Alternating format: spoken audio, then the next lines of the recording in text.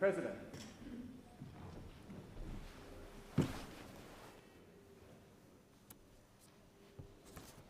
I acknowledge the Ngunnawal and Ngambri peoples, who are the traditional custodians of the Canberra area, and pay respects to the elders past and present of all Australia's Indigenous peoples. Senators, I invite you, as I read the prayer, to pray or reflect in your own way on your responsibilities to the people of Australia and to future generations. Almighty God, we humbly beseech thee to vouchsafe thy special blessing upon this Parliament, and that thou wouldst be pleased to direct and prosper the work of thy servants to the advancement of thy glory and to the true welfare of the people of Australia.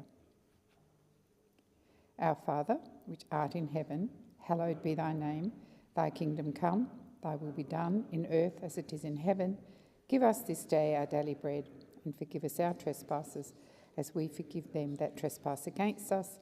And lead us not into temptation, but deliver us from evil. For thine is the kingdom, and the power, and the glory, for ever and ever. Amen. Are there any documents to be tabled by the clerk? Yes, President, I table documents pursuant to statute as listed on the dynamic red. Are there any proposals for committees to meet during the sittings of the Senate? President, committees have lodged proposals as shown at item 3 of today's order of business. Order. My goodness, 2 minutes in. If there is no objection, the meetings are authorised. And there is consideration of a motion moved by Senator Thorpe, and I call Senator Thorpe to move her motion. And just before you do that, Senator Thorpe, may I remind you that the message stick is fine to have in the Senate, but the procedure is that you advise me and the Deputy Clerk of your intention to bring a message stick into the House, into the chamber. Thank you. Thank you, President. I move the motion as circulated. I have put forward this motion with the intention of bringing this chamber together on something very important to Aboriginal and Torres Strait Islander people, and should be for this nation. This isn't about politics or point scoring. It's about compassion. It's about our shared duty as parliamentarians to ensure that justice and dignity are extended to all people on this continent.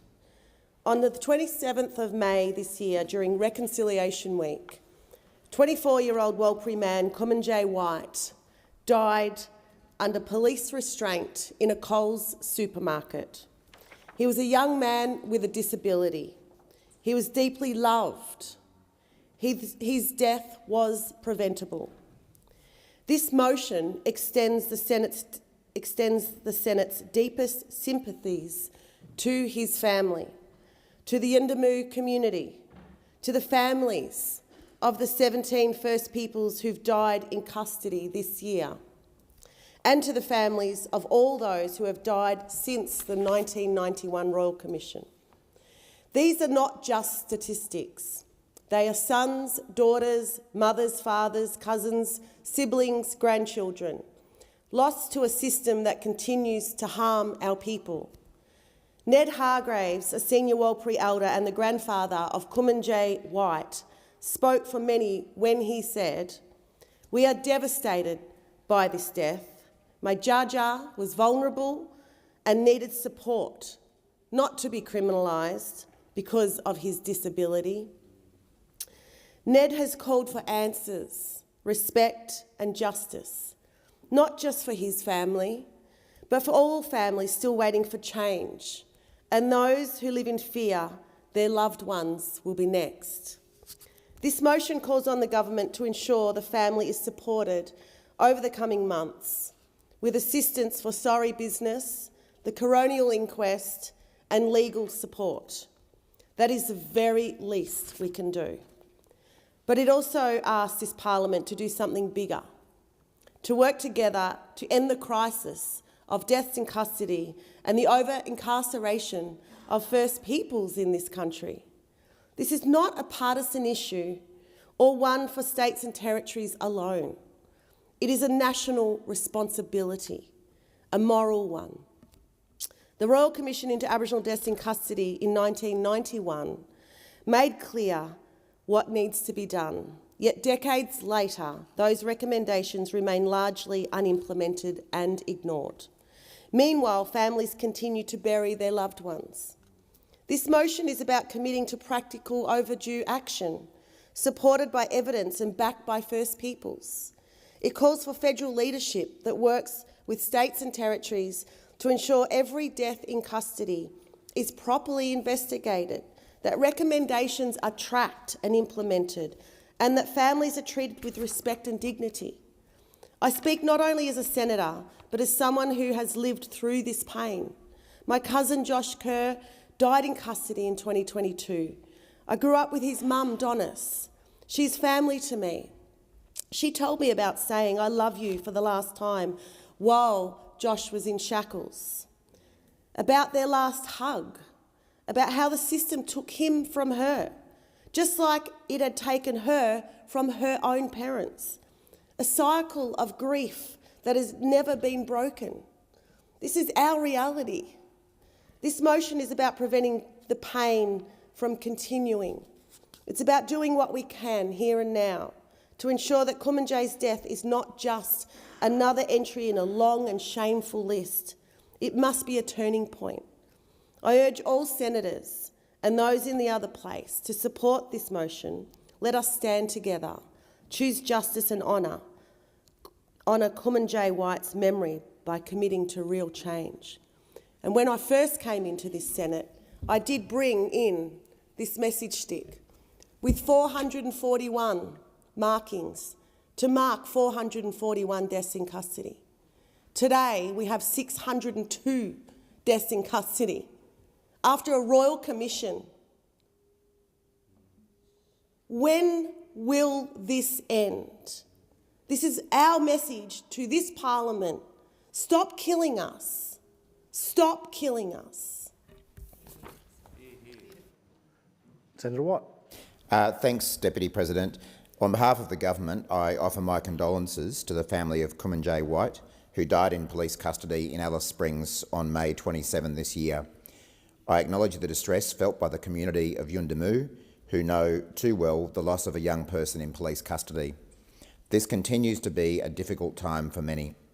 I know that the Minister for Indigenous Australians, Senator Malarndirri McCarthy, was in contact with the families of Yuendumu immediately after the tragedy. Her deep connection to remote communities in the Territory ensures their voices are carried not just into this chamber, but to the Cabinet table.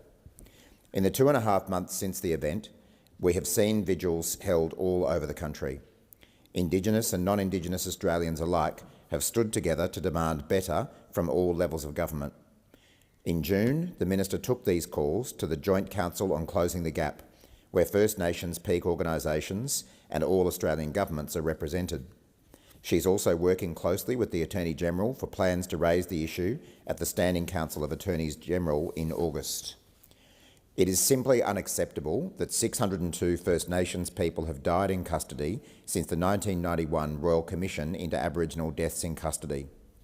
The Royal Commission was clear that the best way to reduce First Nations deaths in custody is to reduce the high incarceration rate of First Nations people, including through social and economic responses, which the evidence shows can reduce crime, change the course of lives, and avoid people coming into contact with the police or justice system in the first place. This is what the Commonwealth Government is focusing on, including through the National Agreement on Closing the Gap.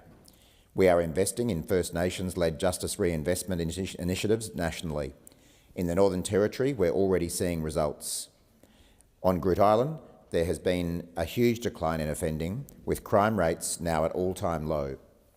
130 offences were recorded in the last 12 months, compared to more than 1,000 in 2019. We are supporting the Justice Policy Partnership to bring together all levels of government and peak organisations to improve justice outcomes for First Nations people.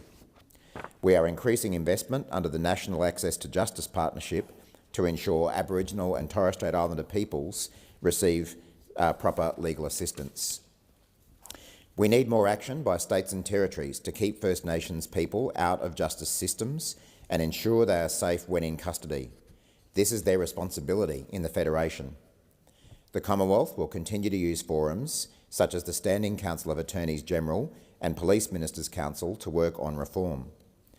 The Australian Government is investing in the areas that we know will help keep Aboriginal and Torres Strait Islander people out of the justice system, like housing, jobs, education and health.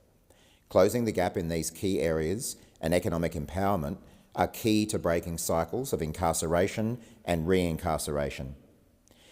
In the Northern Territory, over 220 houses were built in remote communities last year, 206 houses built in the previous year. On jobs, we are delivering the Remote Jobs and Economic Development Program by creating 3,000 jobs in remote communities. We are training the next generation of First Nations health workers to create jobs, expand access to local services and deliver on our commitment to train 500 First Nations health workers. The Australian Government is doubling its investment in Northern Territory public schools over the next 5 years, meaning that all Northern Territory schools will be fully and fairly funded by 2029. These investments are building the foundation that will help prevent people from coming into contact with the justice system in the first place. The Government is working to keep people out of the justice system and ensure they are safe when in custody. But when there are steps backwards, we need to call them out and listen to those calling for change. Minister McCarthy has encouraged the Northern Territory Government to carefully review Coroner Armitage's recent report into the death of another young man in Yuendumu and to consider the coroner's recommendations in full. These independent processes are key to identifying and fixing the causes of these unacceptable deaths in custody. Recent deaths in custody have compounded the collective grief and trauma felt by many First Nations families. Finally, to return to Kumanjayi White, a young man who has tragically died. On behalf of the Government, I again extend my deepest condolences to his family and the community of Yuendumu who have suffered too much. Senator Little. Thank you, Deputy President. Well, every death, of course, is a tragedy. There is much to explain about how Kumanjayi White became another statistic to be investigated as a death in custody, but that focus is not for us in here. Kumanjayi's grieving family deserve answers. I acknowledge their immense grief. Australians too deserve answers. The recommendations of the Royal Commission into Aboriginal Deaths in Custody, released in 1991, outlined what needed to be done. Indigenous Australians were disproportionately incarcerated and they were also overrepresented in deaths in custody. The Royal Commission report was a blueprint for change. Change then was necessary. 34 years later, the job is still not done. The Australian Institute of Criminology says there have been 60 deaths so far this year, 17 of them Indigenous. In the Northern Territory, legislation and police procedure dictates how deaths in custody are investigated, which includes oversight by Police Professional Standards Command, a separate police investigation and a coronial, and there is potential for further independent inquiry through an ombudsman and/or the NT-ICAC. In June, the Prime Minister said he needed to be convinced that people in Canberra know better than people in the Northern Territory about how to deal with these issues. As is appropriate, I will wait for those processes to conclude, but in my role as Shadow Minister for Indigenous Australians, will reflect on the protective factors, some of which are provided by good policy and programs that clearly failed Kumanjayi White and in so many ways, so many others. Late last night, the most recent Closing the Gap report was publicly released. It is 157 pages of data, statistics and commentary, but behind all of those statistics, all of that data are real people, living, struggling with issues that many of us in here don't live every day. The Productivity Commission reports annually on progress to enable Aboriginal and Torres Strait Islander people and governments to work together to achieve life outcomes for equality for Indigenous Australians. The terrible truth is that gap is not closing the way it was expected. There are 19 targets and only 4 are on track. Another 4 are going in the wrong direction. The report is yet another sobering reminder of how little progress is being made. It is a picture of missed opportunity, low expectations, tangible failure for delivering results for which all parliaments and all parties have responsibility, But the reality is too, it's everyone's responsibility. For every year progress is not made, existing disadvantage is entrenched, suffering is prolonged, and confidence in government is undermined. And worse still, another new generation starts with an even bigger struggle than the previous one. For the government, 4 key targets that were already going backwards continue to worsen. Adult incarceration, children commencing school, developmentally on track, children in out-of-home care, and suicide. Law and order, addressing family violence and hope is central to securing better outcomes, and that comes with focus on one of the most important protective factors, family. But family can't do it alone. When I was Shadow Minister for Child Protection and Prevention of Family Violence, it was clear that addressing violence and the known drivers of it would go a long way towards change. And that requires tough decisions in here and by governments. It requires doing things that do good over things that make us feel good. We watched alcohol restrictions in the Northern Territory lapse in 2022, making Central Australia less safe for everyone. It was also catastrophic in its impact on all of the social determinants of health. In the month that followed, domestic violence assaults in Alice Springs leapt 77%, leaving lasting consequences for those who live locally. Well, we saw the NAJAR, the Northern Australian Justice Agency, in free fall because of poor governments, and without early intervention, people were left unrepresented. As parliamentarians, a greater focus of our work must be prevention and early intervention. There is so much focus on justice and incarceration, but if individuals have come into contact with the justice system, the reality is we've already failed them. When they are captured by the cycle of release and return, then we fail them again. To deliver change, you need to do the hard stuff. That's why the gap is not closing. Your time has expired. Senator Waters. Thanks, Deputy President. The Greens strongly support this motion. On Tuesday, May 27, a 24-year-old Warlpiri man from Yuendumu, Kumanjai White, died in custody after being restrained by plainclothes NT police members inside the Coles supermarket in Mbantua, Alice Springs. He was a young man living with a disability, and he was in town accessing care and services. Our hearts go out to Mr White's family and friends and community, and I cannot imagine the grief and loss that they're experiencing at this time. The Australian Greens offer our deepest condolences and wish them the space and the time for grief and mourning. We stand in solidarity with the Yuendumu and Warlpiri communities. We join their calls for justice, and we echo the families' demands for an independent investigation, for the officers involved to be stood down, for the release of CCTV and body camera footage, and for the Northern Territory Police to apologise for and cease publicly criminalising Kumanjai White in their statements. This week we learned, according to the Australian Institute of Criminology's live dashboard, that there have been 602 First Nations deaths in custody since the Royal Commission concluded in 1991. It is a shameful indictment on us all that so many of those recommendations from that Royal Commission remain unfulfilled. This government and this parliament must be leaders who push our states and territories to do more until we implement those recommendations in full and address the structural racism that exists in the justice system. Kumanjai White's death occurred as the final coronial report into the 2019 death in custody of another Warlpiri man, Kumanjai Walker, was due to be published. That inquest exposed deep failures of justice and found the Northern Territory Police to be, quote, an organisation with hallmarks of institutional racism, end quote.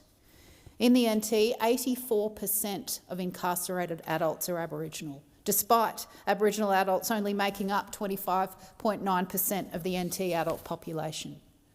100% of young people imprisoned in the Northern Territory are Aboriginal.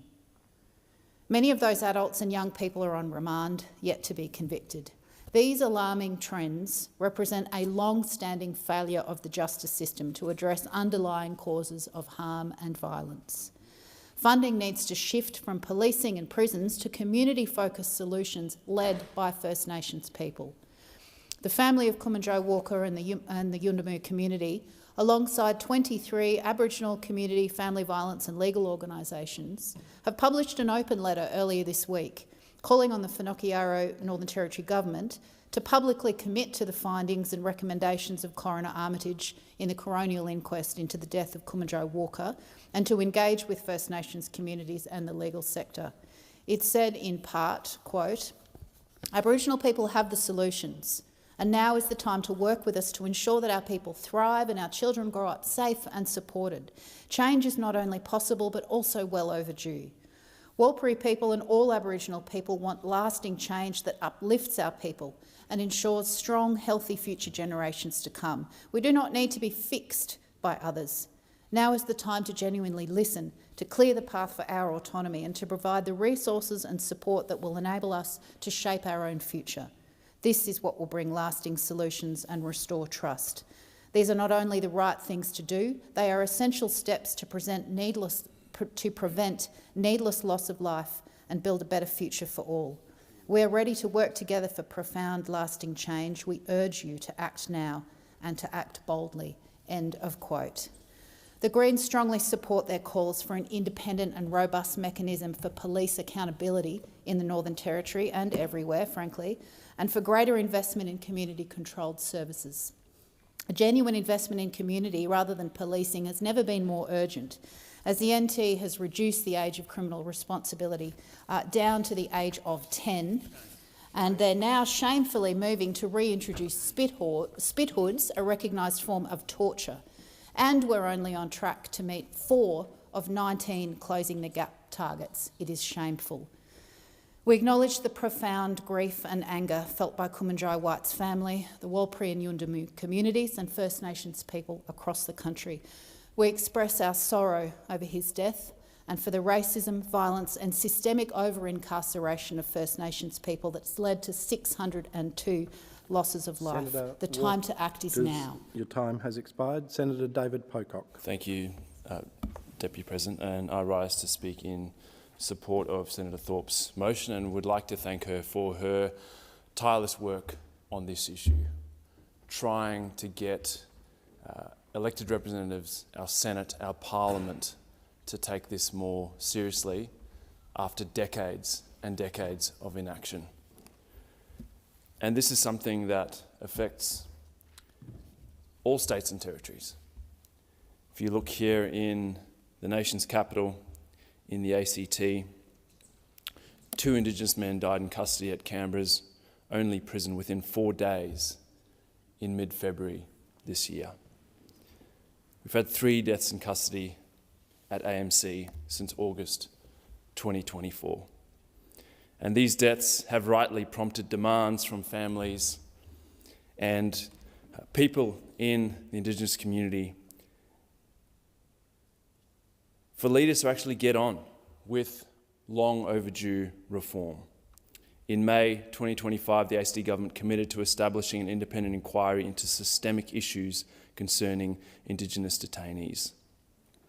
But this is clearly part of a bigger crisis, and I don't understand why we haven't seen more appetite from the major parties to really deal with this. Again, I thank Senator Thorpe for her work. Here in the ACT, we've seen Thomas Emerson, MLA, doing some great work in the Legislative Assembly to push the Labor government here to actually align their actions with their rhetoric and sort this out. I'd also like to mention Julie Tongs from Woononga. She has been a fierce voice in this debate and is constantly pushing for change, as well as people like Joe Hedger and many others who I think have finally got the ACT government to start to take this seriously. Senator Shoebridge. Thanks, Deputy. I want to thank Senator Thorpe for bringing this motion to the chamber. And I start by joining with my colleague and party leader, Senator Waters, in expressing our deep and sincere condolences and our sympathy to the family of Kumanjai White. Kumanjai was a 25-year-old Warlpiri man and he was living with disability, and he went into Alice to seek care and services. And while he was in there seeking care and services, a story that happens so often around this country, being a First Nations man in a shopping centre, in a public street, found himself restrained, I think is the language the Northern Territory Police use, restrained by 2 Northern Territory Police in the confectionery aisle of Coles.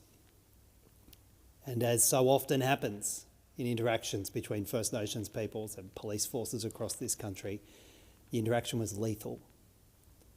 And Kumanjai was killed as a result of the police actions, the restraint that he suffered. Did I mention he was a 24-year-old man, a young man going to Alice seeking access for care and services.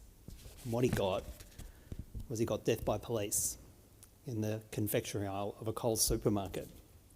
Our thoughts and our hearts are with his family and the community, and there is just so much sorry business in this country, and so much of it happens at the hands of the criminal justice system, or as First Nations people will tell you, the criminal injustice system that this country has.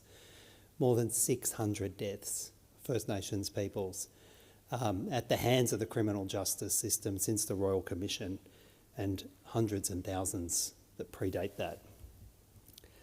In my home state of New South Wales, I've worked with so many families, tragically so many families, who have had their boys, their husbands, their sisters, their aunties, their cousins killed at the hands of police.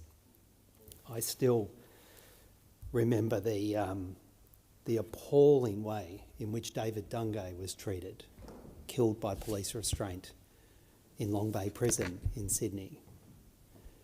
And the video that you see of David, who was restrained by police because he was eating a packet of biscuits, David crying, "I can't breathe, I can't breathe, I can't breathe, I can't breathe," and a mob of police, of corrections officers forcing him down, he can't breathe, he can't breathe, he can't breathe, until they killed him. And to see that history being repeated in the NT and the confectionery aisle of Coles, it's obscene. Tane Chatfield, Dwayne Johnson, Tammy Shipley, TJ Hickey, Veronica Saunders, these names, families, aunties, the pain of this sorry business at the hands of the criminal justice system reaches across this country into First Nations families. And while we have been in this parliament for the last 2 weeks, the system, the racist criminal justice system in the Northern Territory has ratcheted up. The Northern Territory government, instead of responding with compassion and empathy and care, are refusing to institute an independent inquiry into Kumanjai's death. Police investigating police, we know where that will end. And instead of meeting with the Commonwealth Government, seeking the funding so support can go into First Nations-led community services, diversion services, culture services, which all the evidence says will keep communities safe, keep young First Nations kids safe, instill pride and spirit. Instead of that, what have they done this week? They have rammed through legislation to reintroduce spit hoods on kids, which the UN has said is torture. They've rammed through legislation to remove jail as the last resort and to encourage magistrates and judges to put kids in jail. And as Senator Waters made clear, the statistics say that tonight, pretty much every kid in a First Nations jail will be a First Nations kid. And what's the Commonwealth done? Nada, zip, nothing. The Commonwealth Government funds the Northern Territory Government, by and large, to torture kids in jail. The Commonwealth Government funds the Northern Territory Government to not put in place independent investigations of deaths in custody. Action. Commonwealth action, using funding and legislative powers to try and do what we can to keep First Nations people safe. That's what's needed, Deputy President. There being no further speakers, I will have to put the question. Question is that the motion moved by Senator Thorpe be agreed to. Those of that opinion say aye. Against say no. The ayes have it. The ayes have it. Senator Henderson, are you seeking the call? Deputy President, I seek leave to table a document which is a list from the Israeli government's official record of Israeli civilians murdered by Hamas on and since the 7th of October 2023. Is leave granted? Leave is granted. There being no objection, leave is granted.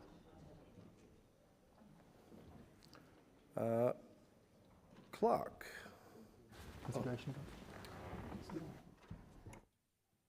We'll now proceed to consideration of government business. I call the clerk. Government business orders the day number 1, Early Childhood Education and Care, Strengthening Regulation of Early Education Bill 2025. Questions on the second reading and amendment moved by Senator Hodgson-May to be put. Question before the chair is that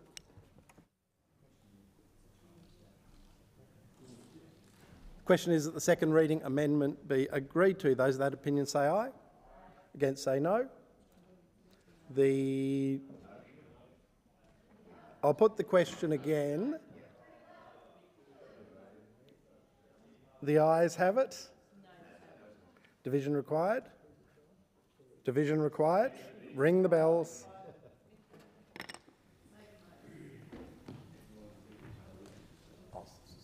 Sue might come in, so I'm saying.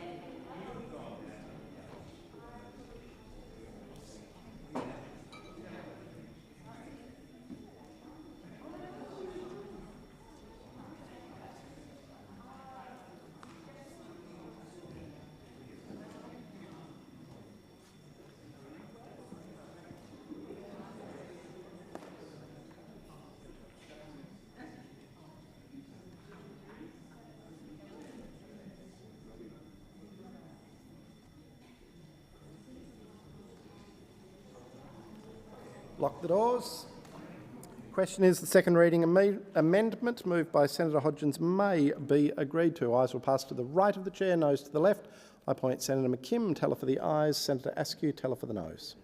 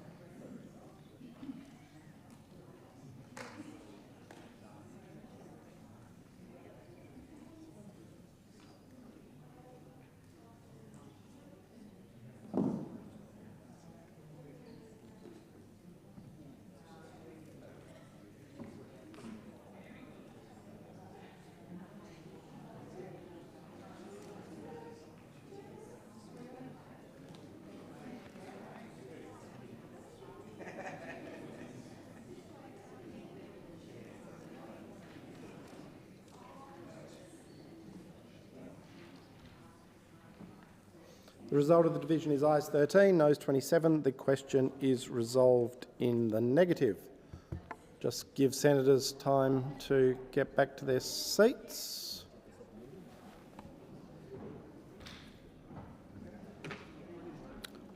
The question is that the second reading be agreed to. Those of that opinion say aye. Against say no. The ayes have it. The ayes have it. Clerk. A bill for an act to amend the law relating to family assistance and for related purposes. No amendments have been circulated, but I understand there is a desire for a second reading. We will resolve into committee.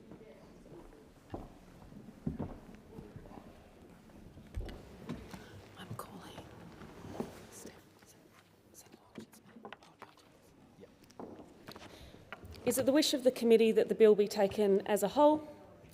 If there is no objection, it is so ordered. The question is that the bill stand as printed. Senator Hodgins may. Is this committee of the whole now? Yeah. Minister, this legislation hasn't taken into account the unique operations and circumstances of Aboriginal community-controlled services, not just childcare, holistic family supports and the cultural strengths. What consideration is given to the impact of legislation on ACO centres that offer more than childcare and are often community and service hubs? Minister. Thank you very much, Senator Hodgins-May, and thank you for your support and interest in this legislation as the Greens spokesperson on early childhood education and care, and for your significant engagement with my office and more broadly with stakeholders on this really important piece of legislation. So this bill is incredibly important. We said that child safety was our top priority when it comes to early childhood education and care. We said that we would introduce a bill into the first sitting of this Parliament to make sure that we have a new power as the Commonwealth to withdraw Commonwealth childcare subsidy from those providers who don't put children first. And that is exactly what we are here to do today. To pass this legislation, to be united as one Parliament to do that, and to make sure that we can keep children safer in early learning. We know that Commonwealth childcare subsidy is a big lever that we have to pull, and it is a lever that we intend to use. Our message to providers who are not doing the right thing is we want you to lift your game, and our priority is to work with those providers and work with our state regulators to do exactly that. So we're really proud of this bill. We know that it will go a long way to sending a really strong message to providers across the board that they must invest in quality and safety in early childhood education. We are a strong supporter of Aboriginal community-controlled early childhood education. We know that early education is an absolute game changer for children. It is particularly a game changer for children from disadvantaged backgrounds, including One Nation's backgrounds. And we know, even from recent Closing the Gap data, just how much of a game changer early childhood education is in Aboriginal and Torres Strait Islander communities. And we know that culturally safe early childhood education is the key to good outcomes for young Aboriginal and Torres Strait Islander people. So we will continue to work with and support the ACO sector, including in relation to this bill. Senator Hodgins-May. A third of national quality standard quality assessments are out of date, more than 3 years old. We've heard that this backlog will make it difficult for the government to rely on quality assessments and ultimately will reduce the effectiveness of the legislation. Minister, how will the government address this issue and ensure that national quality standard assessments are brought up to date? And will you adequately fund the state and territory governments to ensure that they properly assess quality in a timely manner? Minister. Thank you very much, Senator Hodgins-May. So this bill gives the Commonwealth the power, gives the Secretary of the Department the ability to apply sanctions to providers who are not doing a good enough job of keeping our children safe. And that includes suspending or cancelling funding for existing services that they may have if safety standards are not being met. It also includes giving the Secretary the ability to ensure that any future services of those providers who are not putting children first will not be approved, so it prevents their expansion. And there's a number of criteria that the Secretary will consider when making those decisions. And one of those criteria is a criteria that you've mentioned there, which is a failure to meet our national quality standards, particularly as they pertain to safety and quality. The Secretary also has the capacity to look at serious incidents and the nature and frequency of those serious incidents. Also, the Secretary has the capacity to look at providers' legal compliance on a range of related safety legislation, look at complaints, and also look at the work with the state regulators, including conditions that they may have already imposed on early childhood providers. So there's a range of criteria that the Secretary can look at when considering whether to use this powerful lever. And meanwhile, we continue to work shoulder to shoulder with the states and territories. We have a strong and significant package of reform that we're working through with the states and territories, and we'll have more to say about that after we hold our urgent standalone early childhood early childhood education ministers meeting in just a couple of weeks' time. Senator Hodgins-May. Thank you, Minister. I don't feel any more reassured about the backlog and the significant delays on those national quality standards after that answer, but I urge you to provide more information as you get it following those consultations with states. What is the threshold in the National Quality Standard Assessment that would prevent a provider from opening a new CCS-approved service if they are already operating existing centres? Keen to understand a bit more about the threshold. Minister. Thanks, Senator Hodgins-May. The criteria are set out in the bill. And I've just, run through the criteria that the Secretary can consider when, in this case, with the current Secretary of the Department, he is considering either removing funding from providers who already have established services, or when he is considering preventing providers from opening additional services. What we want to see, of course, is all providers meeting the national quality standards. Those standards don't need to be, of course, specified in this bill because they already exist and they stand outside of the bill in the national quality framework. So we want to see providers meet the national quality standard, and it's really important in this bill that we avoid being too prescriptive about the exact thresholds at which sanctions apply. The Secretary is looking at a range of measures, including the national quality standards and how providers are going at meeting those standards. They're also looking at serious incidents. They're looking at other legal compliance with other state laws. They're looking at complaints. They're looking at conditions that may have been provided.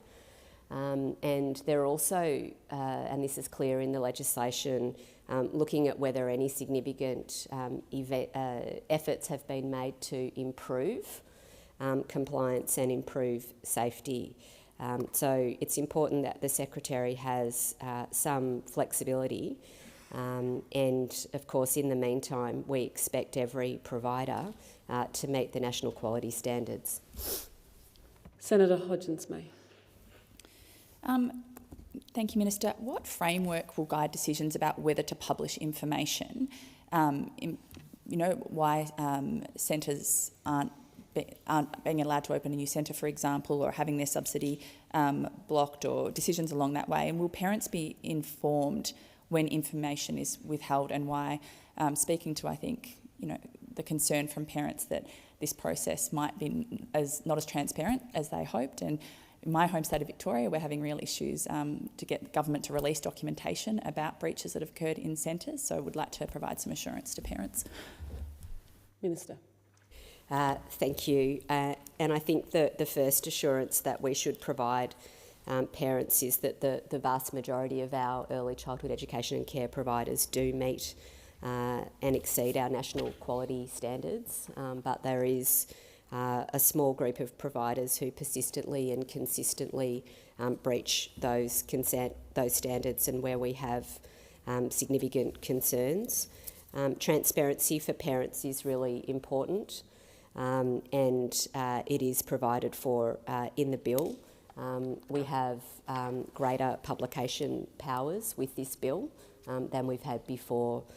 So the Secretary is able to publish on our enforcement action register when CCS approval is being dealt with under this legislation, and the Secretary will have a wider range of powers to publicise the broader range of compliance actions that are being taken as well in relation to CCS.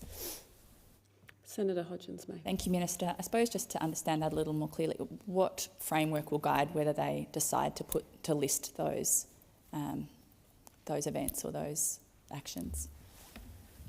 Minister.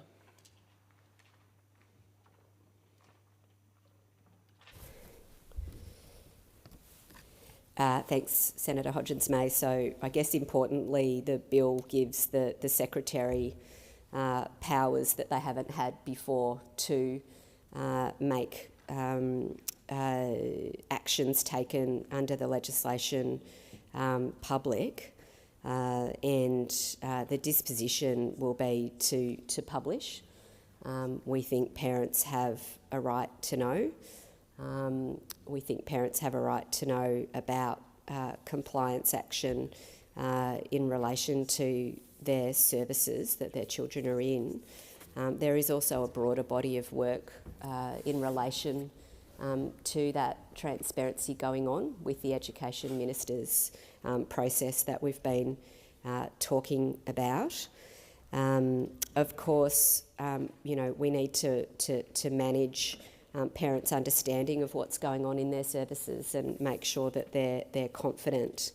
If publication would cause any harm to a service and really to the families of that service, then that needs to be taken into consideration. And it's probably also important to just note that if there's any imminent risk to children in an early learning service, of course the state regulators have the power to close those services down, and they can and do use those powers. Senator Hodgins-May. Thank you, Minister. So it sounds like at the moment there aren't clear guidelines, but it's at the discretion of the Secretary to decide, but I'm hearing that they'll err on the side of disclosure. Is that accurate? Yep. Okay. Minister. Yes. Senator Hodgins-May. Thank you. Sorry, just to circle back to my previous question in relation to the threshold in the National Quality Standard assessments that would prevent a provider from opening a new centre if they're already operating centres. Is there some sort of standard by which you're looking at, if half of the centres, for example, aren't meeting national quality standards, or is it 90% of services that aren't? Can you provide any more detail on what that standard will look like and is being considered in the decision to permit a new centre to open or not? Minister. Thanks. I do refer you to my previous answer in the sense that the Secretary has the capacity to look at a number of criteria at once, and it's important to do that. So, for example, if a service is not meeting a quality and safety standard in the National Quality Framework, but are making significant efforts at improvement, then that needs to be taken into account. The criteria that will be used by the Secretary are provided for in the bill. Senator Hodgins-May. Thank you, Minister. I'm nearly done. Minister, how will the requirements under this legislation be applied, if at all, to centres that don't come under the national quality standards?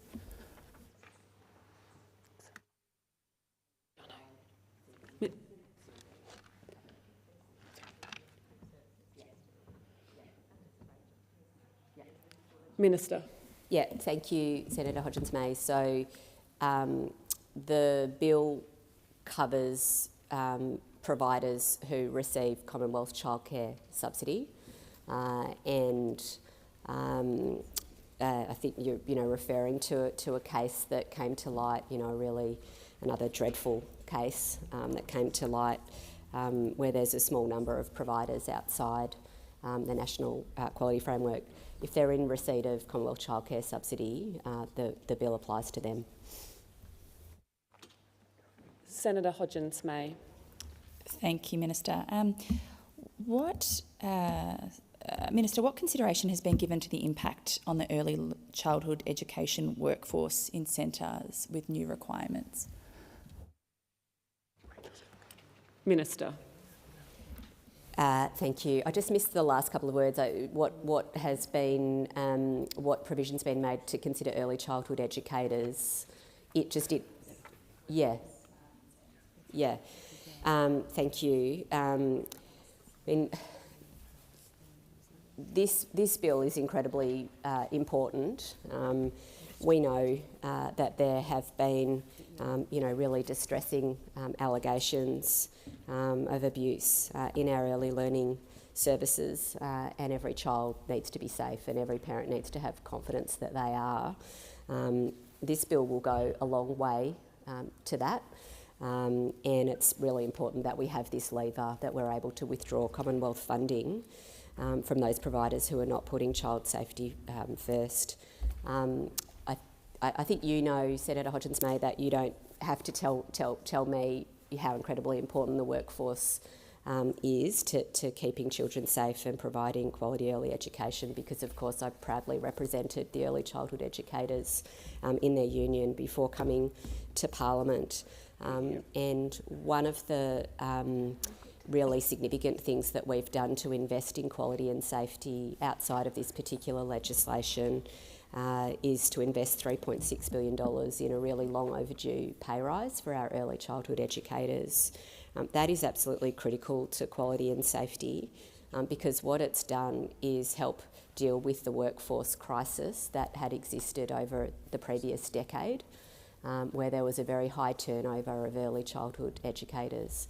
And we know that the safest and best quality services are services that have long-term, stable, committed, dedicated early childhood educators who know the children, who know the families, who know each other, and who are committed to a child-safe culture. Since we started to implement the pay rise, we've had a reduction in job vacancies being advertised by 26%, which is huge and unheard of over the last several years. That's happened at the same time as we've grown the workforce as well. So it's a really significant stabilisation of the workforce, and it's a stabilisation that respects them, that values them, that invests in them and their ability to have a child-safe culture and to provide that security to children and to families. Senator Hodgins-May. Minister. Thank you. I move that the committee report progress and seek leave to sit again.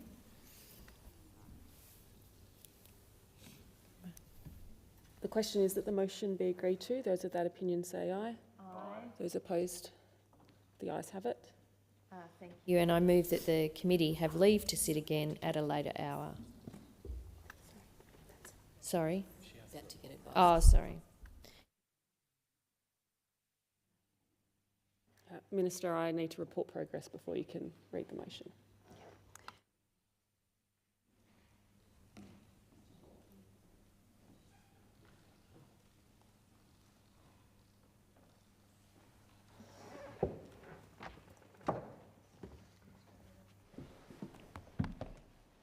The committee has considered the Early Childhood Education and Care Strengthening Regulation of Early Education Bill 2025, has made progress and seeks leave to sit again. Minister. Thank you. I move that the committee have leave to sit again at a later hour. Is the motion agreed to? Those of that opinion say aye. Aye. Opposed say no. The ayes have it. And I believe I'm calling the clerk. I'll call the clerk. Government business orders of the day. Number 2, Universities Accord Cutting Student Debt by 20% Bill 2025 in committee.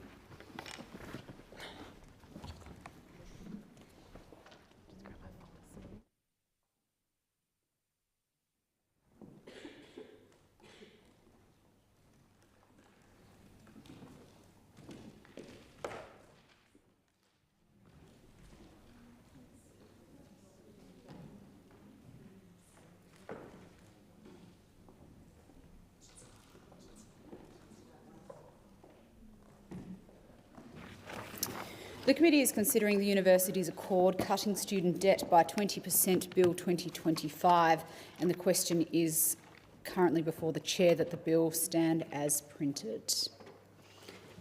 And I'm in the hands of the Chamber. Senator Faruqi. Thank you, Chair. I move Greens Amendment 1 on sheet 3369. And this amendment reverses the job-ready graduate fee hikes. The Albanese government talks a big game about their cost of living credentials, But the reality is that under their watch, fees for degrees have skyrocketed, with students now paying in excess of $50,000 for an arts degree. When the Morrison government introduced their disastrous punitive job-ready graduates package, Labor was strong in opposition, but they have now had over 3 years in power and have done nothing about it.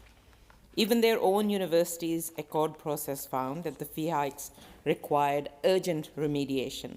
Just this week, over 100 well-known Australians signed an open letter urging the Albanese government to abolish job-ready graduates and implement a system that does not punish students who choose to study humanities and social sciences. So Labor crowing about their one-off debt cut does nothing for the students who are starting university this year and facing billowing fees. It also does nothing for the high school graduates that are deciding not to go to university because they can't afford to. If the government was serious about relief for students, the job-ready graduate fee hikes would have been reversed back in 2022. But unfortunately, this is not the case.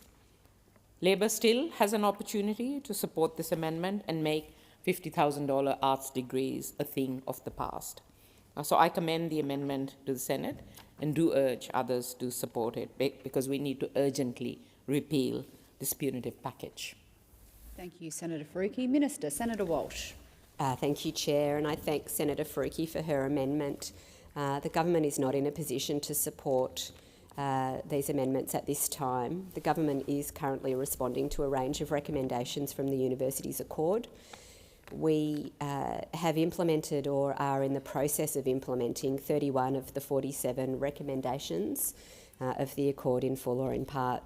This includes making the indexation of help debts fairer, cost of living relief for students, support for people from the outer suburbs and regions to go to university, and structural reforms to our tertiary education system.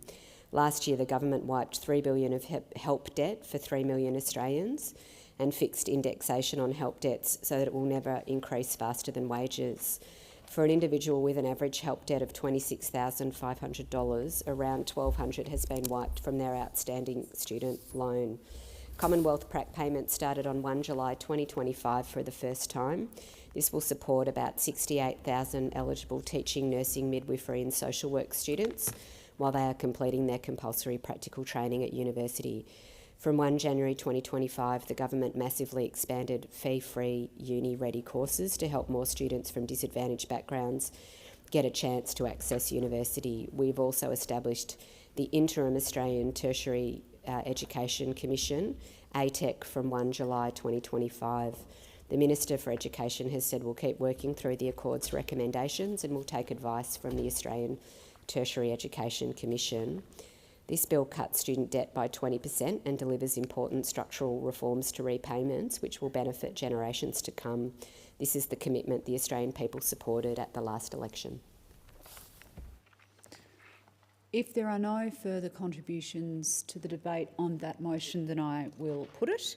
And to remind senators, the question before the chair is that the amendment moved by Senator Faruqi, number 1 on sheet 3369, be agreed to. All those of that opinion say aye. Those against say no. No. I think the noes have it. The ayes have it. Division required. Ring the bells for 4 minutes.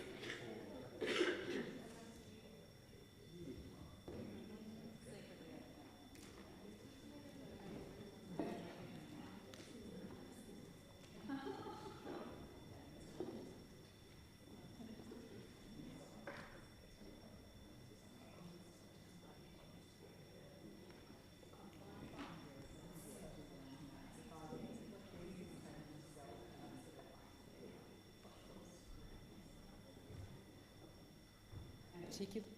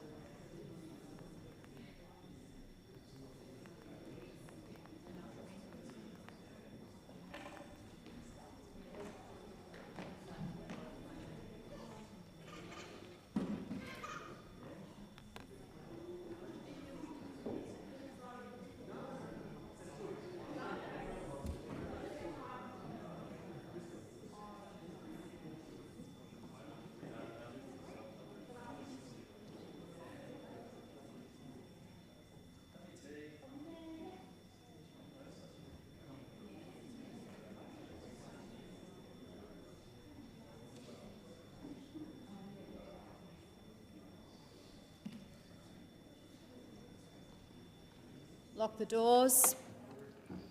The question before the chair is that the Greens amendment on sheet number 1 on sheet 3369 is moved by Senator Faruqi be agreed to.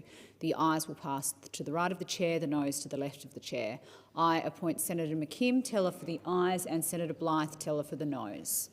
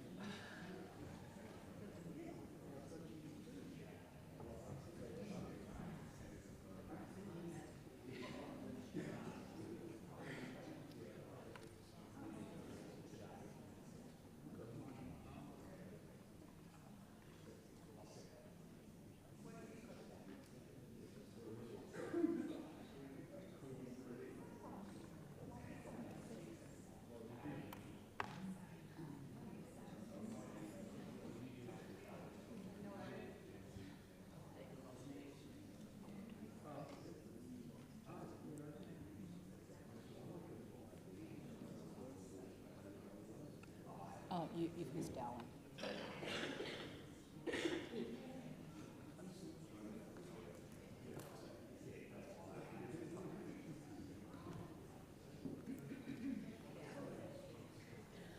Order. The result of the division is ayes 11, noes 29. The question is resolved in the negative. I'll just wait for senators to resume their positions.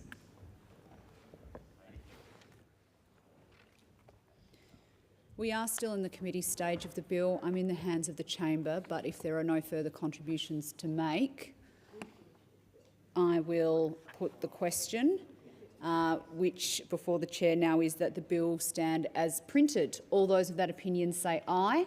Aye. Those against say no. I think the ayes have it. The ayes have it. The question now is that the bill be reported. All those of that opinion say aye. Aye. Those against say no. I think the ayes have it. The ayes have it.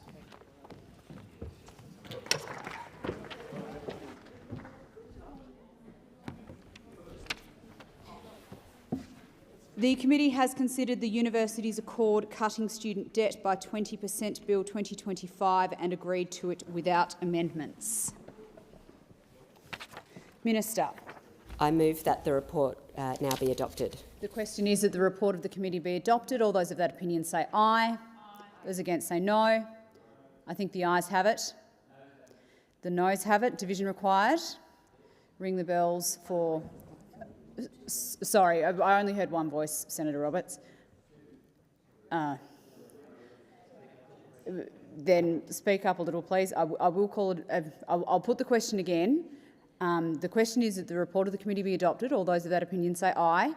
Those against say no. The ayes have it. The noes have it. Division required. Ring the bells for 4 minutes.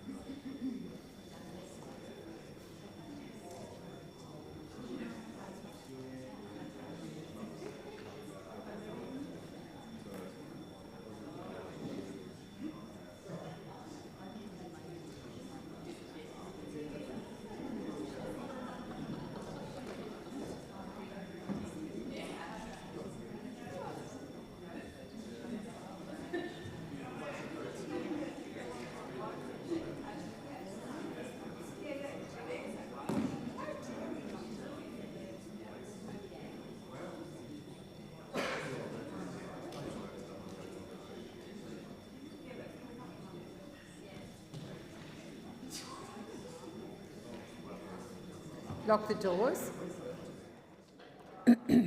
I note former Senator Janet Rice in the chamber. Welcome back.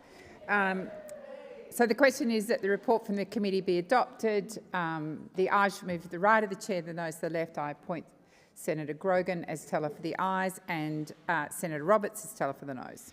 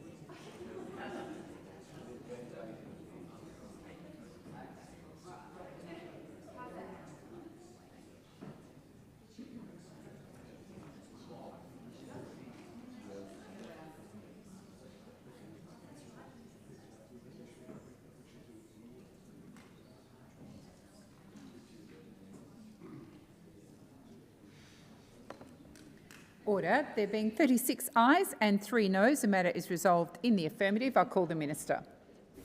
Thank you, President. I move that the bill be read a third time. So the question is, the motion is moved by the Minister to be agreed to. Those of that opinion say aye. Aye.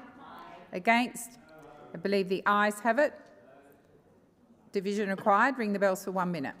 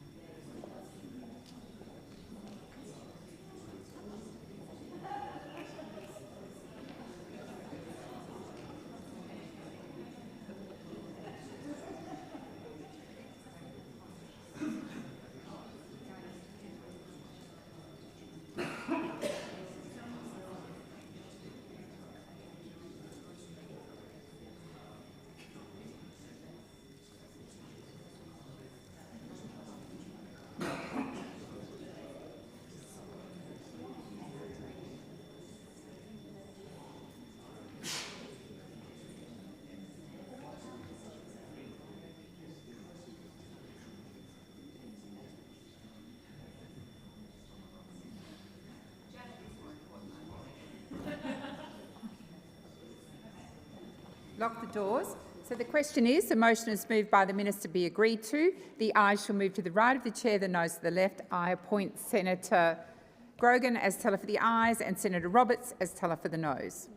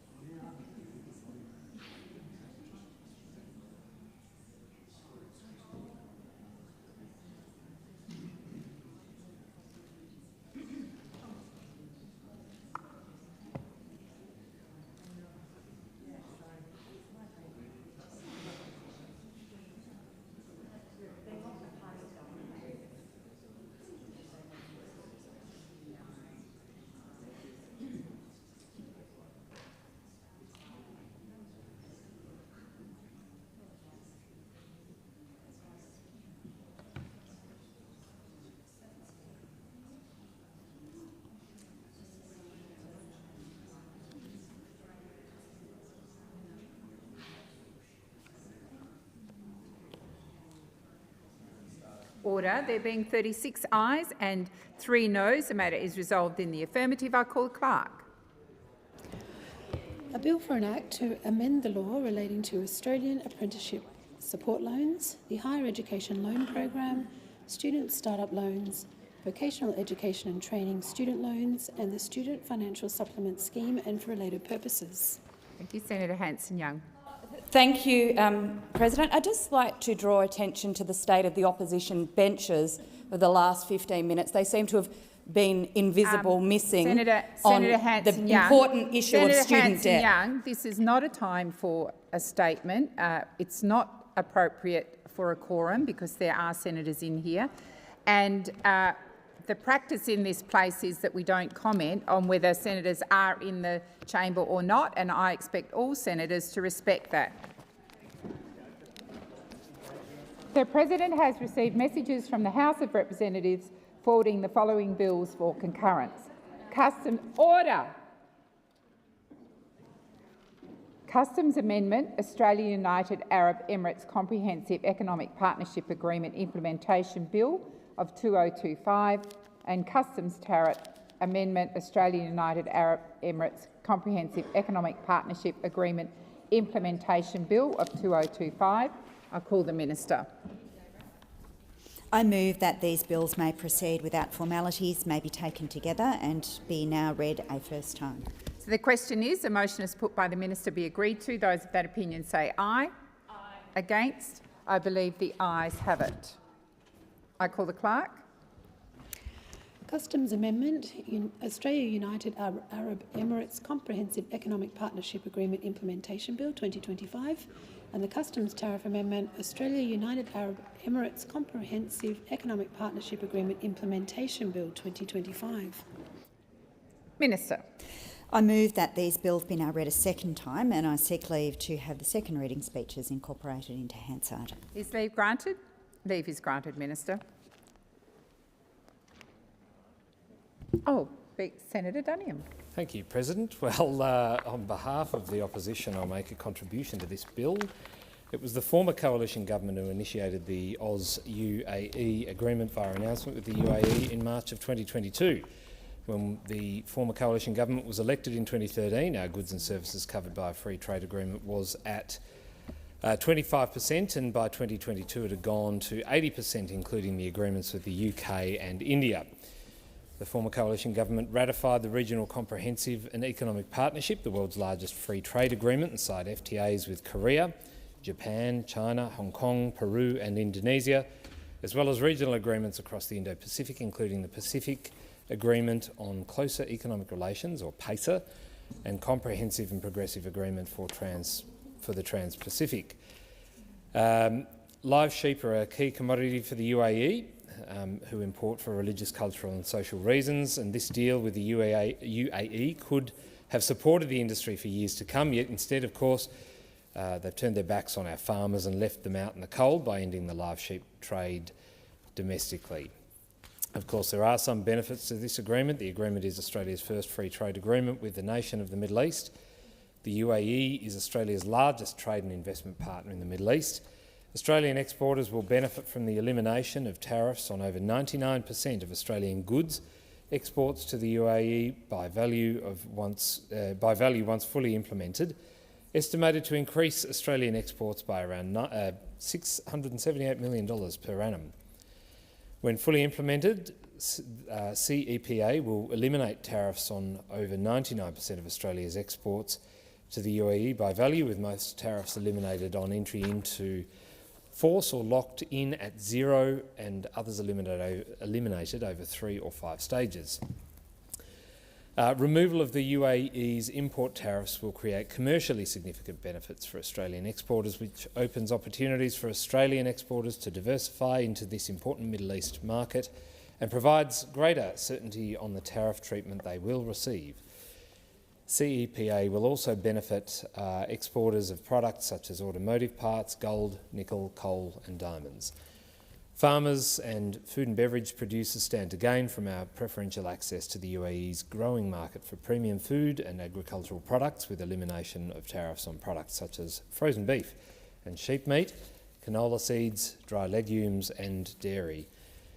With $9.43 billion in two-way goods and services trade in 2023, over $10 billion, of course, in the pre-COVID era, the UAE is Australia's 21st largest trading partner globally. Goods and services exports to the UAE were worth $5.2 billion in 2023 and dominated by alumina, meat and oilseeds. Australian goods and services imports from the UAE were worth $4.7 billion in 2023 and mainly consisted of petroleum products and urea. Australian exporters will benefit from the elimination of tariffs on over 99% of Australian goods exports to the UAE by value once fully implemented, estimated to increase Australian exports by around $678 million per year. Senator Bragg. Well, thank you very much, Deputy President. I just wanted to put on record how important it is for legislation like this to pass this Parliament, because we are a trading nation and there will be much commentary over the coming months and years as countries like Australia respond to the United States' new tariff policy. Historically, it's not unusual for the United States to adopt a form of protectionism, nor is it unusual for Europeans and others to adopt a form of protectionism. But there are a couple of important lessons for Australia which must be mainstays of our trade policy going forward. And I note that the opposition's trade spokesman, Kevin Hogan, has been doing a great job here in presenting a very cogent analysis as we have been responding to the United States tariff policies, which you'd have to say, Deputy President, are quite volatile policies at the best of time. And those lessons are that the subsidisation of industry should be avoided at all costs. The nation went through a very difficult period in the 80s and the 90s when the Hawke government did the right thing and started to bring down the tariff wall and ended the policy of industry subsidisation. And that is an important lesson for today, because initiatives to subsidise industry, where government is picking winners, as we have seen from this Future Made in Australia policy, are destined to fail. It's throwing money, taxpayers' funds, at businesses that frankly miss the point of the role of government. The role of government is to ensure that a country can be competitive and then concentrate on its comparative advantages. And we need to have some sophistication as we respond to these huge policy ructions from the United States. And the subsidisation of industry must be avoided at all costs. The other thing we must do, and this has been put on record by Mr Hogan, is we have to find more avenues to diversify our trade. We will always be a trading nation. We are a relatively small domestic population which relies on trade very heavily. And in fact, any attempt to try and compare the economic position of the United States and Australia really do miss this key point, I've noticed. That the United States is a very large domestic market. Sure, it's also a trading nation, but it can get away with a lot of crazy ideas, which we would be killed by. So we have to show fidelity to free trade. We must, as this bill proposes to do, find ways to liberalise and open up new markets. We should always look to eliminate beyond the border barriers to trade, and we must at all costs avoid the subsidisation of industry. This is a disastrous policy, and for a government that is a Labor government, it needs to go back and it needs to look very carefully at the policies of the Hawke government, which were the reverse of a lot of their industry subsidisation policies we see today. And Mr Chalmers is a great devotee of the Hawke government. I think he's done some sort of doctoral thesis on the Hawke government. I think he might need to dig up this thesis, and if he does so, he will find that the Hawke government eliminated the subsidisation of industry and brought down the tariff wall, which is the reverse of what the Future Made in Australia policies will be doing in part. And so I am very conscious that there are a lot of false comparisons that are made in the public domain between Australia and America. Of course, we are culturally very alike, and America is one of our most important friends, but we have fundamentally different economies, and we cannot entertain any form of protectionism, nor should we ever entertain any form of industry subsidisation, as we have seen canvassed in these past few months. Minister. Thanks very much, Acting Deputy President. Well, I also rise to speak on the Customs Amendment Australia United Arab Emirates Comprehensive Economic Partnership Agreement Implementation Bill 2025 and the Customs Tariff Amendment Australia United Arab Emirates Comprehensive Economic Partnership Agreement Implementation Bill. The government is committed to seeking entry into force of the Australian UAE Comprehensive Economic Partnership Agreement, and as soon as possible to enable its many benefits to be realised. The Joint Standing Committee on Treaties of the previous Parliament scrutinised this trade agreement and recommended that binding treaty action be taken to implement the agreement. I wish to express my sincere thanks to all members of the committee, of which I was one, but most importantly, a special thanks go to the former and current chair, Ms. Lisa Chester's MP. There was an enormous amount of work involved in progressing that report as quickly as possible, so that we are now in a position to consider that bill today. This trade agreement includes ambitious outcomes to benefit both Australia and the UAE. These include eliminating tariffs on over 99% of Australian goods exported to the UAE, valued at about $160 million when fully implemented. Valuable First Nations outcomes covering trade and investment, and acknowledging the importance of women's economic empowerment, as well as the importance of the environment and the transition to net zero. The UAE is Australia's largest trade and investment partner in the Middle East, with total trade between the UAE and Australia worth $12.3 billion in 2024. This trade agreement will give Australian exporters to the UAE a significant commercial edge over other international competitors. And finally, the government's approach to trade recognises that Australia's economic resilience depends on open global trade relations, underpinned by robust rules. More trade, not less, is a key part of how we will build the economic future we want in Australia, with secure, high-paying jobs and an open, internationally competitive economy powered by clean energy. This trade agreement with the UAE will assist Australia to reach its full economic potential. I'd like to thank the fellow members for supporting this legislation that will ratify this important trade agreement. I'd like to put on record my thanks to the Minister and his team for the very hard work in negotiating, achieving and hopefully today ratifying this important trade agreement. The question is that the bill now be read a second time. All those that opinion say aye. Those against say no. The ayes have it. No amendments have been... the clerk. A bill for an act to amend the Customs Act 1901 and for related purposes. A bill for an act to amend the Customs Tariff Act 1995 and for related purposes. No amendments have been circulated. Does any senator require a committee stage? There being none, I shall now call the Minister to move the third reading.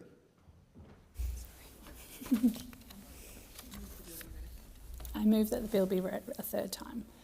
The question is that the bill be read a third time. All those of that opinion say aye. Aye. Those against say no. The ayes have it. The clerk. A bill for an act to amend the Customs Tariff Act 1995 and for related purposes. A bill for an act to amend the Customs Act 1901 and for related purposes.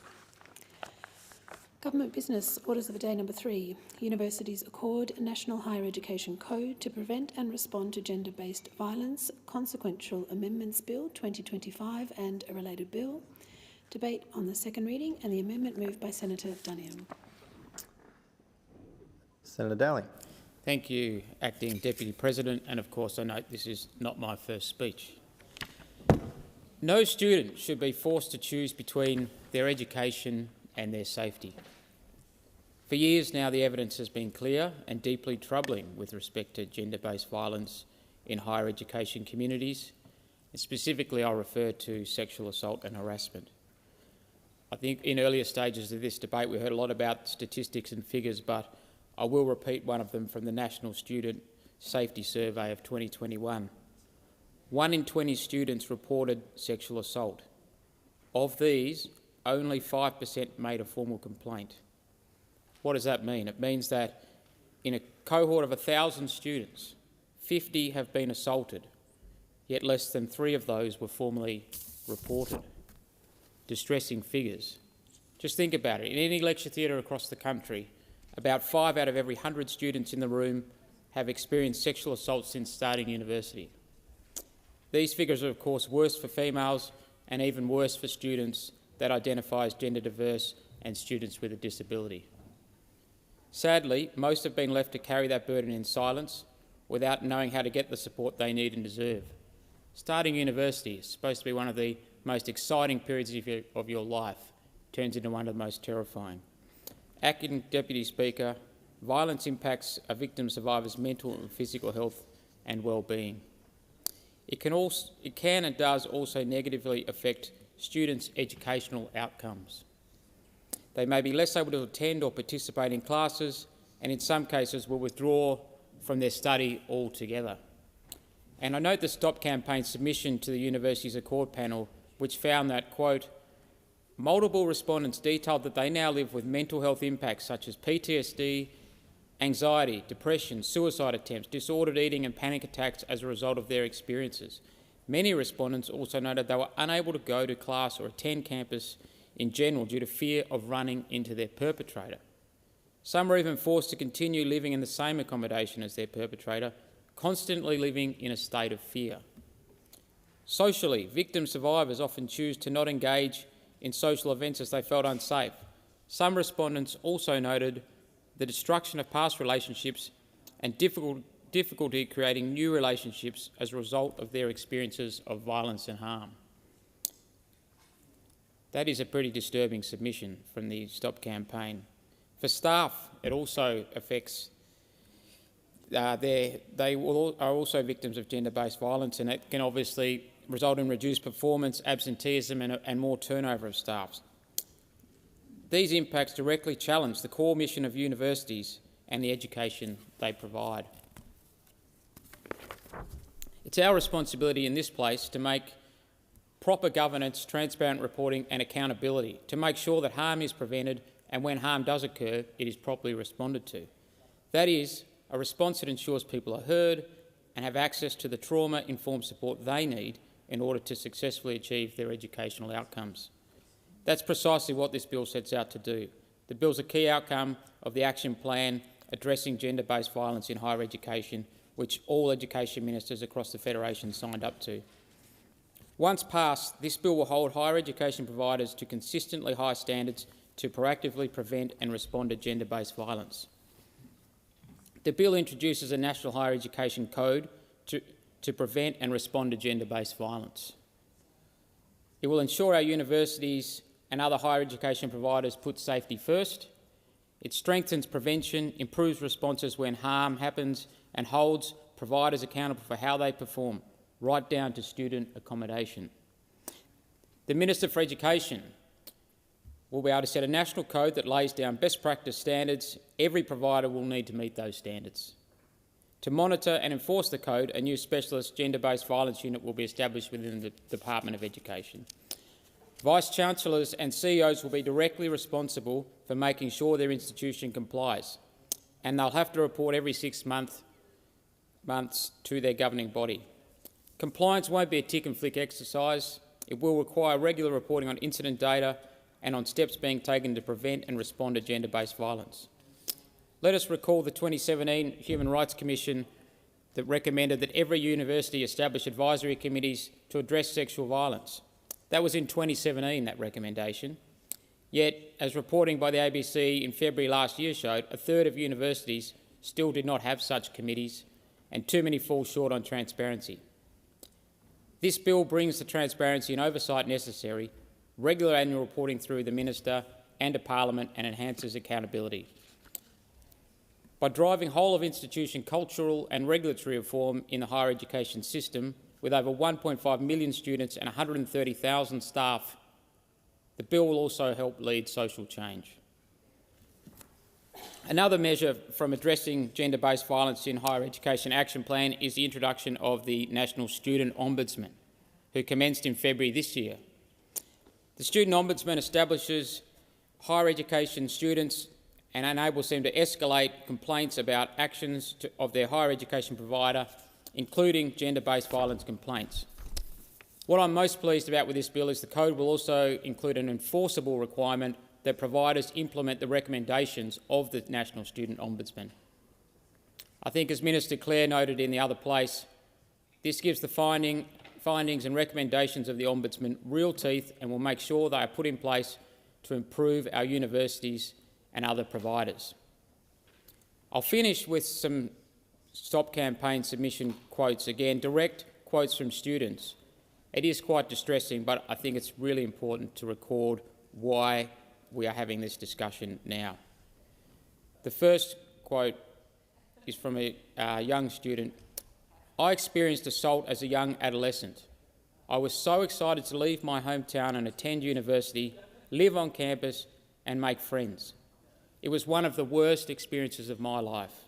The culture on campus is indisputably unsafe and toxic." Pretty damning.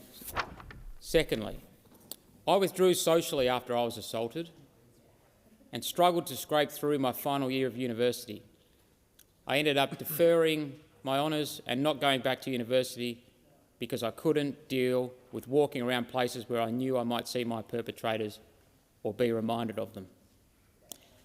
Finally, I had panic attacks before class because I knew the perpetrator was in the class with me." These are statements directly from students, and that's why we're here debating this bill now, and it's more than overdue. The students should never have had these experiences. Horrifically they did. It's incredibly brave that they did speak up. Because of their bravery, we can now take action. I'd like to read a final quote from the campaign submission, which was simply, "Please listen to the voices of students and survivors, as these are the opinions that matter." Acting Deputy President, for too long, students have been let down by the universities and inaction by previous governments. That changes today. Students should be able to learn at universities and live on campus free from harassment or assault. We should do everything we can to reduce harm experienced within university settings. Let's be clear, passing this bill is not the end of the work. It's the foundation, because no student should be forced to choose between their education and their safety. It's that simple. Thank you. Senator Nandaraja. Thank you, Deputy President.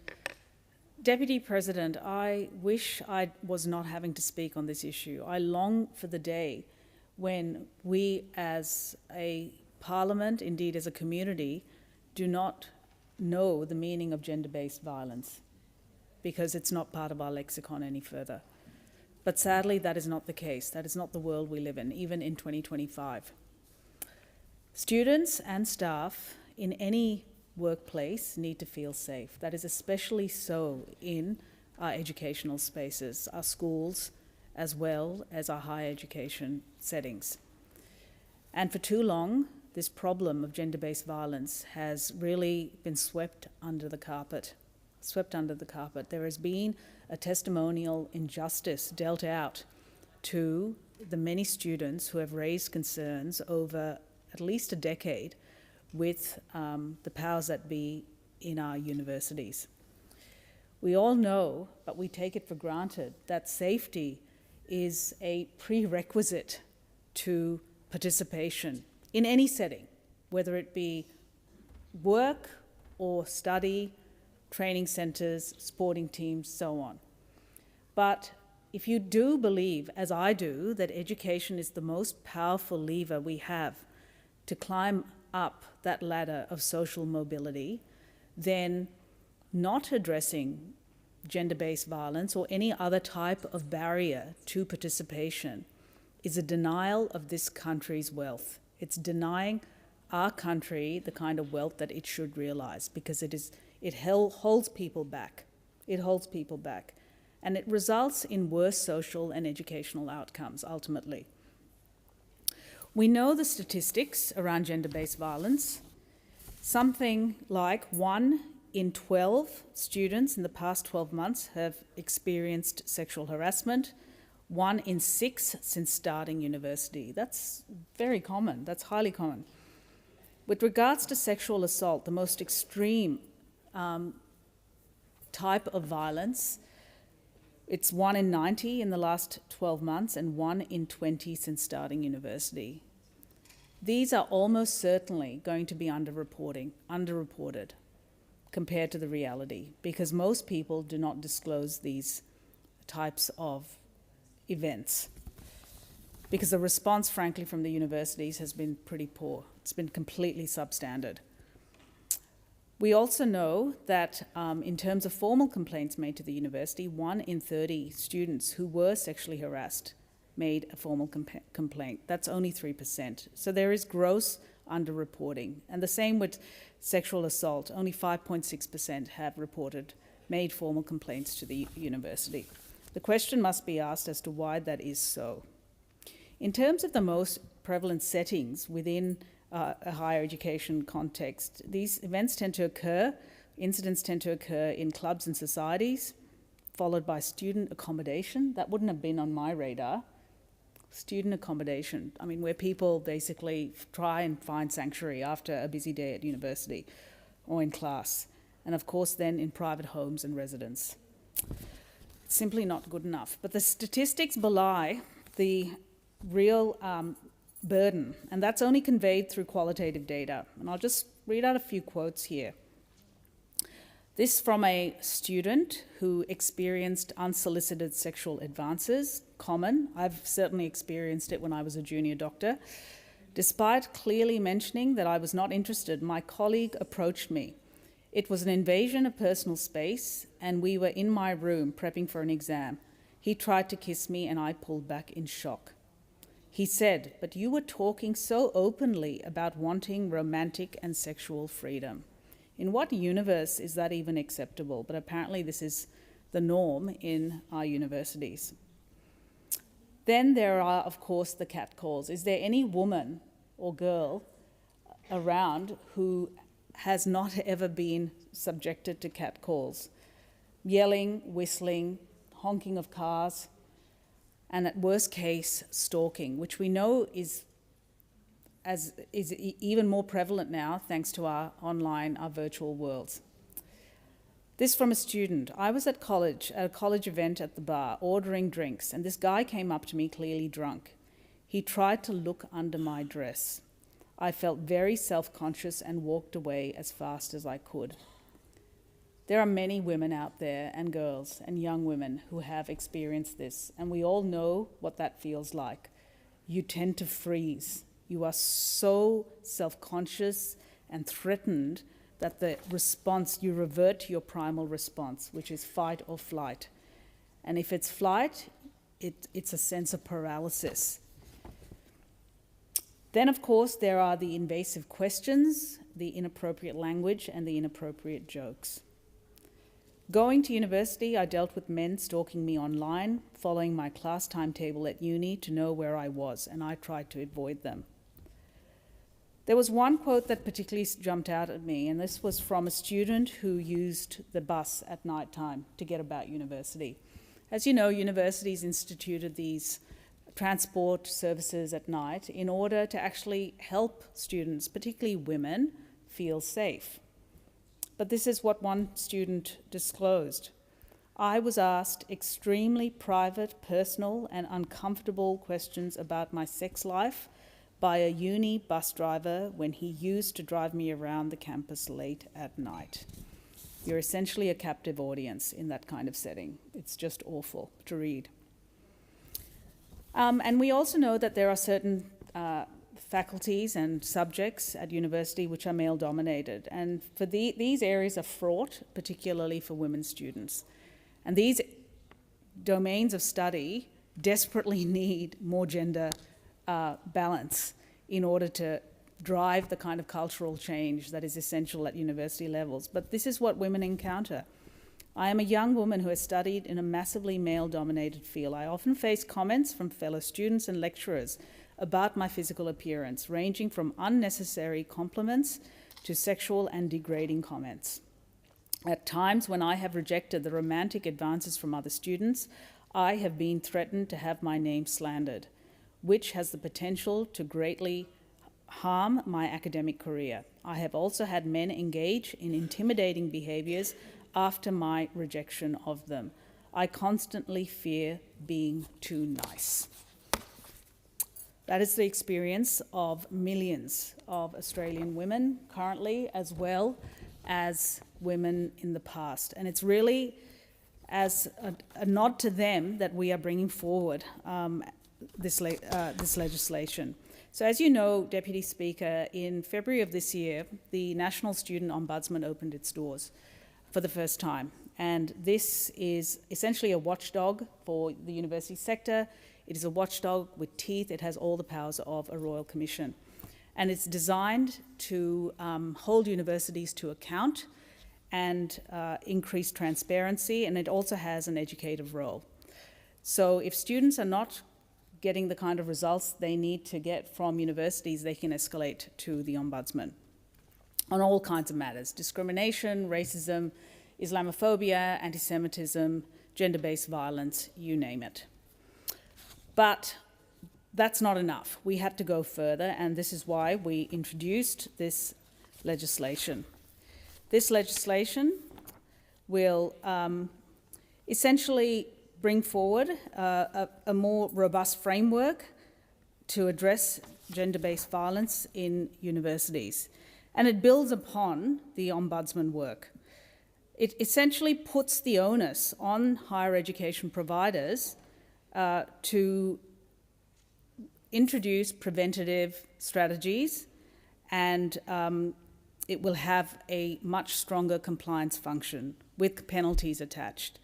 It imposes a positive duty on universities to lift their game. It will have a national code which will set best practice standards, which will be informed by the experts, and it will attempt to address the drivers that lead to this kind of behaviour. It will certainly prioritise prevention, and it will hold the boards and the chairs, who are the vice-chancellors, the CEOs of universities, to account. And I think that's really important. If you really want to drive cultural change, you have to start at the top. You have to start at the top. You have to hold the top dogs accountable, and this is what this legislation will do. It will have an educative function, and it will be transparent. It will report to the Parliament. There will be regular reporting of incident data in these institutions, and it will also, and I think this is important, establish a specialised unit focused on gender-based violence in the Department of Education. Again, this unit will be designed to educate but also enforce. And there will be public reporting, not only in this Parliament, but on, I hope to see it on a website, for example, which will be accessible to all Australians, because there's nothing like shining spotlight on poor behaviour. So it will have a naming and shaming function. Deputy Speaker, I will conclude by just saying that this has been a long time coming, and I pay tribute to the many, many activists and advocates over a long period of time, some over 10 years, who have worked towards this outcome. It is through your advocacy, your voices, your hard work, blood, sweat and tears that we have delivered this. And I'm proud that it has been a Labor government which is female dominant, by the way, 56% women, with a cabinet at gender parity, that has listened and now is taking substantive action to address this problem.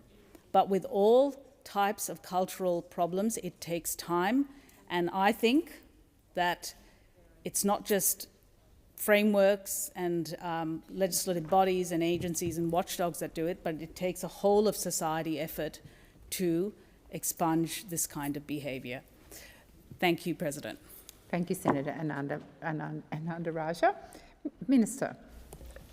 Thank you, President. Well, these bills provide for the establishment and enforcement of a national higher education code to prevent and respond to gender-based violence, and they are an important step in making students and staff safer on our campuses. And I thank senators across the chamber for their contributions on this debate.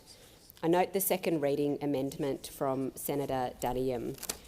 The government takes the issue of anti-Semitism at universities very seriously. Anti-Semitism, Islamophobia, or any other form of racism, harassment, discrimination or intimidation must not be allowed to threaten the safety of students and staff on Australian university campuses or anywhere else. The Minister for Education has been clear that universities must enforce their codes of conduct and meet their legislative obligations, which include having policies around freedom of speech, fostering a safe environment and ensuring student and staff well-being. Since the 1st of February this year, the Independent National Student Ombudsman has been open for students. The Ombudsman is a national first. It is available to handle complaints from students about experiences of anti-Semitism on university campuses. The Ombudsman is required to report to government at the end of each financial year about the nature and number of complaints it has received. Government is also anticipating the final report from the Race Discrimination Commissioner into racism, including anti-Semitism, at Australian universities.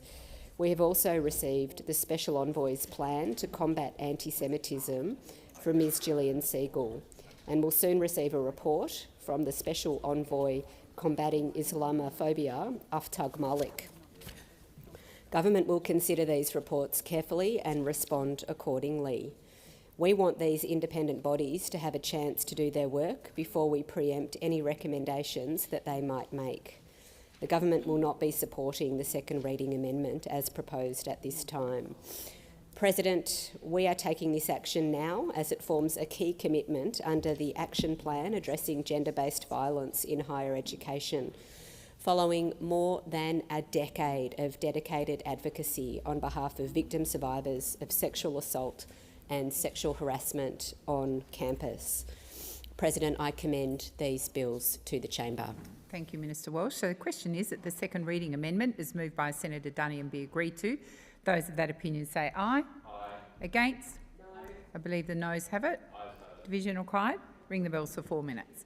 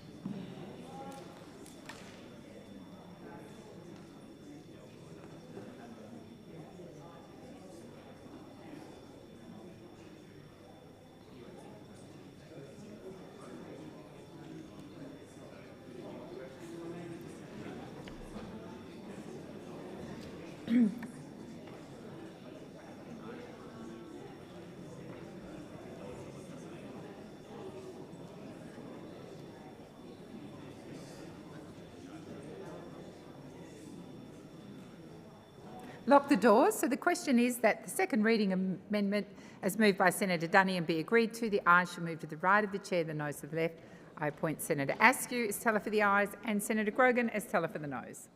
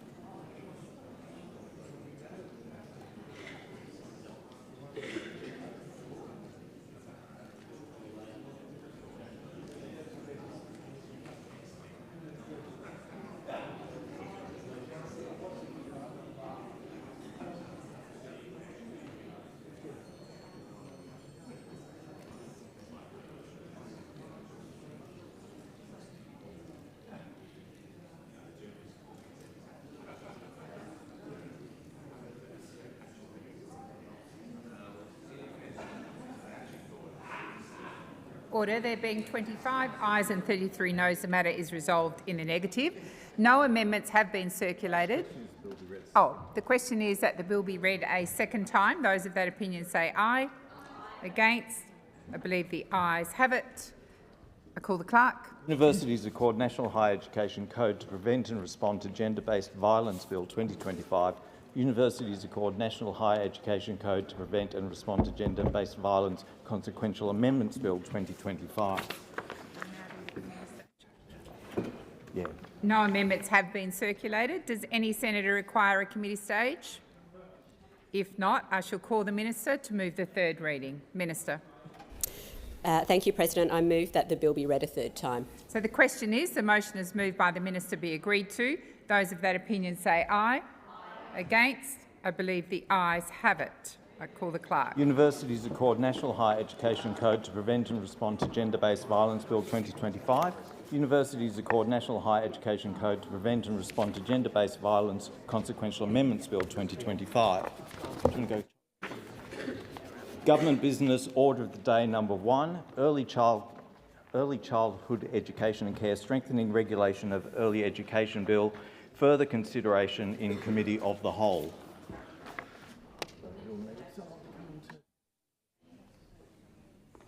Thanks. Oh, the deputies has come.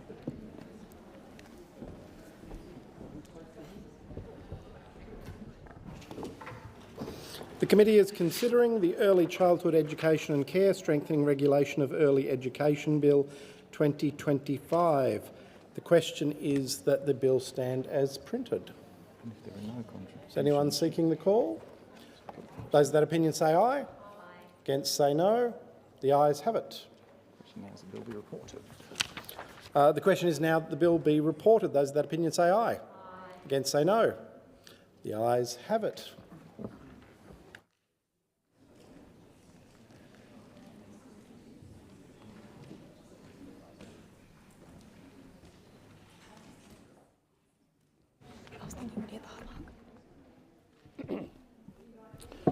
The committee has considered the Early Childhood Education and Care Strengthening Regulation and Early Education Bill 2025 and agreed to it with amendment?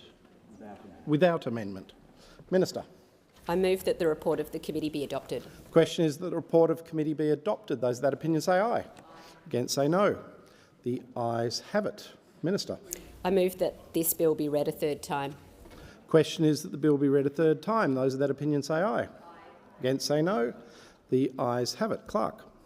A bill for an act to amend the law relating to family assistance and for related purposes.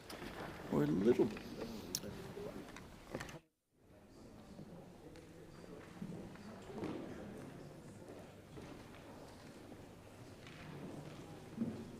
So we're going to notice the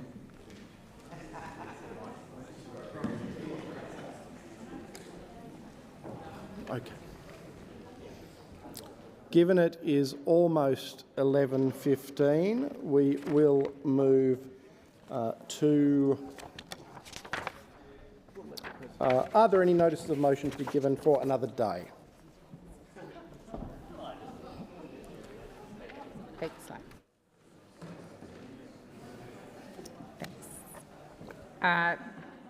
There being none, is there a report from the Selection of Bills Committee? Senator Sheldon. I present the fourth report of the 2025 of the Selection of Bills Committee, and I seek leave to have the report incorporated in Hansard. Is leave granted? Leave is granted. Senator Sheldon. I move that report be adopted. So the question is that the Selection of Bills Committee report. Senator Walsh. Thank you, President. I move the following amendment. At the end of the motion, add "and the following bills not be referred to a committee." Australian Security Intelligence Organisation Amendment Bill No. 1, 2025, Australian Security Intelligence Organisation Amendment Bill No. 2, 2025, Strengthening Oversight of the National Intelligence Community Bill 2025 and Defence Housing Australia Amendment Bill 2025. So the question, Senator Shoebridge. Oh, thanks, President. On behalf of Senator McKim, I move an amendment to Labor's amendment in the terms circulated in the chamber. Thank you, Senator Shoebridge. So the question is that the... Oh, are you speaking to it? Indeed. Thank you. Thank you for the opportunity, President. The amendment that we are moving is that the Defence Housing Australia Amendment Bill 2025 be referred immediately to the Foreign Affairs, Defence and Trade Legislation Committee for inquiry and report by the 28th of October. We're also seeking that the Orwellian-named Strengthening Oversight of the National Intelligence Community Bill 2025 not go to PJSIS, the Labor Coalition stitch-up, but instead go to the Legal and Constitutional Affairs Legislation Committee. We'd really like to take at least one of those secret security bills out of that dark, smoke-filled room of the war parties and instead put it into a public inquiry, particularly in this bill, which is proposing to give the PJSIS even more powers for their secret review of intelligence. But I suppose I really want to dwell on the Defence Housing Australia Amendment Bill 2025. Now, you can't make some stuff up in politics, but what about this? The last Parliament, we saw Labor coming up with a million reasons why they couldn't do anything on public housing. Well, they couldn't help people out on rents, they couldn't do anything, they couldn't build public housing, and they kept saying, oh, it's all the Greens' fault for not supporting their crap bills. So then this Parliament, they start with a public housing bill. So well done, Labor. You bring a public housing bill into the chamber, you push it through the lower house, and do you know what public housing they're building? What is it? They're building public housing for US troops under AUKUS. That's their public housing bill. Right now, they want to build 700 public housing units over in WA, not to put Australians who haven't got a home in it, not to put renters who can't afford a home in it, but they're building public housing for US troops because Uncle Donald asked them to. Uncle Donald asked them to. Surely not. Surely this is not Labor's... surely they read this, didn't they? Didn't somebody in the Labor caucus say our first public housing bill for the new Parliament can't be to build the US housing for US troops under AUKUS. Surely someone did a sort of reality check, but no, that's their bill. And do you know what? They can't even say how many hundreds of millions of public dollars will be used to build US troops public housing under this bill. And even the Coalition were asking some questions about it. Now, the Coalition normally wave through anything to do with AUKUS, anything to do with the US alliance. They'll wave it through. But even the Coalition downstairs asked some little quiet, tentative questions like, oh, please, sir, can you tell us how much money we're going to be paying to build the US troops public housing? Oh, please, Minister, you haven't explained in the bill how much is this going to cost, and is it going to come from the defence budget or is it going to come from some other budget? And when the Coalition got no answers, they crawled back into their shell and have gone quiet on it. And that's so typical of this non-opposition opposition. Senator, beg your pardon, sorry, Senator Shoebridge. Senator Scarr. Point of order. Just the language being used by Senator Shoebridge. I mean, Senator Shoebridge can do better than that in terms of using language like crawl. Yesterday we had crunch from the other side. Thank you, Senator Scarr. That's quite enough on your point of order. Order. It's not unparliamentary language, but I would suggest all senators and Senator Shoebridge can do better. Senator Shoebridge. Same thing the Senator. Well, look, I mean, thank you, President. So maybe the problem is the Uncle Donald reference. Maybe it's the fact that the Coalition and Labor are embarrassed about the fact that they're teaming up today to help the Senate ram through legislation to build public housing for US troops under AUKUS, because it's a bloody disgrace. It is a bloody disgrace. Senator Shoebridge, Senator Shoebridge, I withdraw that. Thank you. There are already 2,500 US Marines cycling in and out of Darwin. Are we building housing for 2,500 Marines cycling in and out of Darwin? There are already plans to put 700 US troops into the surrounds of Garden Island off Fremantle with all their families. How many houses are we building for US troops in Fremantle under this bill? There's already a housing crisis over there.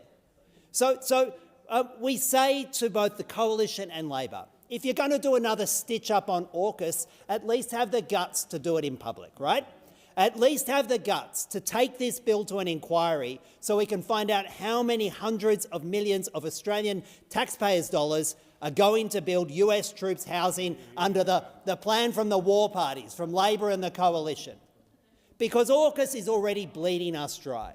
Billions of dollars going to Donald Trump, billions more going to Rolls-Royce in the UK. And now, in the first housing bill that Labor brings into this new parliament, they decide to put an unknown number of millions of dollars into building houses not for people in Australia who can't afford them, but for their mates in the US and US troops. It's a disgrace. Send it to inquiry. Thank you, Senator Shoebridge. So the question is that the amendment in the name of Senator McKim and moved by Senator Shoebridge be agreed to. Those of that opinion say aye. Against? The noes have it. Division required. Ring the bells for 4 minutes.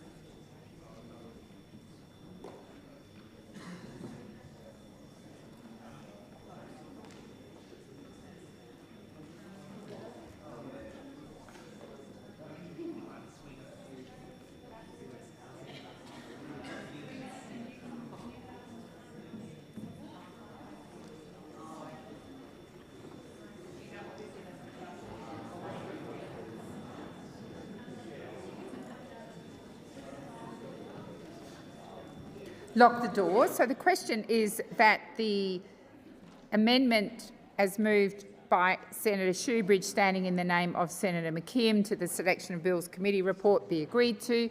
The ayes shall move to the right of the chair, the noes to the left. I appoint Senator McKim as teller for the ayes and Senator Askew as teller for the noes.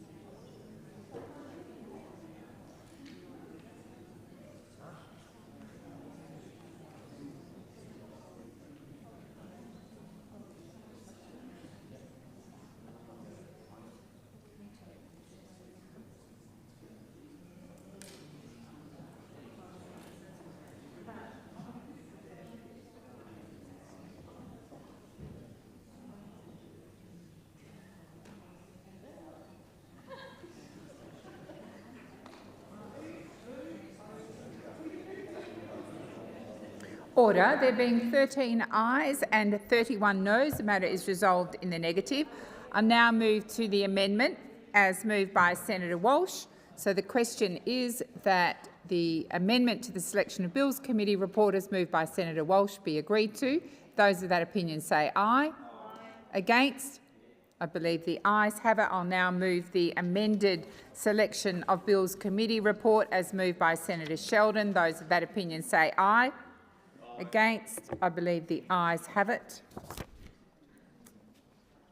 Is it desired to, is it desired to postpone or rearrange the business?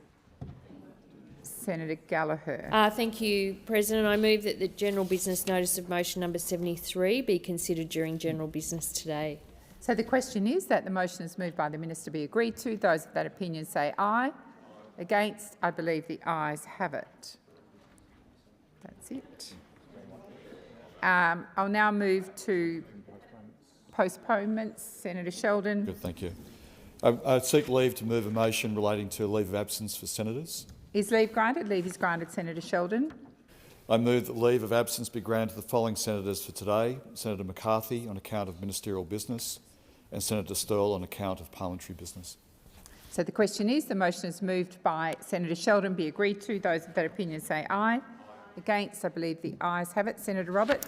Thank you, President. I seek leave to move a motion relating to leave of absence. Is leave granted? Leave is granted. Senator Roberts. Thank you. I move that leave of absence be granted to Senator Hanson for 31st July for personal reasons. So the question is, the motion is moved by Senator Roberts be agreed to. Those of that opinion say aye. Against? I believe the ayes have it. No more. Call the clerk. President, postponement notifications have been lodged as follows. In respect of general business notice number 34 in the name of Senator Shoebridge.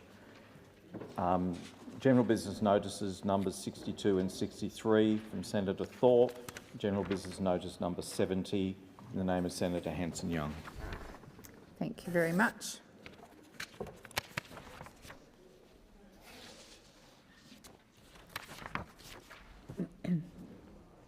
I shall now proceed to the discovery of formal business. I advise the Senate, as it's Thursday, we go straight down the list and we won't be grouping. I'm sure there'll be some divisions. I'll start with business of the Senate number 1, standing in the name of Senator Canavan. Senator Askew. On behalf of Senator Canavan, I ask that business of the Senate notice of motion number 1, proposing a reference to the Rural and Regional Affairs and Transport References Committee, be taken as formal. Is there any objection to this motion being taken as formal? There being none, I call Senator Askew. I move the motion. So the question is that business of the Senate number 1, standing in the name of Senator Canavan, be agreed to. Those of that opinion say aye. Against? I believe the noes have it. Division required. Ring the bells for 4 minutes.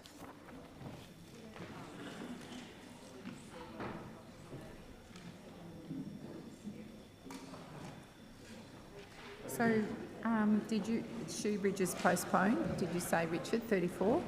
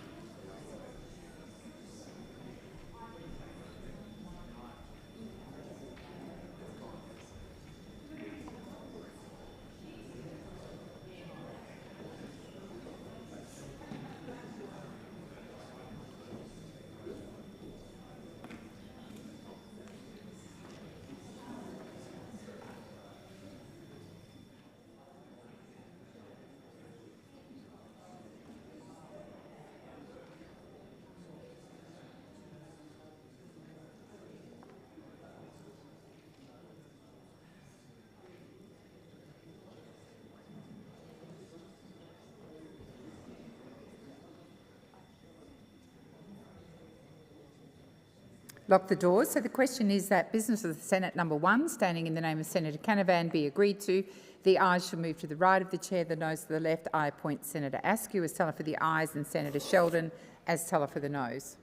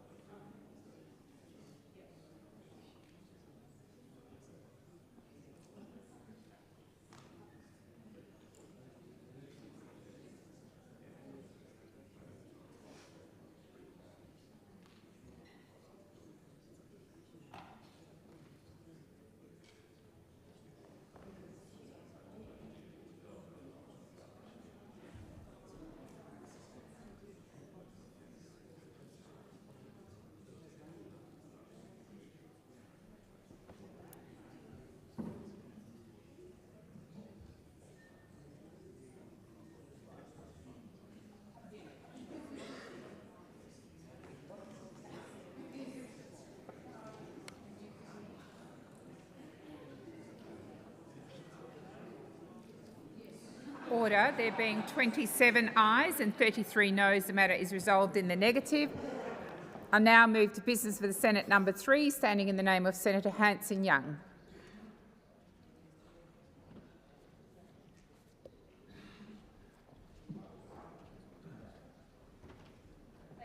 And I ask that business of the Senate notice of motion number 3 be taken as formal. Is there any objection to this motion being taken as formal? Senator Hanson-Young. I move the motion. Senator Scarr. Leave to make a short statement. Is leave granted? Leave is granted for 1 minute. Thank you, President. Given what happened in relation to the last motion, where Labor and the Greens combined to crunch the coalition and deprive the committee from considering a matter of great importance to the Australian people, the coalition will be making a stand on this motion and opposing it, because we believe that the dealings between the Greens and the Labor Party are compromising the running of this institution to consider matters of great concern to the Australian people, including in relation to the announcement made regarding the importation of beef from the United States, which has its source in both Canada and Mexico. So we will resist Labor and the Greens seeking to crunch the coalition and seeking to thereby crunch the operation of this institution, and we will oppose. Thank you, Senator Scarr. So the question is that the motion is moved by Senator Hanson-Young be agreed to. Those of that opinion say aye. Against? No. I believe the ayes have it. Division required. Ring the bells for 1 minute.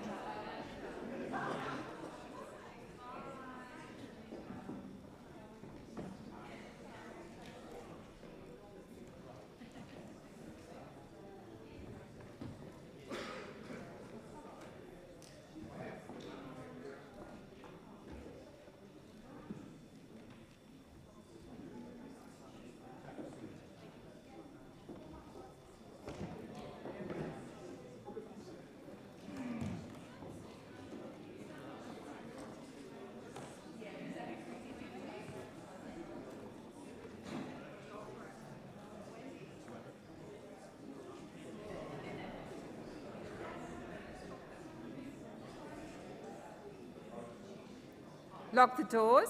So the question is that business of the Senate number 3, standing in the name of Senator Hanson-Young, be agreed to.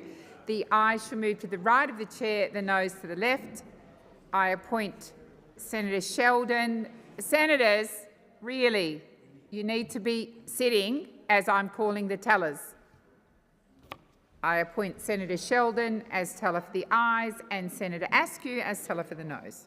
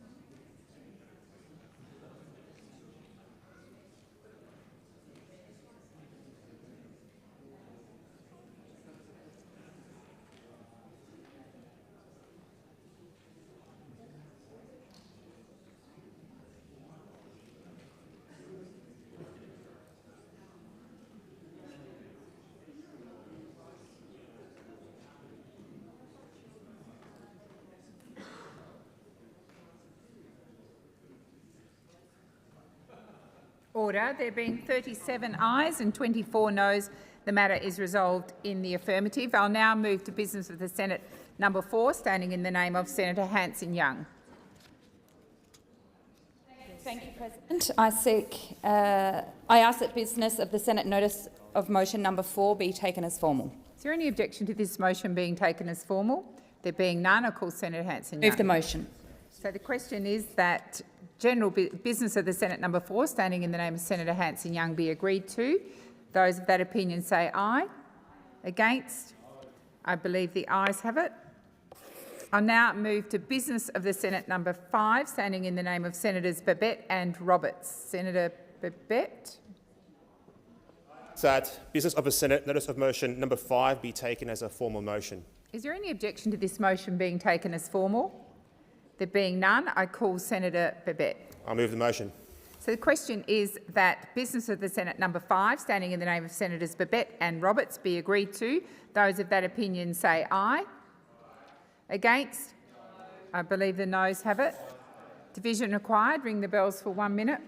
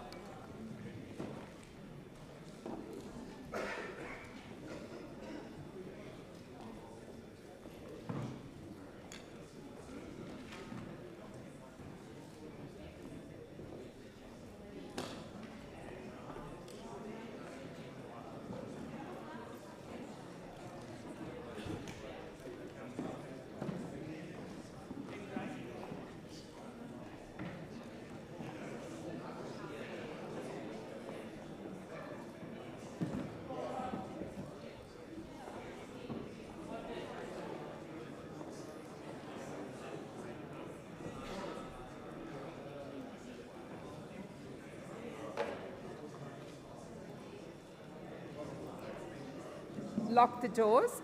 So the question is that general business of the Senate number 5, beg your pardon, standing in the name of Senators Babet. Order! Senators Babet and Roberts be agreed to. The ayes shall move to the right of the chair, the noes to the left. I appoint Senator Askew as teller for the ayes and Senator Sheldon as teller for the noes.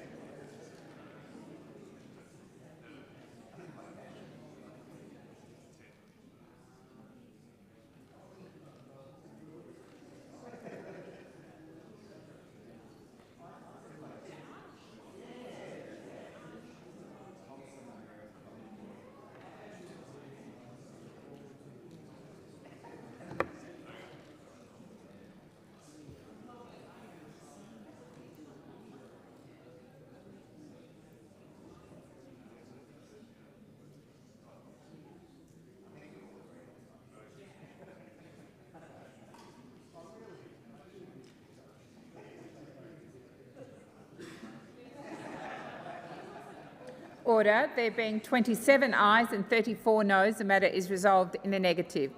I now move to government business 1 to 3, and I call Minister Gallagher.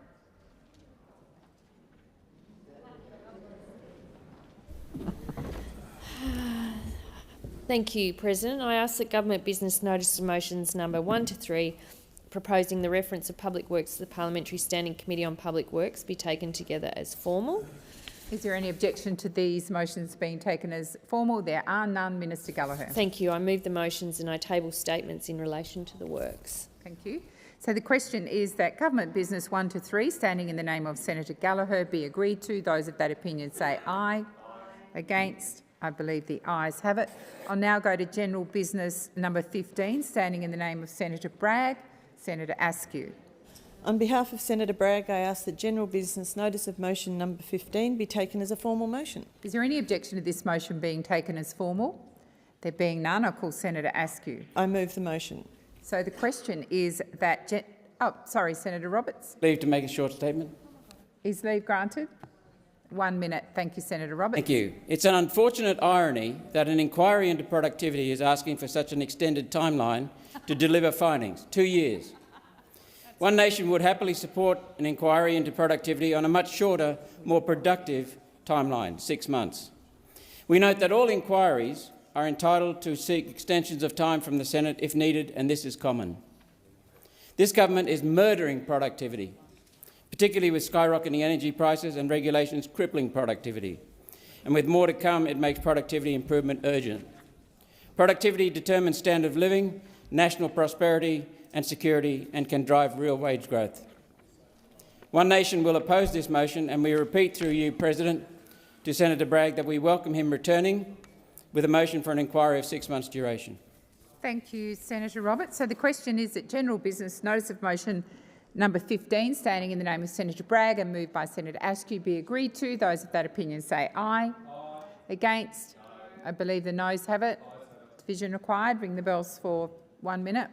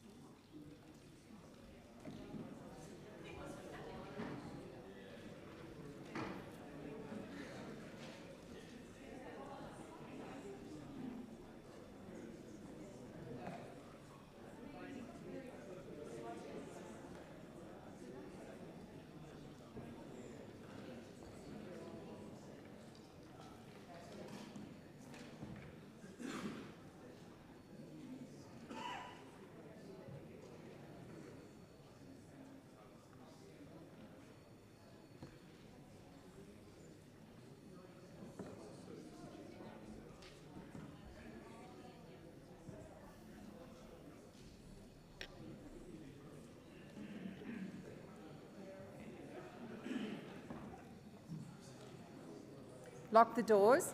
So the question is that General Business Notice of Motion number 15, standing in the name of Senator Bragg and moved by Senator Askew, be agreed to. The ayes shall move to the right of the chair, the noes to the left. I appoint Senator Askew as teller for the ayes and Senator Sheldon as teller for the noes.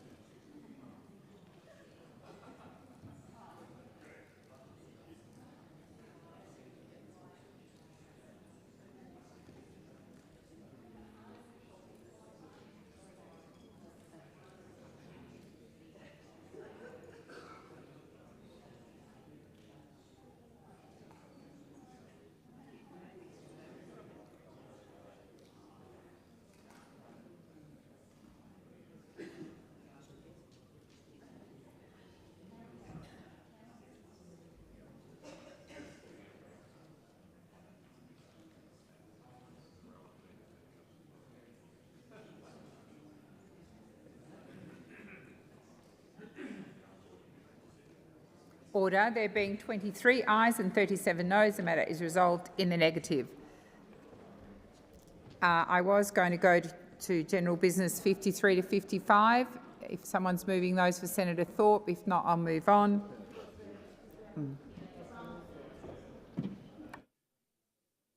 Senator Thorpe. Sorry. Thank you, President. I ask that general business notice of motion 53 to 55 be taken as a formal motion. Is there any objection to these matters being taken as formal? There being none, I call Senator Thorpe. I move the motions. Senator Gallagher. Thank you. I seek leave to make a short statement in relation to numbers 53, 54 and 55. Leave is granted for 1 minute. Thank you. The government will be opposing these motions. Australia acts in accordance with our obligations under international law. Throughout the war in Gaza, the government has been consistent in our demand that all parties must abide by international humanitarian law. Australia has long been part of an international call on Israel to comply with its international obligations in the occupied Palestinian territories. We've repeatedly called on Israel to comply with the binding orders of the International Court of Justice, including its provisional orders in South Africa's case against Israel. We work with partners to assert our position through sanctions, statements and resolutions, as well as diplomatic interventions and more than $110 million in humanitarian assistance for civilians devastated by the conflict. Consistent with the long-standing practice of successive Australian governments, the government does not disclose the details of any legal advice sought or received. Thank you, Minister. So the question is that general business notices 53 to 55, as moved by Senator Thorpe, be agreed to. Those of that opinion say aye. Against? I believe the noes have it. Division required. Ring the bells for 1 minute.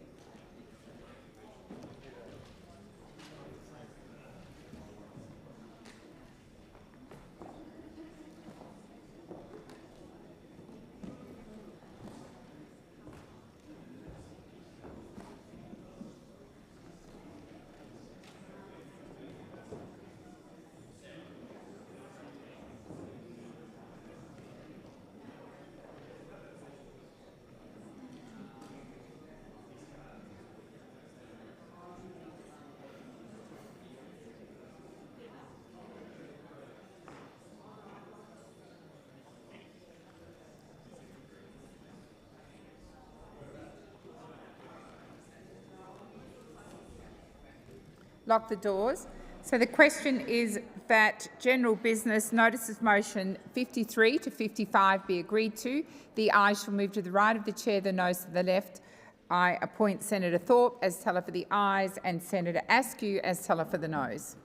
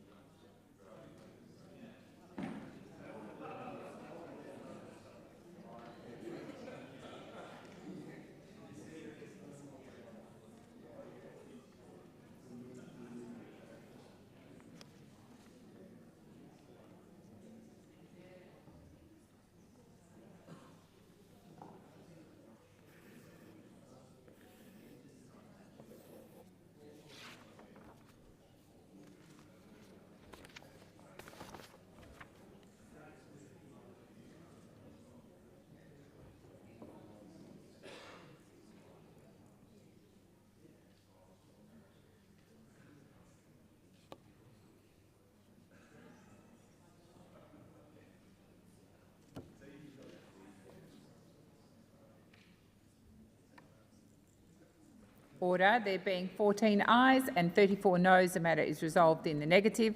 I'll now go to general business notice of motion number 64, standing in the name of Senator Thorpe.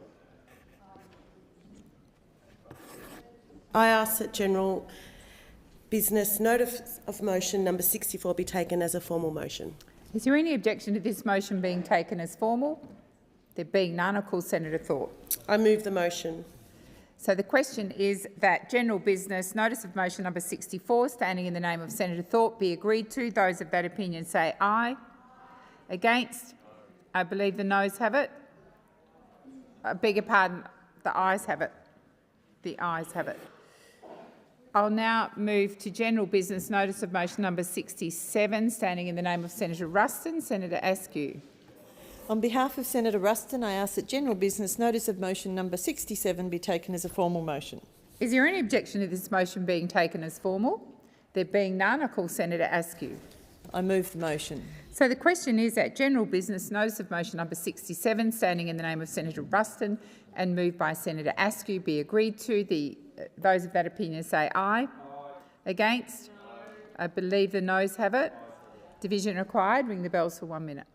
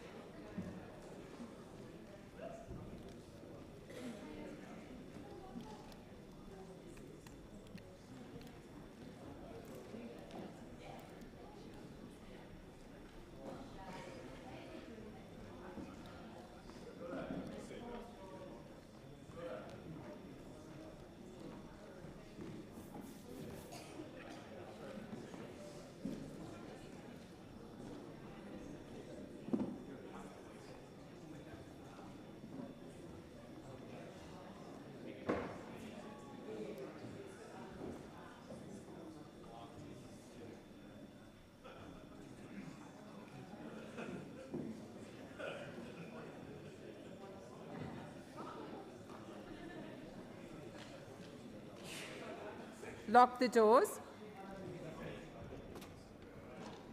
So the question is that general business number 67, standing in the name of Senator Ruston and moved by Senator Askew, be agreed to. The ayes shall move to the right of the chair, the noes to the left. I appoint Senator Askew as teller for the ayes and Senator Sheldon as teller for the noes.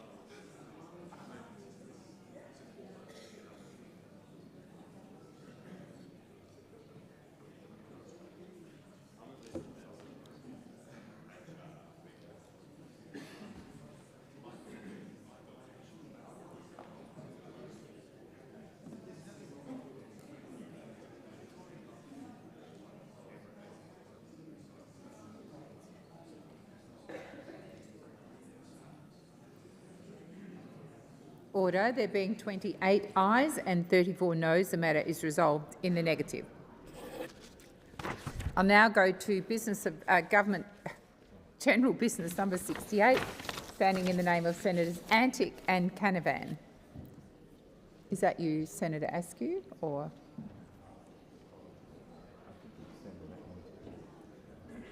Senator Antic. General business notice of motion 68, proposing the introduction of a bill be taken as formal. Is there any objection to this motion being taken as formal? There being none, I call Senator Antic. I move that the following bill be introduced, a bill for an act to amend the Sex Discrimination Act 1984 and for related purposes. So the question is, the motion is moved by Senator Antic be agreed to. Those of that opinion say aye. Against? I believe the ayes have it. Senator Antic. I present the bill and move that this bill may proceed without formalities and now be read for a first time.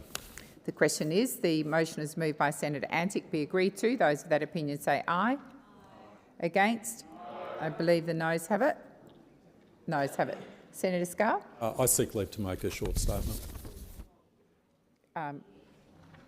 Yes. 1 minute, Senator Scarr. Thank you, President. While the Senate has the opportunity to reject a bill at the first reading stage, in practice, the first reading is almost always passed without opposition and is regarded as a purely formal stage. The Coalition supports these normal procedures, as we have with many Greens, Labor or crossbench bills that we strongly opposed. The normal process enables bills to be fairly considered and debated by the Senate before a substantive decision is taken. It should only be deviated from in the most extremist circumstances, lest we deny the right of senators to even have matters debated. As in all cases, a vote in the first reading should not be taken as a position on the substantive legislation, especially where a bill has not had the opportunity to be the subject of normal internal processes. Thank you, Senator Scarr. Senator McKim? Seek leave to make a 1 minute statement. Is leave granted? Leave is granted. Senator McKim. I thank the Senate. Well, we know exactly what Senators Antic and Canavan are up to here. They are introducing a bill that they want to use to provide a platform for transphobic people in our community to punch down on transgender Australians and in particular on trans kids. That's what's going on here. They are trying to provide a platform for parliamentary privilege to be used to punch down on some of the most vulnerable people in our community. Well, as far as the Australian Greens are concerned, we are never going to vote in this place to allow you to create that platform. Trans rights are human rights. Trans people and trans kids deserve our love and support, and they deserve us to stand up and defend their right to exist, and the Australian Greens will always do that. Minister Gallagher. Thank you, President. I seek leave to make a short statement. Leave is granted for 1 minute. Minister Gallagher. Thank you, and I understand the arguments that Senator Scarr has put and agree that it is normal custom and practice in this place to allow for bills to be introduced. However, in the last term, the government did take a stand on another bill, a similar bill, where we took the position that we were denying or we were dealing with it at the first reading stage because of the harm that could be caused by creating a platform for parliamentary debate over and its impact on individuals, in particularly young Australians. That is the position we took in the last parliament. It is the position we are taking now. We do not agree with the Senate being a place where individual harm can be done to young people across this country. And that is what would have happened had we allowed this bill to proceed in the normal course, and we won't stand for it. Trans children deserve better from this chamber. Thank you, Minister. Senator Roberts. To make a short statement. Is leave granted? Leave is granted. Senator Roberts for 1 minute. Thank you. What we're seeing here is an example of control. And always beneath control, there is fear. Of what are the Greens and the opposition and the coalition and the Greens and their coalition partners Labor afraid? Thank you, Senator Roberts. Senator Scarr has asked that I recommit the vote, and if it's the will of the chamber, I will do that. So the question is that the first reading motion, as moved by Senator Antic, be agreed to. Those of that opinion say aye. Aye. Against? The noes have it. Division required. Ring the bells for 4 minutes.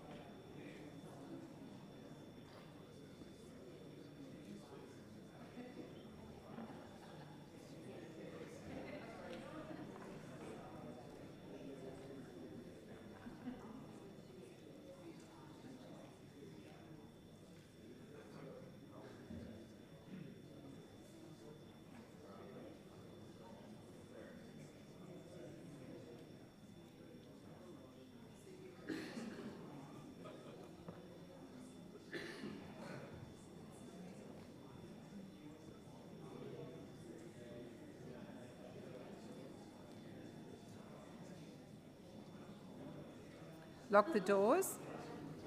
So the question is that general business notice of motion number 68, standing in the name of Senators Antic and Canavan, be agreed to. The ayes shall move to the right of the chair, the noes to the left. I appoint Senator Askew as teller for the ayes and Senator Grogan as teller for the noes.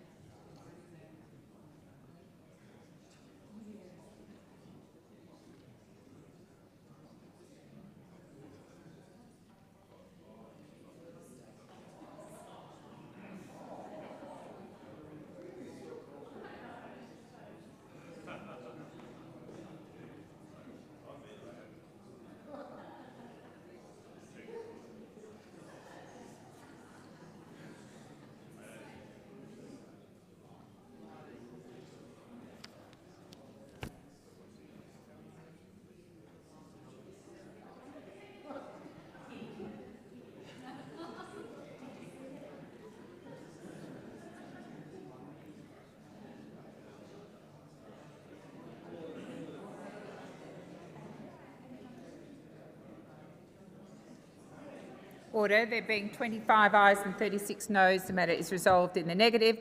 I'm now going to general business. Notice of motion number 69, standing in the name of Senator McKim.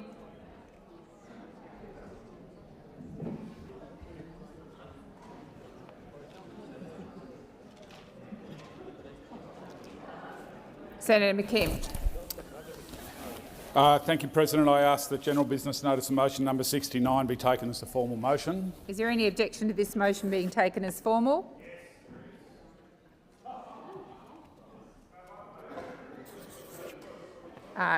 Thank you, Senator McKim.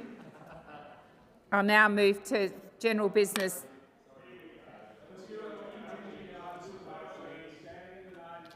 Waters, I move that so much as standing orders... We've now hit the hard marker, Senator McKim. I'm going to call the clerk.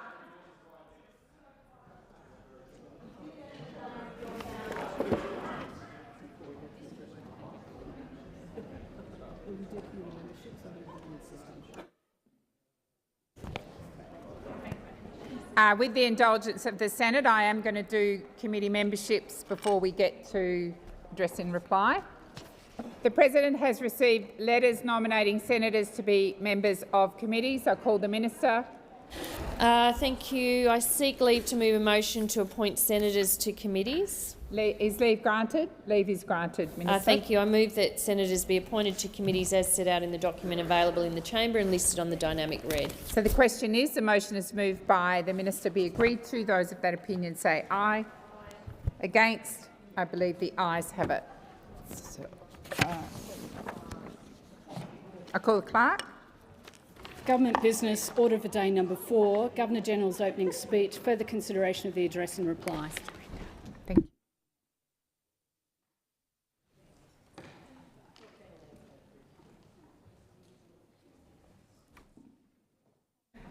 Senator O'Sullivan, you have the call. Thank you very much, Acting Deputy President. Current world events and the destabilisation of our geopolitical climate demonstrate that Australia, despite our challenges, is a resilient and strong democracy. This should never be taken for granted. Having the opportunity to stand in this place today and make this speech after a seamless transition post-election proves that we are indeed the greatest country on earth. Entering my second term in the Senate, I've been reflecting on what the past 6 years threw at us. Obviously, for those that were also in the class of 2019, we didn't have very long in this place until suddenly life was far from normal. COVID entered the scene in early 2020 and we were trying to work out what it meant for Australia. And Parliament was cancelled and we had spent all this time in isolation, and for us Western Australians we spent a few too many days cooped up in hotel rooms, or as it was for me in my caravan, after parliamentary sittings. Then came the economic shocks, the supply chain challenges. We all remember the rush for toilet paper, the rising inflation, the growing uncertainty in global affairs, and a creeping sense that things will never be the same. And we've faced compounding pressures on families, small businesses, budgets and national morale. Yet here we are. And I'd firstly like to take this opportunity to acknowledge some of my colleagues who have finished their service in this place. Firstly, to our leader last term, Peter Dutton. Peter was a great support to me and I'm incredibly grateful to him and his family. The election result was disappointing, but Peter deserves recognition and respect for almost 25 years as a Member of Parliament, a Cabinet Minister and most recently the Leader of the Opposition. To my fellow West Australian, former Senator Linda Reynolds. Linda has been such a strong advocate for Western Australia and the Coalition, and Linda, you can be proud of your contribution and what you achieved in our nation's Parliament. Also, I'd like to acknowledge other colleagues, Holly Hughes, Perrin Davey and David Fawcett. Thank you for being such great colleagues and supporters and for all the work that you did in this place. I wish you the very best for what comes next. It is through these reflections that you realise the immense privilege that it is to serve in the Australian Parliament. And I never want a day to go by without that feeling of great pride.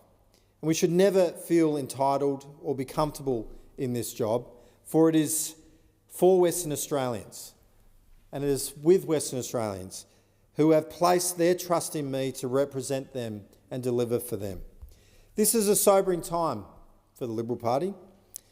The results of the past 2 elections highlight that much has gone wrong. It is easy to rush to judgment, despair, fear, and think that it will always be.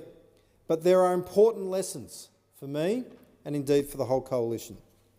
This moment that we're in right now presents a new opportunity and we must seize it.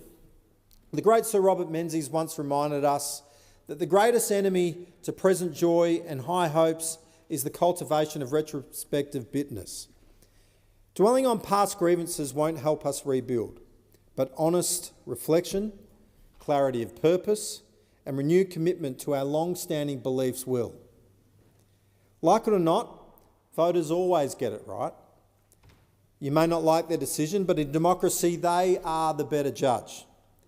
And it's clear Australians did not think that the coalition was ready to govern. And with the benefit of hindsight, I suspect they were right. In my view, we failed to express some of the most important beliefs, the very same beliefs that we've seen the coalition elected many times before. How can the party of lower taxes and sound economic management, if we oppose tax cuts and fail to deliver and outline a clear vision for tax reform?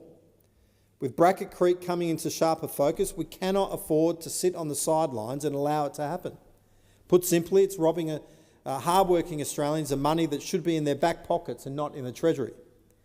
Now, speaking of robbery, this is what the current Treasurer is doing with his proposed tax on superannuation, or those with a balance of $3 million or more. You know it's a bad idea when the father of superannuation, former Prime Minister Paul Keating, when he's saying that this is unconscionable, and he knows, like everyone else, that it needs to be indexed.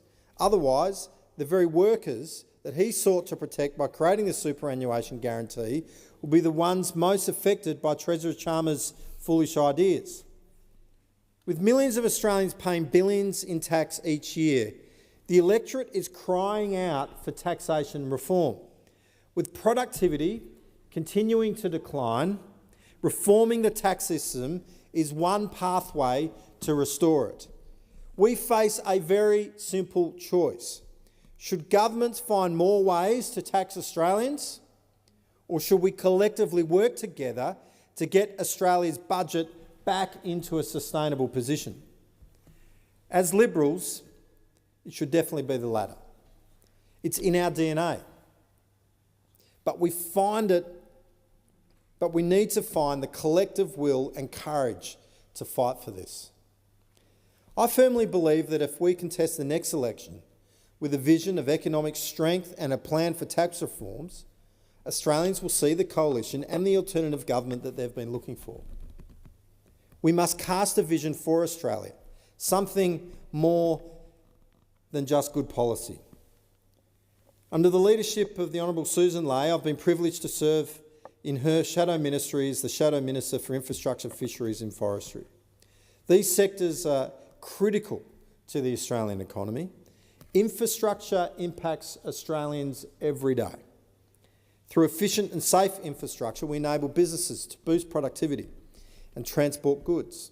We enable people to get to work safely, parents to do the school run, public transport to operate, and so on. In this portfolio, I'll be primarily investigating the needs to improve road safety. Last year, 1,300 lives were lost on our roads, the highest in a decade. One less person at family dinners or at Christmas gatherings. We must ensure that funds are allocated correctly to make our roads safer. And I add to that, we must ensure that projects are delivered on time and on budget for that to occur. I'll also champion the infrastructure needs of my home state, Western Australia. Infrastructure fuels economic growth, yet WA seems to be missing out, despite being the engine room of this country, and I'm sure you'd agree. Acting Deputy President. A 2019 Australian infrastructure order estimates that congestion in Perth will cost $3.1 billion annually by 2031. Widening roads and freeways is sensible, but often we react to congestion rather than proactively plan and build before it becomes an issue. We also need to rethink commuting options. Perth has one of the lowest rates of walking and cycling trips nationwide. According to Infrastructure Australia, there are 4.2 million private car trips daily, with 2.8 million under 5 kilometres. The other major element of my portfolios is fisheries and forestries, two industries under constant attack by the Australian Labor Party and the Greens. Along with Senator Cadell, I work constructively to ensure government policies support these industries and enable sustainable operation for future generations. Bizarrely, the left seems hell-bent on squeezing these industries until they collapse. In WA, the Cook Labor government has banned native logging with little regard for the regional towns that relied on it and offering limited alternative economic opportunities. But let me be clear, while the Coalition agrees that these industries must operate sustainably, we also believe in the people and the towns that rely on them and the vibrant economy that they contribute to. Now, my family hails from Manjimup, a beautiful part of the world. I love native forests, but everything must be balanced, and a total ban is not the answer. As many of you know, I also love the great outdoors. Now, during recent school holidays, only a few weeks ago, my family and I drove the Great Central Road to the Red Centre. This is the road that cuts straight through from Laverton all the way through to Uluru. It's Australia's longest road route, and it's an incredible shortcut. In fact, it's known as the Great Shortcut. It saves you about 1,200 kilometres if you take that direct route rather than going through Port Augusta across the Nullarbor. The journey along the Great Central Road is an epic odyssey. There remains a 736-kilometre unsealed section of the West Australian side. Having experienced it firsthand, I'll advocate for this part to be fully sealed. I want to give a special shout out to the Mayor of Laverton, Patrick Hill. He's led this cause for over 25 years, someone that deserves great recognition. He heads up the Rural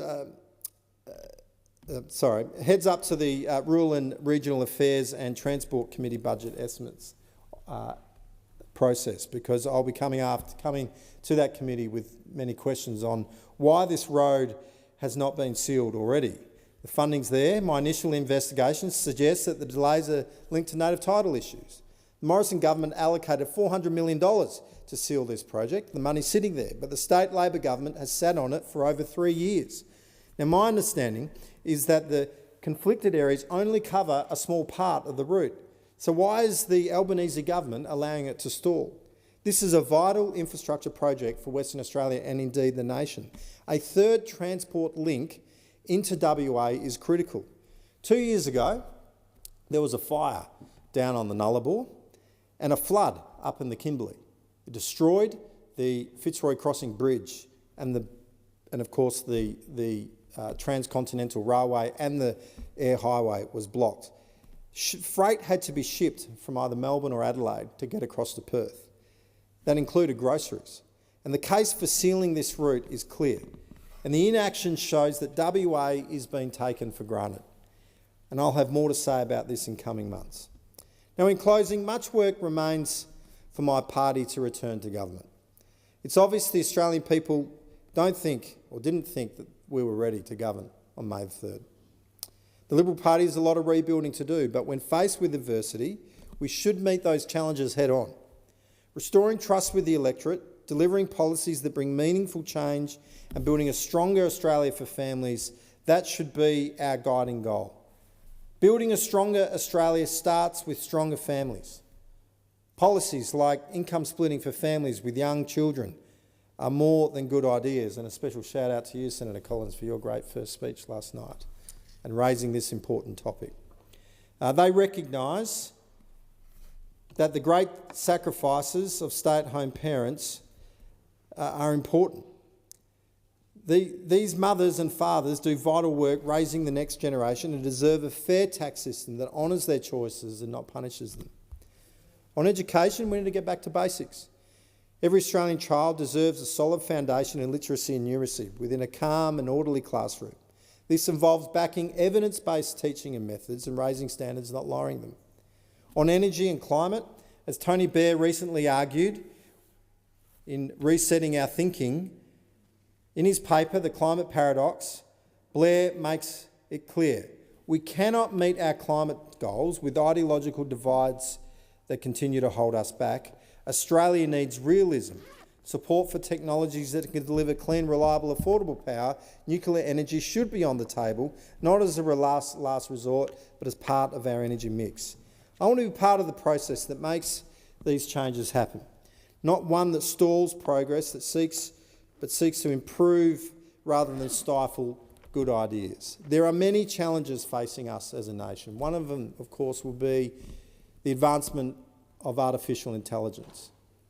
We're less than 18 months away before we have artificial general intelligence, and that is going to profoundly change the way we go about life. It will happen within this term of Parliament. Within this term of Parliament, we will see dramatic changes in the way that our lives are impacted. And in fact, it's going to impact upon government. It's going to impact upon revenue. There are many challenges that we are going to have to face in this term of Parliament. The Liberal Party, well, it's faced lows before. We're at an all-time low right now. But we can deal with it. We've been written off before. We've been written off as out of touch before. We've been written off, but we will rise again. As the 40th President of the United States once said, and who he himself endured a period of political wilderness, he said, "From times of hardship, we've always emerged with a renewed sense of confidence and a determination to meet and to conquer whatever challenges lay ahead." Thank you. Senator Whitaker. Acting Deputy President. I'm delighted to speak to this address in reply today. I want to thank the Governor-General for her generosity to us in recent weeks, particularly us new parliamentarians. Her Excellency welcomed new senators and members to Government House while we were at school earlier this month, and then opened Government House to our families ahead of the first sitting last week. I also thank her for her address to senators and members in this place, setting out the government's agenda for the term. On the 3rd of May, the Australian people made their voices heard. Australians re-elected the Albanese Labor government for a second term, with an increased majority, and an historic majority at that. It's a very clear endorsement of the work the Prime Minister and the Labor government did in the first term, and of the plan we presented to build a better future for our country. A plan to deliver cost of living relief, to strengthen Medicare, to get more people into their first home, to create a more accessible, universal early childhood education and care system, and to build a future made in Australia. It's a clear mandate to deliver on that plan. In my home state of Western Australia, it's a mandate to continue to keep WA's economy strong, to make more things in WA, and to keep helping Western Australian families. And that is exactly what we will do. Western Australians know that it is only under a Labor government that they will see action on the things that matter most to them. This government has been really clear. Tackling cost of living is our #1 priority. We want Australians to earn more and keep more of what they earn. And we've made good progress. The Albanese government has got wages up and brought inflation down. But we know that cost of living challenges are still being felt by many Australians, and that's why we will do more. Following the recent federal budget, the government legislated tax cuts that took effect on the 1st of this month. These changes will deliver real tax relief to every Australian taxpayer, helping ease cost of living pressures and tackling bracket creep head-on. It's a meaningful step to put more money back into the pockets of Australians. But we're not stopping there. There will be further rounds of tax cuts locked in for 2026 and 2027. Fair and simple relief for low and middle income earners. On July 1 this year, award and minimum wage workers, including those in hospitality, retail and community services, received a 3.5% pay rise, a real pay rise, above inflation. It's something Labor fought for. And just this week, we've been legislating to cut HECS debts, to make medicines cheaper and to protect penalty rates.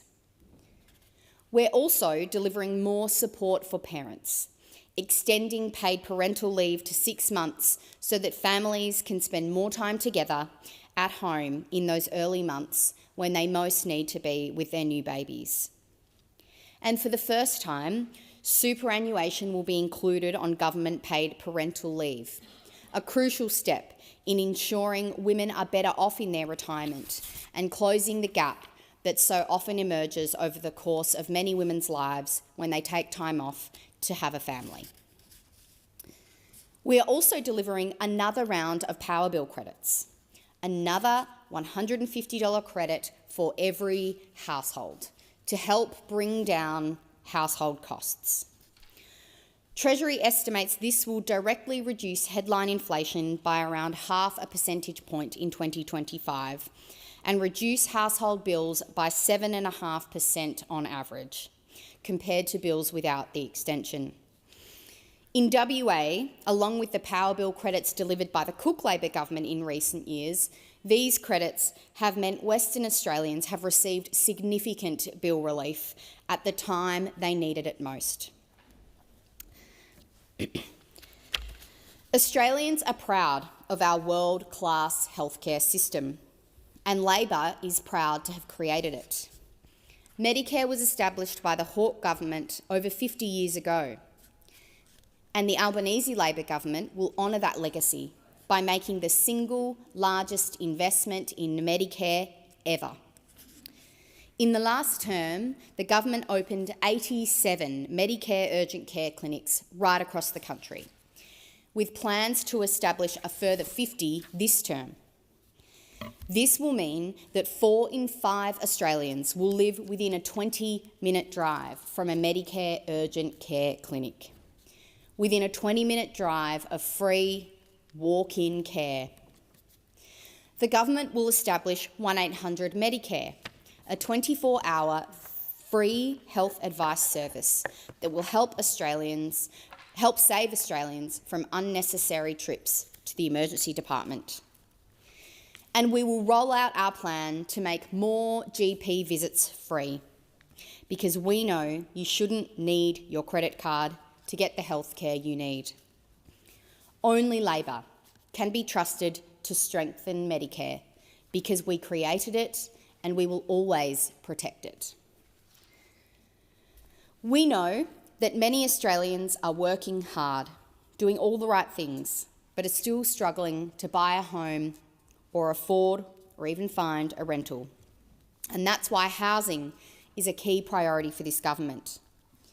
We are making it easier for first home buyers to buy a home, with a plan to support 5% deposits in every town, every city, every region across our country.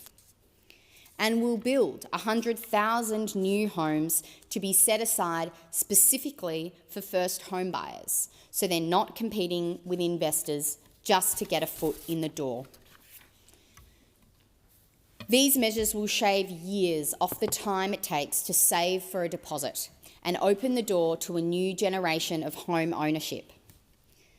We're also making renting fairer, having already worked with a number of states around the country to ban no-ground evictions, cap rent increases and set minimum rental standards. We've increased rental assistance by 45%, helping more than 1 million households keep a roof over their heads. Ultimately, though, we know the best way to make housing more affordable is to simply build more of them. That's why this government will deliver the biggest housing construction program in our nation's history. 1.2 million new homes, including 55,000 social and affordable homes through the Housing Australia Future Fund and other initiatives. We're investing in the infrastructure to support that growth, cutting red tape, and backing the tradies who'll build them.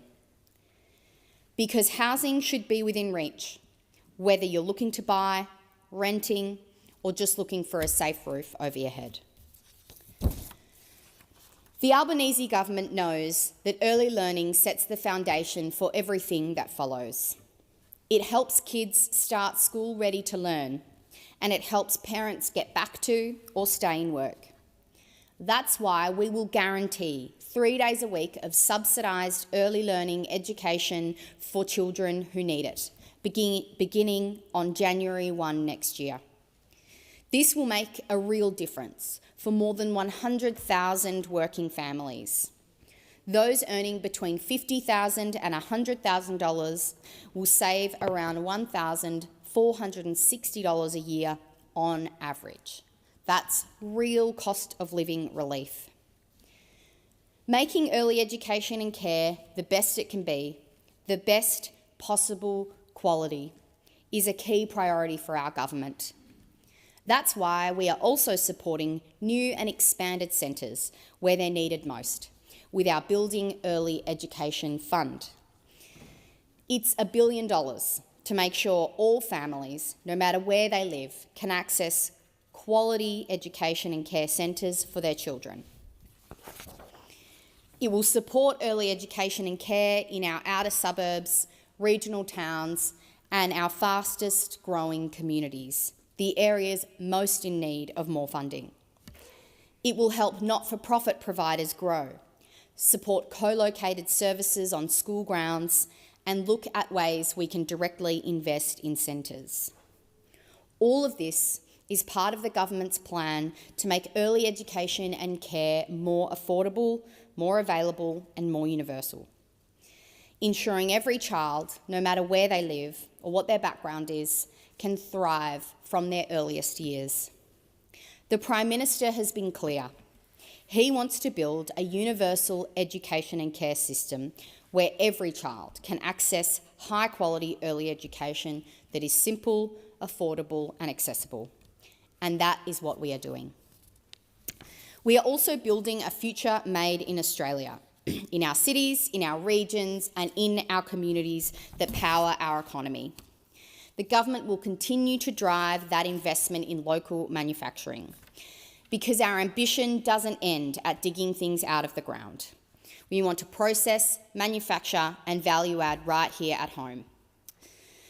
We're backing industry that will convert these minerals, many of which are in my home state of Western Australia, into solar panels and batteries, the very technologies that will power the next century of Australian homes and businesses. And we're helping Australian households be a part of that clean energy future too. We will subsidise the cost of home batteries for Australian households, reducing their power bills for life. Our $2.3 billion Cheaper Home Batteries program will help more than 1 million households install home batteries by 2030. It will reduce the cost of a typical battery by around 30%. Families with rooftop solar will be able to store their own power and use it when they need it. It will cut power bills by up to $1,100 per year. The program builds on that same trusted scheme that helped us millions of households install solar, and we're extending that success to batteries. We're also supporting small businesses and communities to install batteries, helping more Australians reduce their reliance on the grid and pushing down power prices for everyone. This is smart energy policy, and it is real cost of living relief, lowering bills, cutting emissions, and keeping investment flowing into Australian manufacturing. The Albanese government is committed to making more things here in Australia, more things in Western Australia, whether it's batteries or ferries to expand WA's public transport network. We're creating good local jobs. We're also investing in transport infrastructure to support Perth's growing suburbs, including in my own neck of the woods, with works to widen the Kwinana Freeway to reduce traffic congestion and enhance freight efficiency. The Albanese government is delivering on our promises for working people. We're training the next generation of tradies with nearly 600,000 free TAFE places already delivered. Apprentices in construction and clean energy are now eligible for a $10,000 support payment to help them stay on course and finish their training.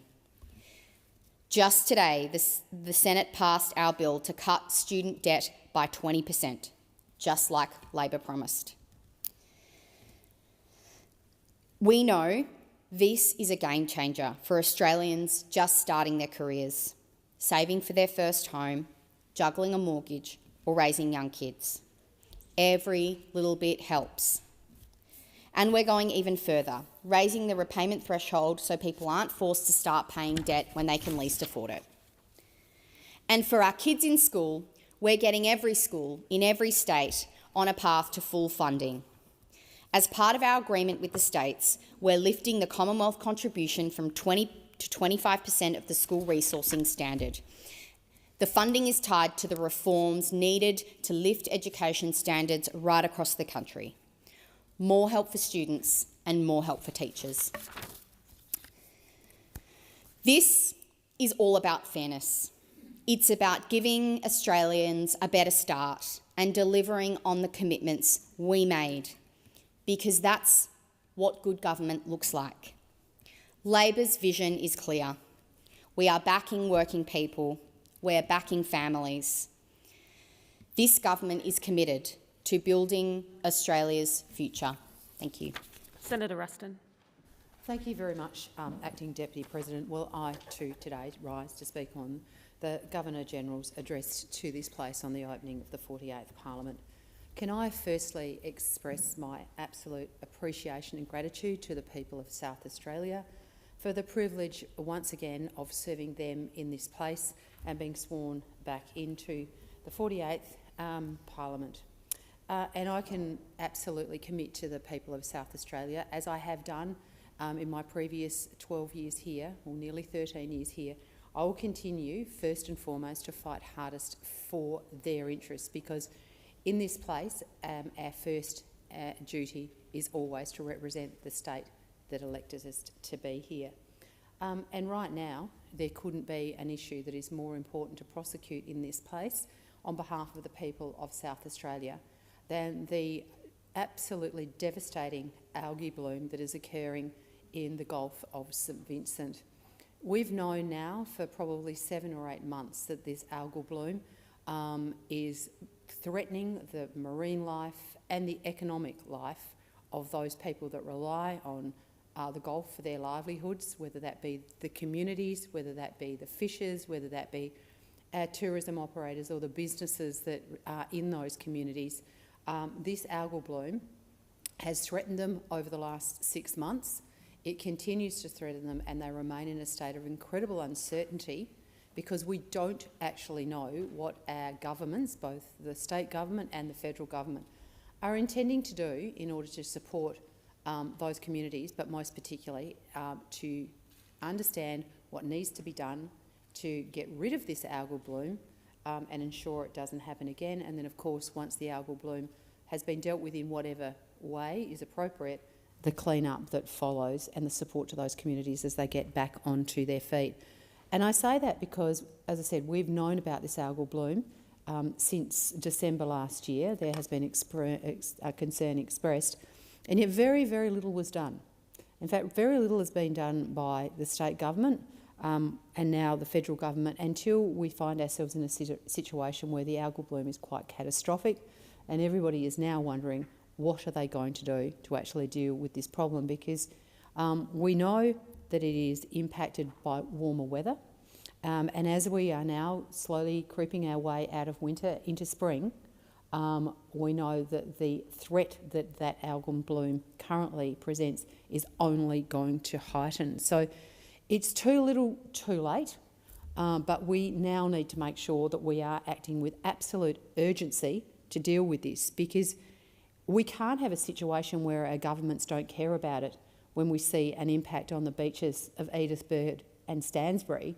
But I'm telling you that this will now hit the beaches of Brighton and Glenelg And maybe just then, we will see the government take this more seriously as it hits our metropolitan beaches. Because unfortunately, a track record of this government and the one in South Australia has been that it only matters if it occurs in our cities. But one of the biggest issues that we saw during the last term, we saw during the election campaign, and Her Excellency the Governor-General raised in her speech to the address to this Parliament on behalf of the government that leads the 48th Parliament, was around Medicare. And I want to reflect on a matter of serious consequence to the Australian public, and that is the Albanese government's preparedness to continue to repeat and mislead the Australian public about Medicare, particularly about whether you need your credit card or you are going to have out-of-pocket costs when you go to see your GP. During the campaign, the Prime Minister confidently declared on a number of occasions, and I quote, he said, "One card covers it all, your Medicare card, not your credit card." He reiterated this promise in excess of 71 times during the campaign, promising all you'll need is your Medicare card and Australians could see a GP for free. Election goes by, Australians are continuously misled about the out-of-pocket costs that they are going to be paying. Australians also know right now that they have never paid more out of their pockets when they go to see a GP. So the Prime Minister, I think, knew that what he was telling Australians wasn't true. But the sad fact is now that following the election, we find out that the Prime Minister's own Department of Health and Aged Care, under FOI and in the incoming government brief, confirms that the government's modelling showed that 25% of G clinics will not bulk bill under the government's own policy framework. That statistic completely and utterly shatters the Prime Minister's promise to Australians that they would not require anything more than their Medicare card when they visited a GP. We also see from other independent sources and other reliable sources like the RACGP, the AMA, Clean Bill and the like, that the report of the Department of Health and Aged Care in relation to the very, very unlikely, or that the chance of the quotes of the Prime Minister ever coming true, have also been underpinned by reports of all of these organisations saying that GPs will not be in a position to be able to fully bulk bill Australians, which is the promise the Prime Minister continuously made, in fact, 71 times. And we also see this week the Minister for Health billed the cat in his recent comments to Morning Television when he said, "We have never said that there would be 100% of bulk billing." Well, I'd like to understand the difference between 100% bulk billing that the Minister says they never promised and the Prime Minister promising Australians that all you would need is your Medicare card. I would really like to understand how the Prime Minister and the Health Minister can conceive that they are saying the same thing. But the Prime Minister has been absolutely unequivocal in his promise to Australians. And let me be clear, the Coalition wants Australians to be able to get timely access to affordable health care. We hope the Prime Minister actually hasn't lied to Australians. Unfortunately, we fear that he has. And the worst part of it is that not only are Australians having to put their hand in their pocket every time they see their GP, the amount of money they have to pull out of their pocket has never been higher. Right now, out-of-pocket costs to see your GP are the highest they have ever been. They increased 45% in the 3 years of the first term of the Albanese Labor government. We've also seen bulk billing rates falling from over 88% when we left government to 77% now. That is an 11% drop in bulk billing rates over the 3 years of the Albanese government. And yet many opposites still come in here and actually mislead this place by suggesting for some reason that bulk billing rates have gone up under Labor.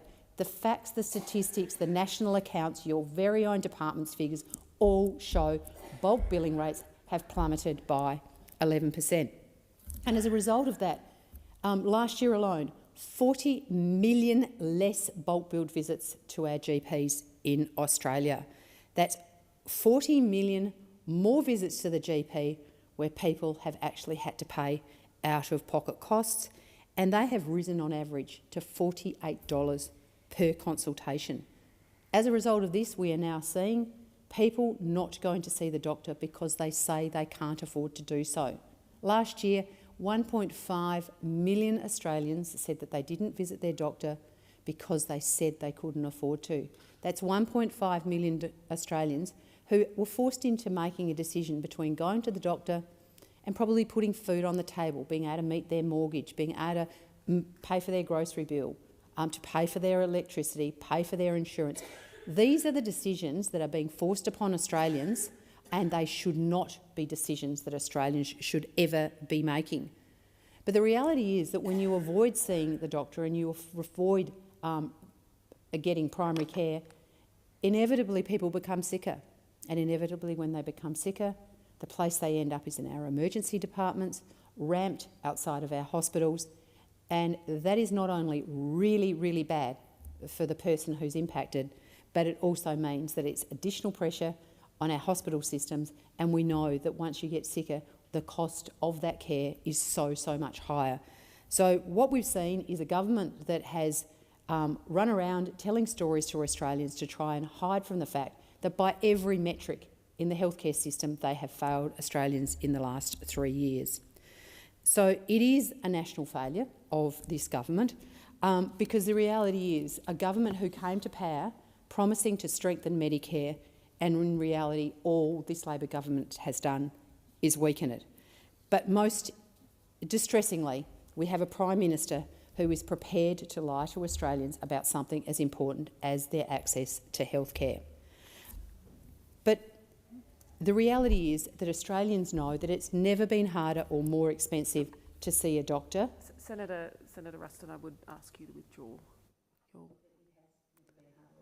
previous comment a few back, which I think you're aware of. Can you please withdraw? I will withdraw, Chair. So the fact is that these promises have been made to Australians, and I can assure the people of South Australia, as your representative in this place, I will be holding the government to account to make sure that it delivers on the promises that it has made to you. And if it does not deliver on those promises, I will make sure that you are well aware of the fact that you have been misled in the lead up to this election, because you deserve, as every other Australian deserves, easy and quick access to affordable health care in Australia. It is a fundamental right of all Australians. But this is not the only promise that was broken. In 2022 election, the government, or the opposition then, as it sought to become the government, made a number of promises to the Australian public. And during the previous term of this parliament, most of them were failed to be delivered. And the reality is the challenges that we were facing in the last term haven't gone away. They haven't gone away. Australians are still struggling with the cost of living. And it doesn't matter how many times the government tells everybody how fabulously they're doing and all the wonderful things that they're doing.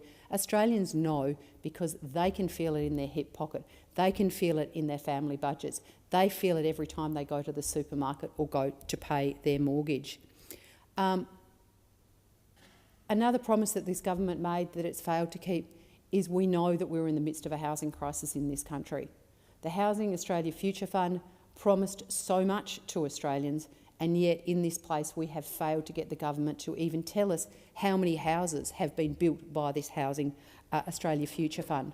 I fear that it's probably a very, very low number. My understanding is it's probably only 17, and yet $500 million in the last 12 months was allocated from the Housing Australia Future Fund to build houses for Australians, and yet we understand that it is probably less than 20 that have been constructed already.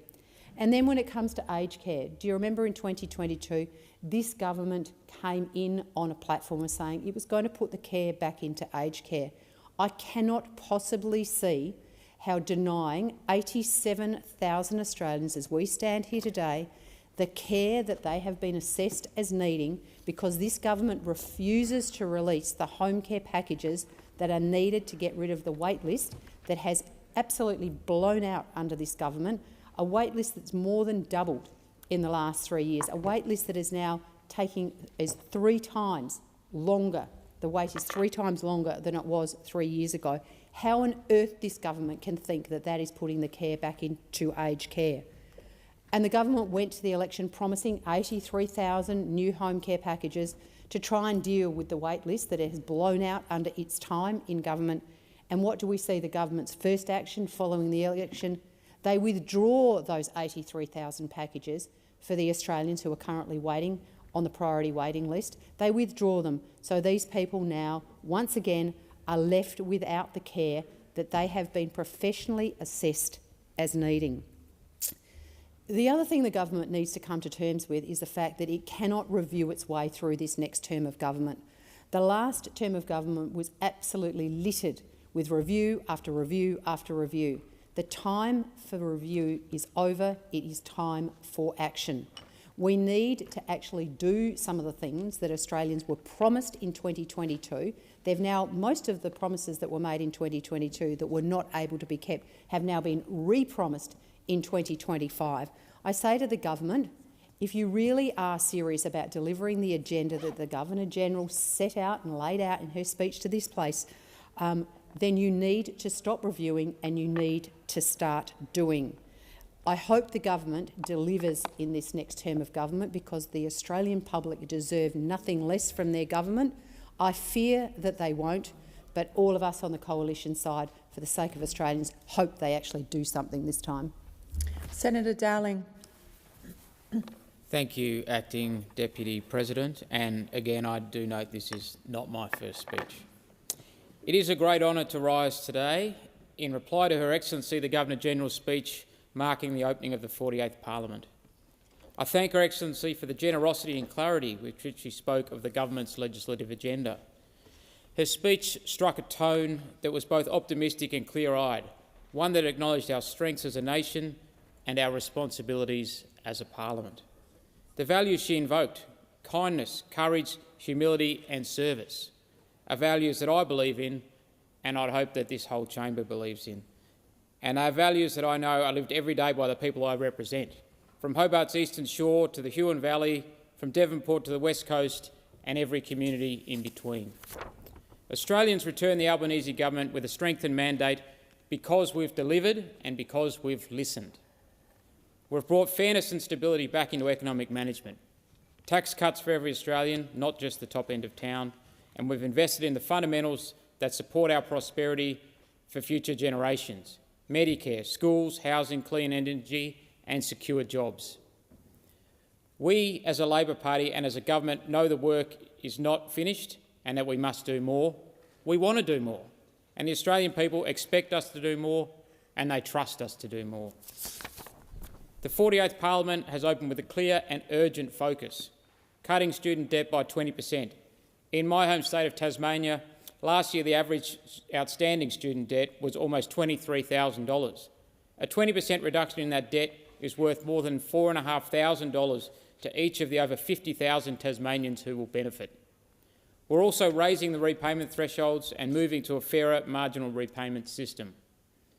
Other focus areas include making childcare safer, more affordable and more accessible to more families, strengthening Medicare, the rollout of 87 Medicare urgent care clinics across Australia, with 50 more to be built over the next 3 years, and the establishment of 1-800 Medicare. $10 billion of investment to build 100,000 new homes just for first home buyers.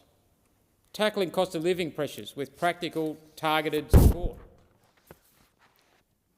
Making education more affordable and more accessible to all Australians with fee-free TAFE right across the country, and, as mentioned, cutting 20% of all student loan debts. Supporting older Australians through aged care and pension reform. advancing the National Reconstruction Fund to drive local manufacturing, strengthening our defence capability and deepening our regional engagement, continuing the transition to clean energy with confidence and ambition, and boosting our nation's productivity, growing our economy and making sure everyone stands to benefit, whatever they do and wherever they live. Labor's agenda has been embraced by millions of Australians on a scale that few predicted at the start of the election. You'd think such a result would give pause for thought from the other side. Indeed, just last week we heard from the other side that the election result was, quote, humiliating and warranted time for reflection. Reflection, we are told, that will result in them being, quote, more constructive.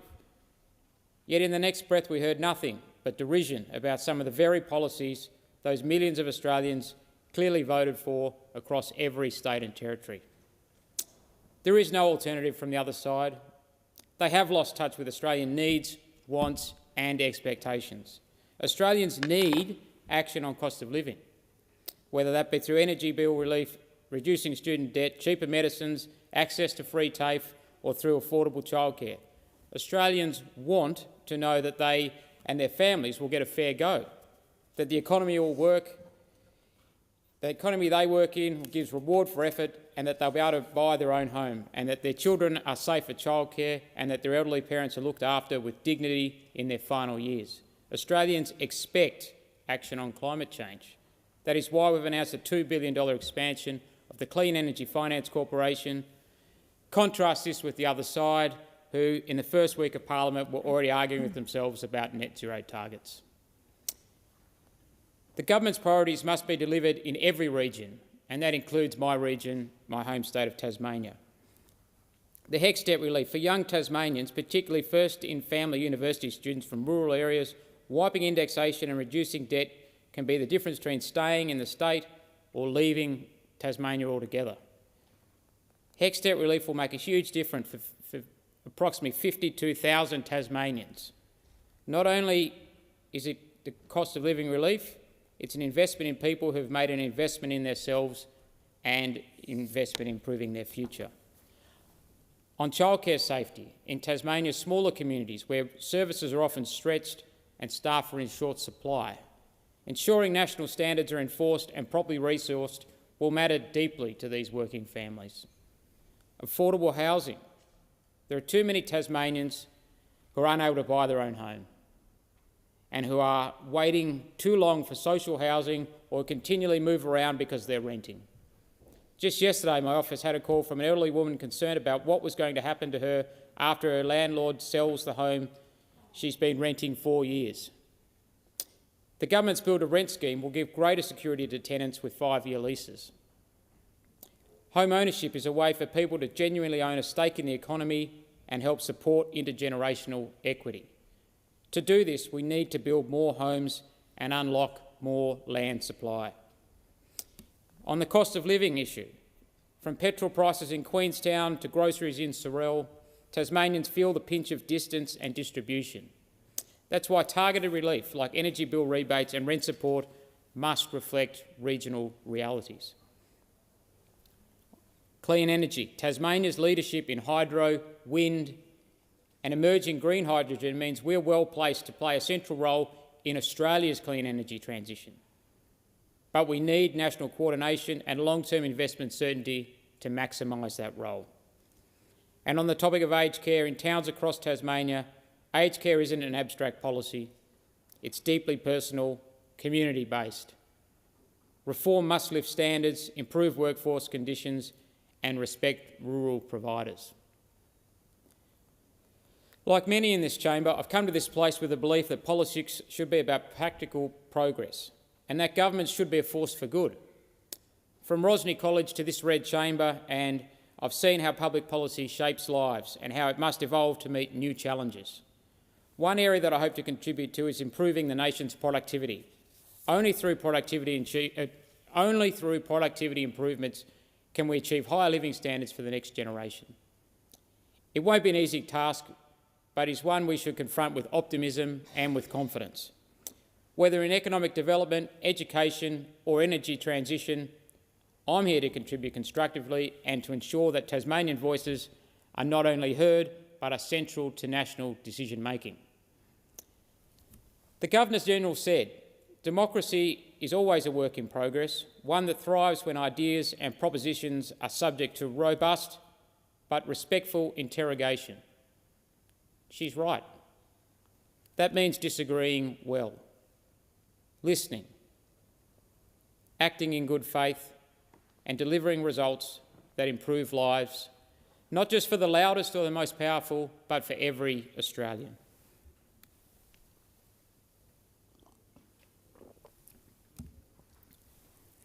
This 48th Parliament opens at a time of global uncertainty, but also of national opportunity. Let us use this opportunity well. Let's live up to the faith Australians have placed in us. Let's govern with the values Her Excellency reminded us: humility, strength and service, for Tasmania, for the nation and for future generations. Thank you. Senator Sharma. Thank you, Acting Deputy President. Australia faces immense challenges. We live in a dangerous and a more unstable world. Our geographic isolation no longer affords us the protection that it once did.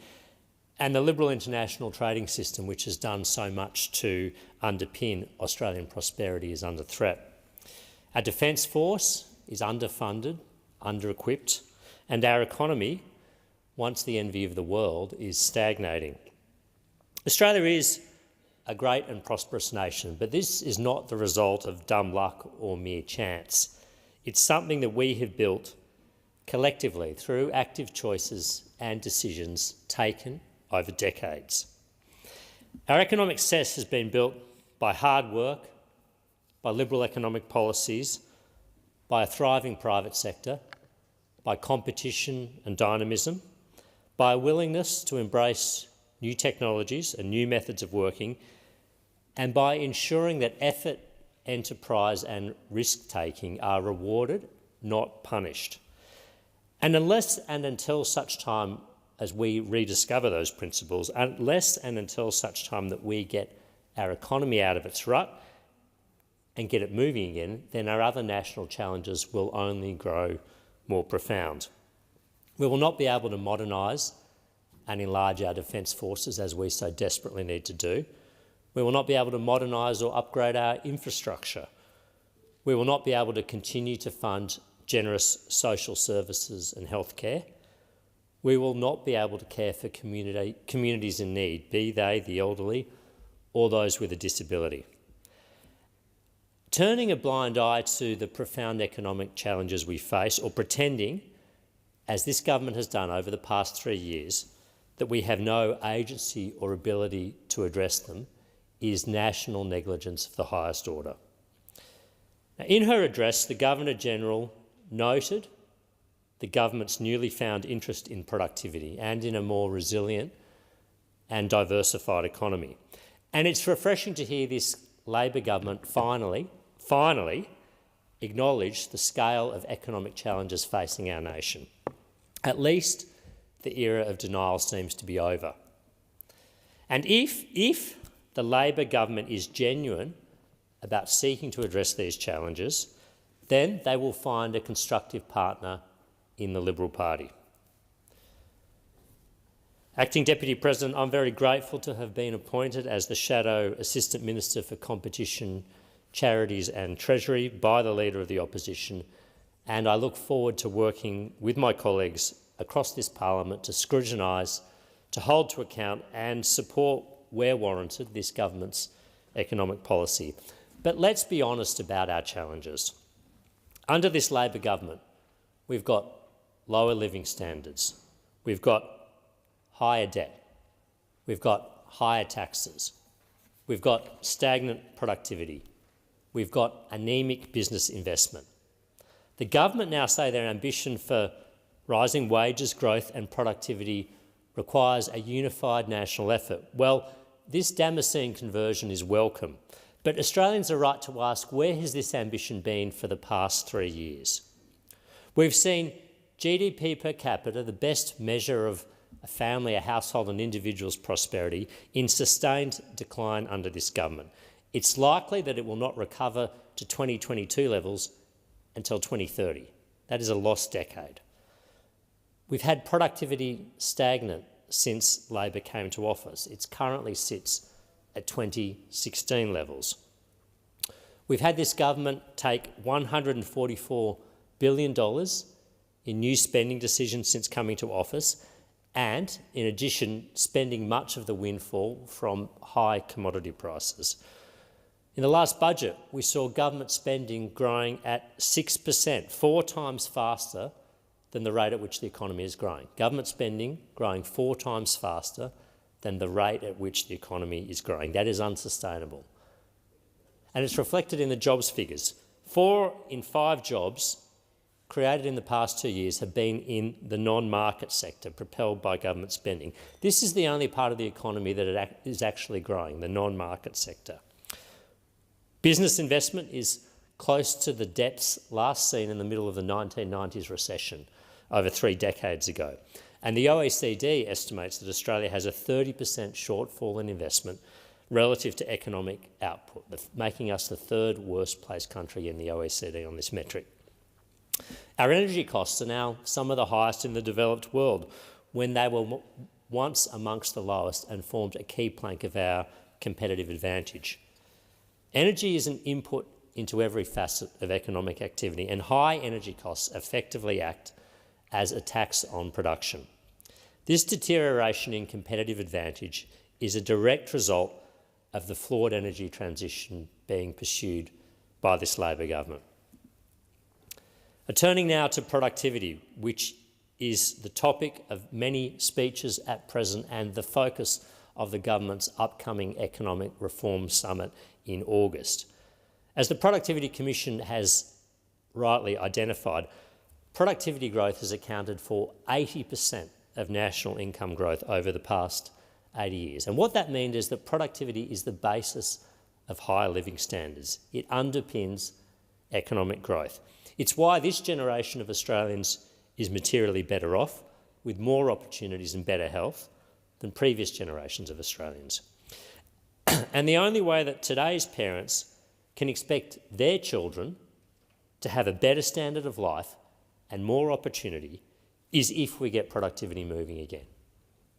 As Ken Henry noted in his recent Press Club address, unless Labor's anaemic productivity is rebooted, this government will need to raise taxes by as much as 5% of GDP. That is the pathway we're heading down: a low productivity, high cost, high tax, high spend economy. Ken Henry further noted that the average Australian today is cumulatively $500,000 worse off because of the failure to match our productivity performance in the last 2 decades of the 2000s, the 1980s and 1990s. But it's important to understand that our productivity performance is not uniform. In the market sector, private sector largely, productivity has increased by 35% since 2000. But in the non-market sector, the sector which is overwhelmingly government-owned or government-operated or government-funded, it's grown by just 2% in that period. 35% in the market sector since 2000, 2% in the non-market sector since 2000. Now remember, 4 out of 5 jobs created in the past 2 years have been in the non-market sector. And it is this growth in government spending which is driving the creation of non-market sector jobs, which is crowding out the private sector and which is hurting our overall national productivity.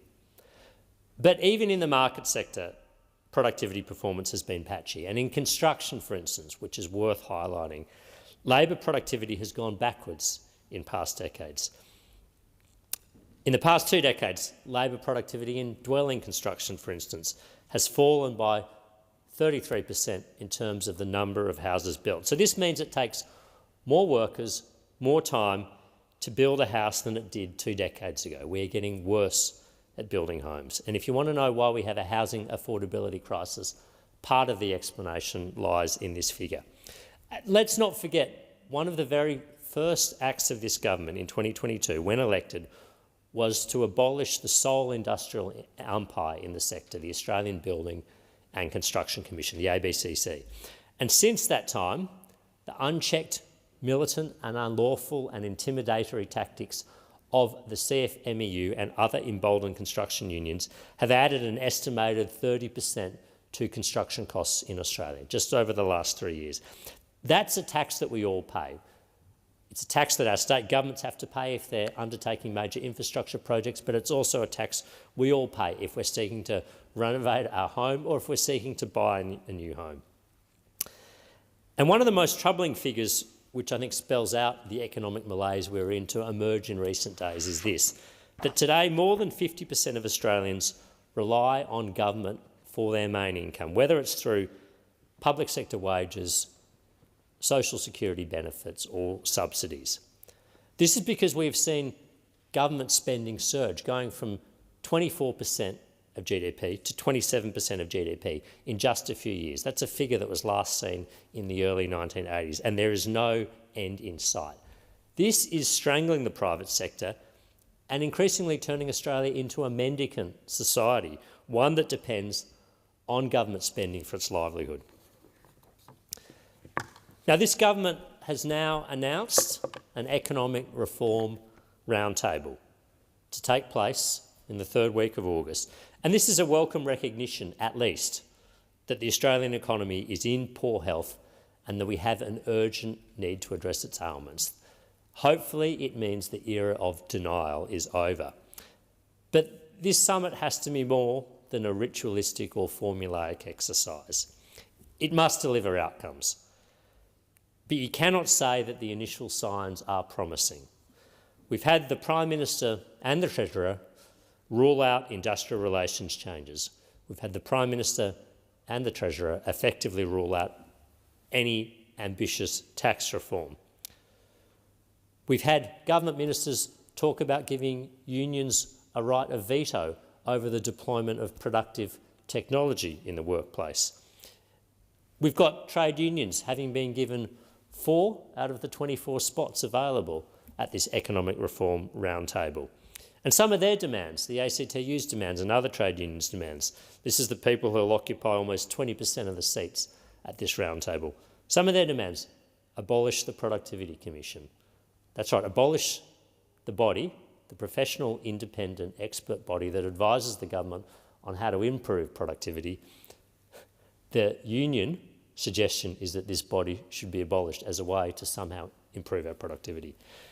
There are other demands. Give trade unions a veto over the deployment and use of artificial intelligence in the workplace. Their final demand is a shorter working week, not offset by productivity increases, not offset by increased workplace flexibility, not offset by the deployment of new technologies, just a shorter working week. It doesn't augur well, and it has echoes of the Jobs and Skills Summit in 2022, which was, as business frankly concedes now, a complete stitch-up. It was used as a vehicle by the government to pursue dramatic changes to our industrial relations system, which has taken us well back beyond the era of Paul Keating.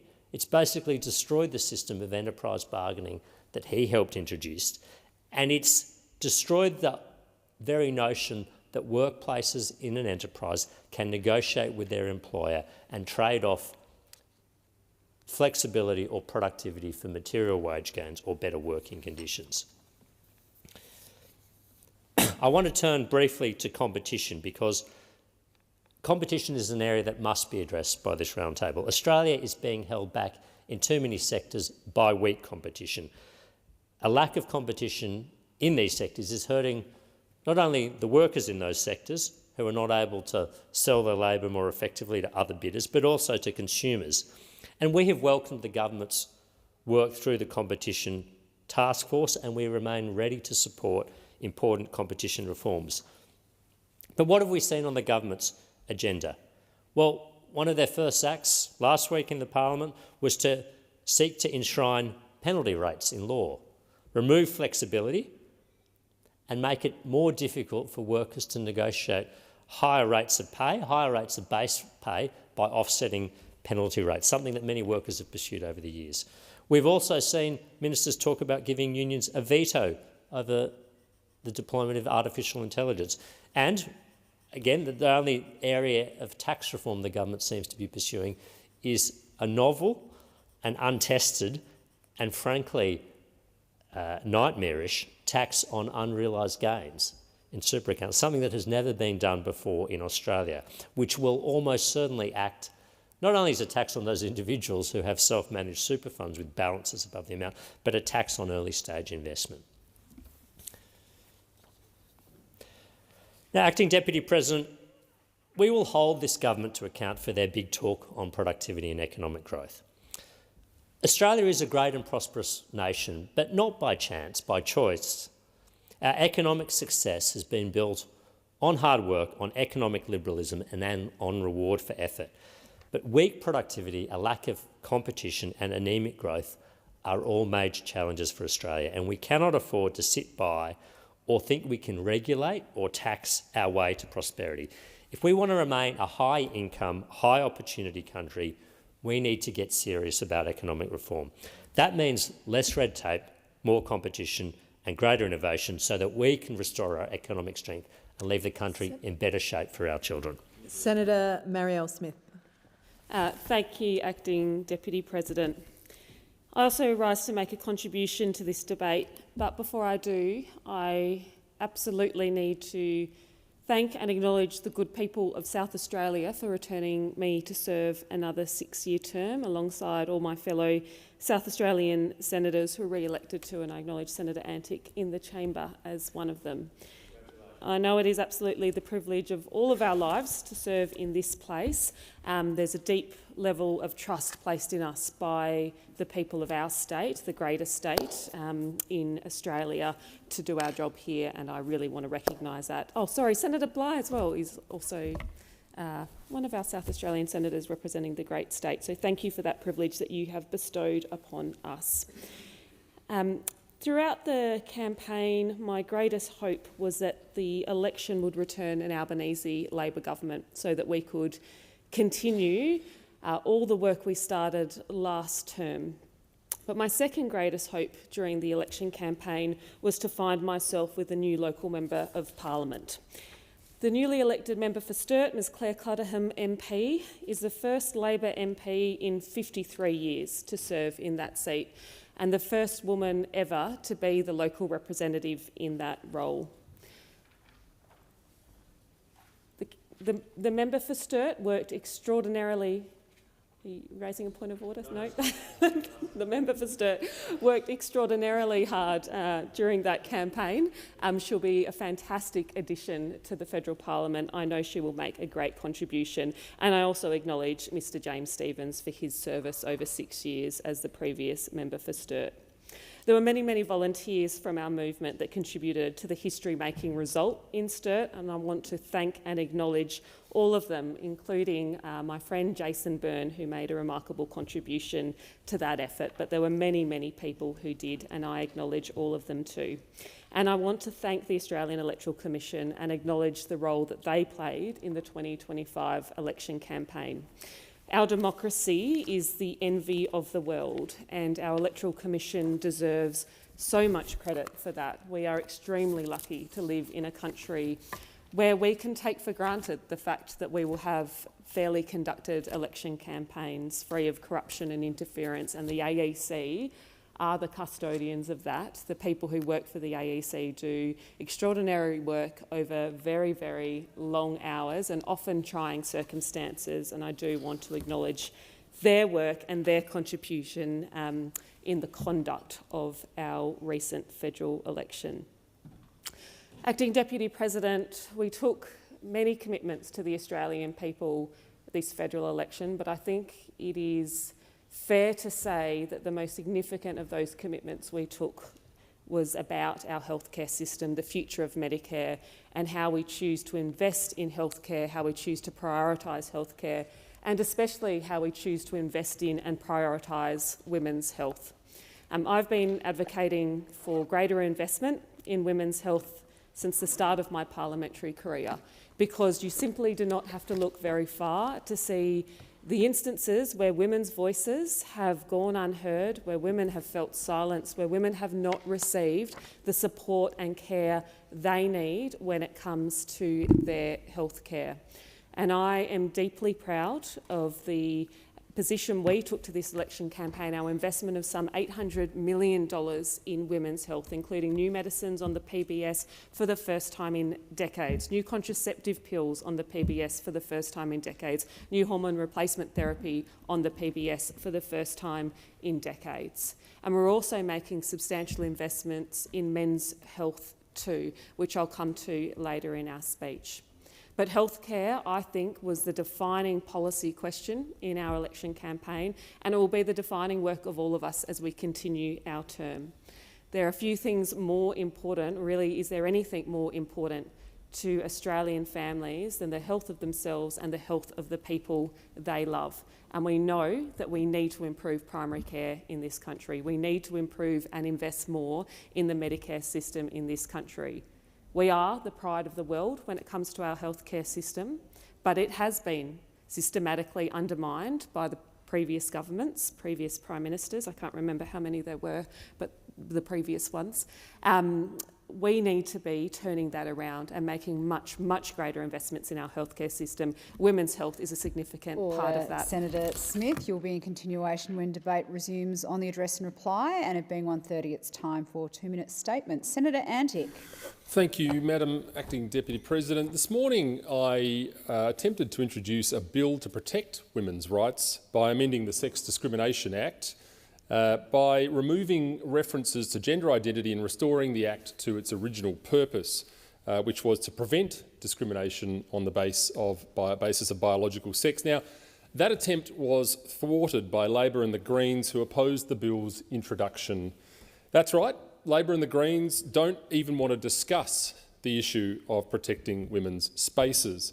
Now, what that bill sought to do is restore the Sex Discrimination Act to the position it was in 2013 by the Gillard government, when there was a prescriptive definition of man and woman after the government introduced the concept of gender identity into the Act as a protected attribute. This change has had what arguably may have been unintended consequences in creating a situation where the safety, privacy and opportunities of women are now threatened under the very law that it was designed to protect them. But Labor and the Greens, they don't care. Now, sex is not a social construct. It's a core biological reality that underpins human nature and the protections that this Act was meant to provide. But today, discrimination on the basis of the concept of gender identity has become unlawful and placing Australians under legal threat for not affirming a concept that they may actually fundamentally disagree with.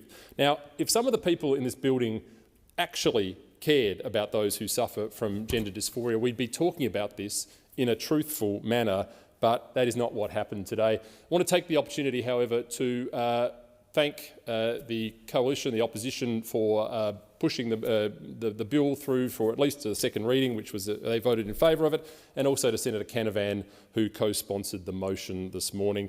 This battle, it's not over. Thank you, Senator Antic. Senator Stewart.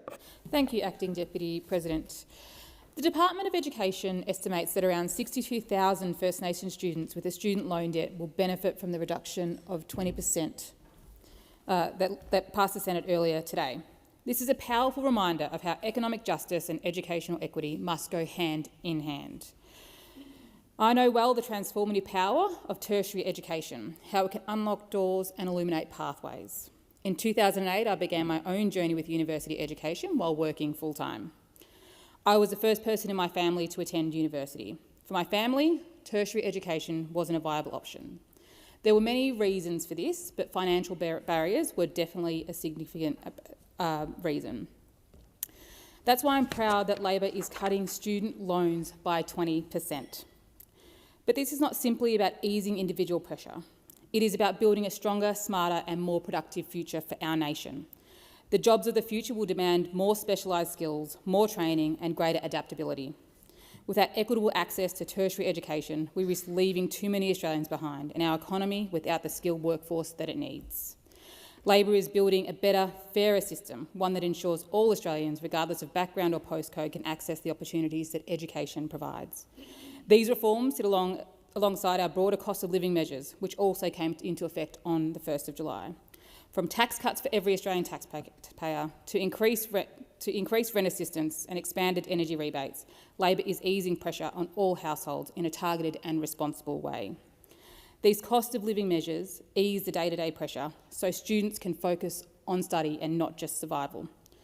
For people wondering why we should support this, whether we have a student loan debt or not, it's because the benefits flow beyond just the graduate. They flow into our community through our hospitals, our schools and our economy. Every teacher, nurse, engineer or social worker trained in our universities strengthen our communities and our countries. Senator Stewart. Senator Hodgins-May. Today I would like to read out a statement from Jewish Voices for Humanity, a group from my home city of Naarm, Melbourne. We are Jewish Victorians deeply concerned about Israel's systematic oppression of Palestinians, culminating in the current genocide and forced starvation in Gaza. Many of us are descendants of Holocaust survivors. All of us carry its legacy. We understand genocide, what Israel is doing in Palestine, mass killing, starvation and displacement, destruction of civilian infrastructure and denial of aid is indefensible. These are crimes against humanity and genocide. Never again is a core Jewish value born of the Holocaust. It must apply to everyone. Never again is never again for everyone, anyone. Standing up for Palestinian rights is not anti-Semitic. We believe Palestinian safety is inextricably linked to our own. We reject the conflation of anti-Semitism with criticism of Israel and Zionism. The weaponisation of anti-Semitism is dangerous, whether through stifling support for Palestinians or critique of Israel. Genuine anti-Semitism must be addressed alongside all other forms of racism. True safety will only come from justice and a society where everyone has equal rights. A just resolution and equal rights for Palestinians are cornerstones of social cohesion. We call on the Australian Government to act now to end the genocide. Words are not enough.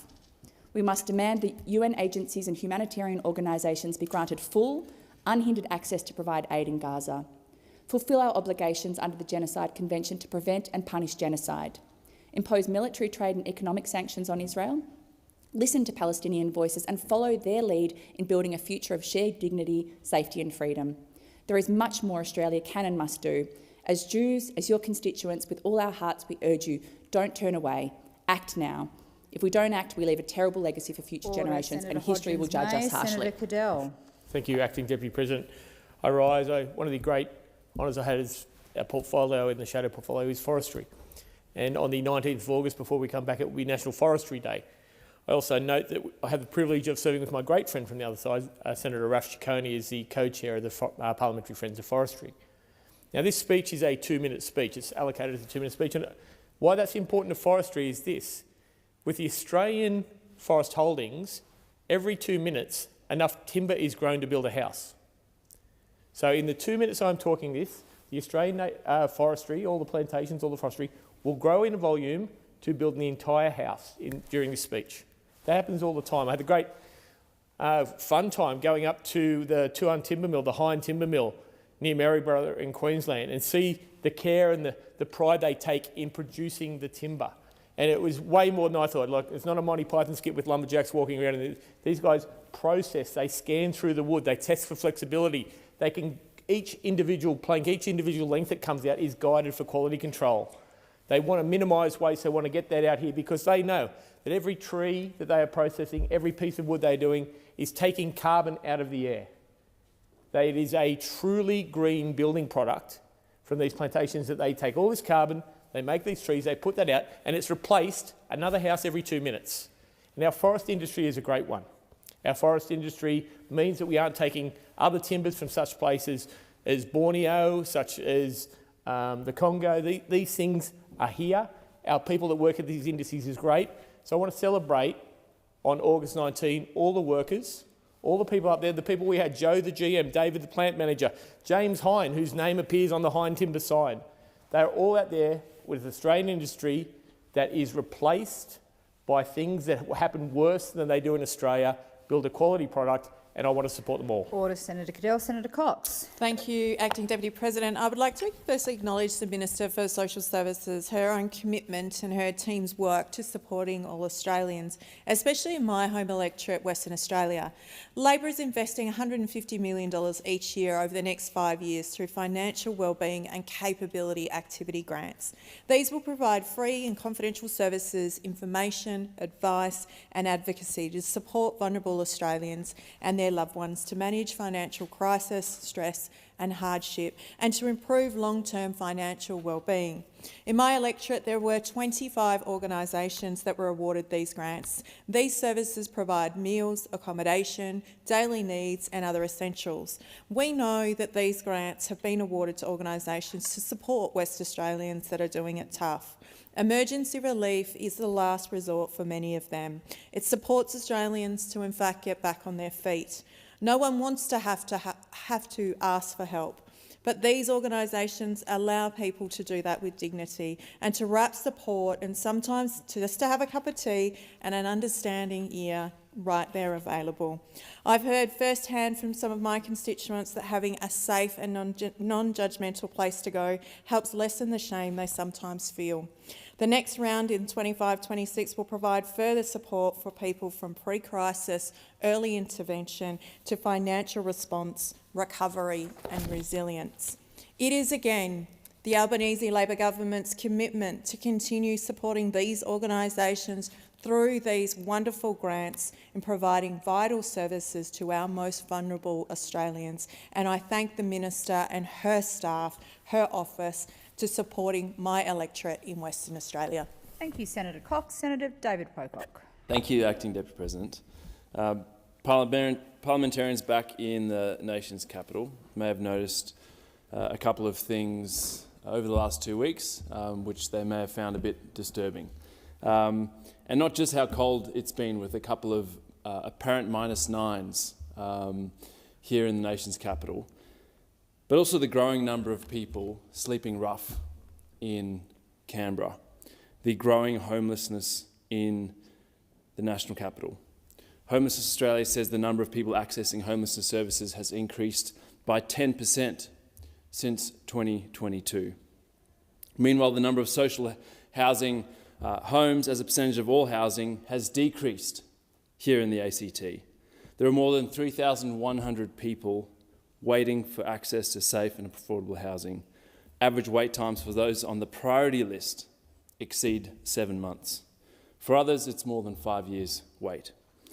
As a wealthy country, we need to be doing so much better than this. Labor's investments over the last term are welcome, but aren't rolling out fast enough. The latest update from Housing Australia shows that more than 5,500 dwellings from the first round of HAF announced in September last year still don't have funding agreements.